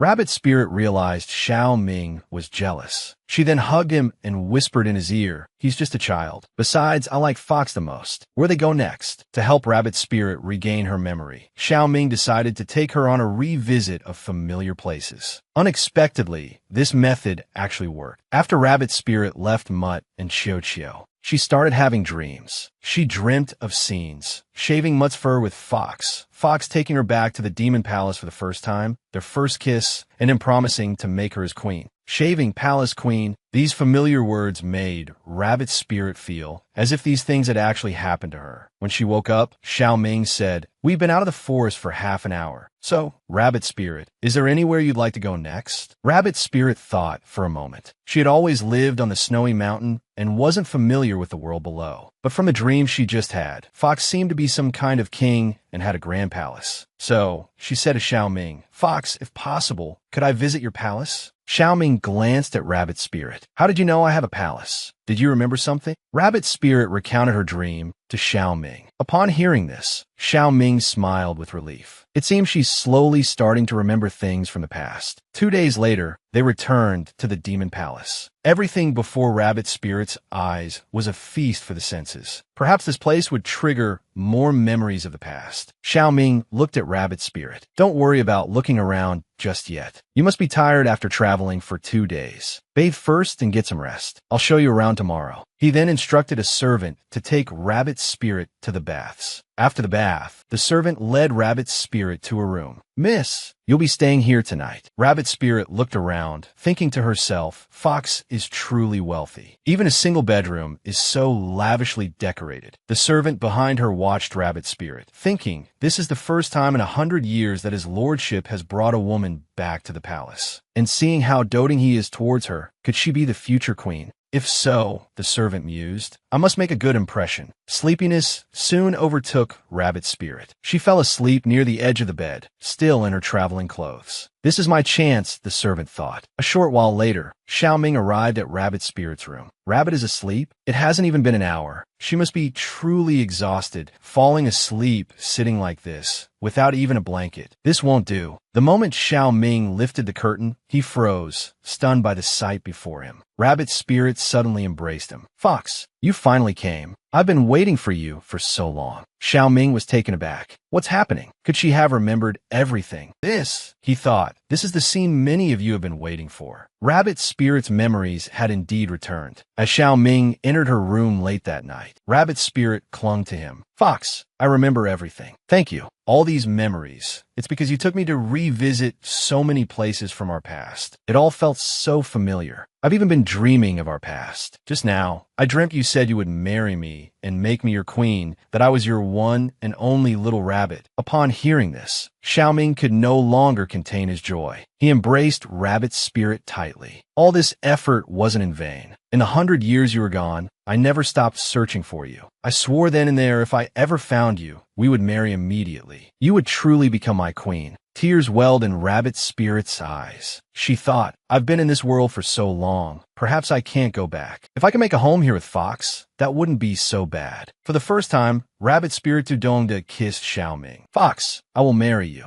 But Xiaoming felt that this was a bit too hasty. He hadn't even prepared a betrothal gift. Rabbit's spirit stroked his ears. What betrothal gift? I arrived in this world with no family. Who would you even give it to? Then, with a playful glint in her eye, she continued, if you really feel bad about it, I suppose this fox isn't bad looking. Perhaps you could offer yourself as the betrothal gift. I didn't know you were like this, Rabbit. Rabbit's spirit thought to herself, that was just a little appetizer, and he's already overwhelmed. But in the next moment, Xiaoming pinned her down. Fine, since you insist, I'll indulge you. The night is long, little rabbit. If you want to play, I'll play along. After tonight, you'll be my wife. After overcoming countless trials and tribulations, and with everyone as their witness, Xiaoming and Rabbit Spirit finally achieved their happy ending. The wedding would be held the next day. With Rabbit Spirit's consent, Xiaoming acted swiftly, sending out invitations in his capacity as Demon King, inviting all the clans to their wedding feast. Under Xiaoming's meticulous planning, everything proceeded smoothly. Soon, the time for their wedding arrived. Rabbit Spirit's master had traveled a great distance to be there. She cautioned, Dear Rabbit, have you truly thought this through? You will be spending your life with the Demon King. Rabbit Spirit responded with unwavering certainty, Yes, master. I will marry no other. Hearing this resolute answer, her master could say no more. Very well. The two of you have endured so much to be together. It's not my place to interfere. But after today, you will be the Demon Queen. You can no longer behave as carelessly as before.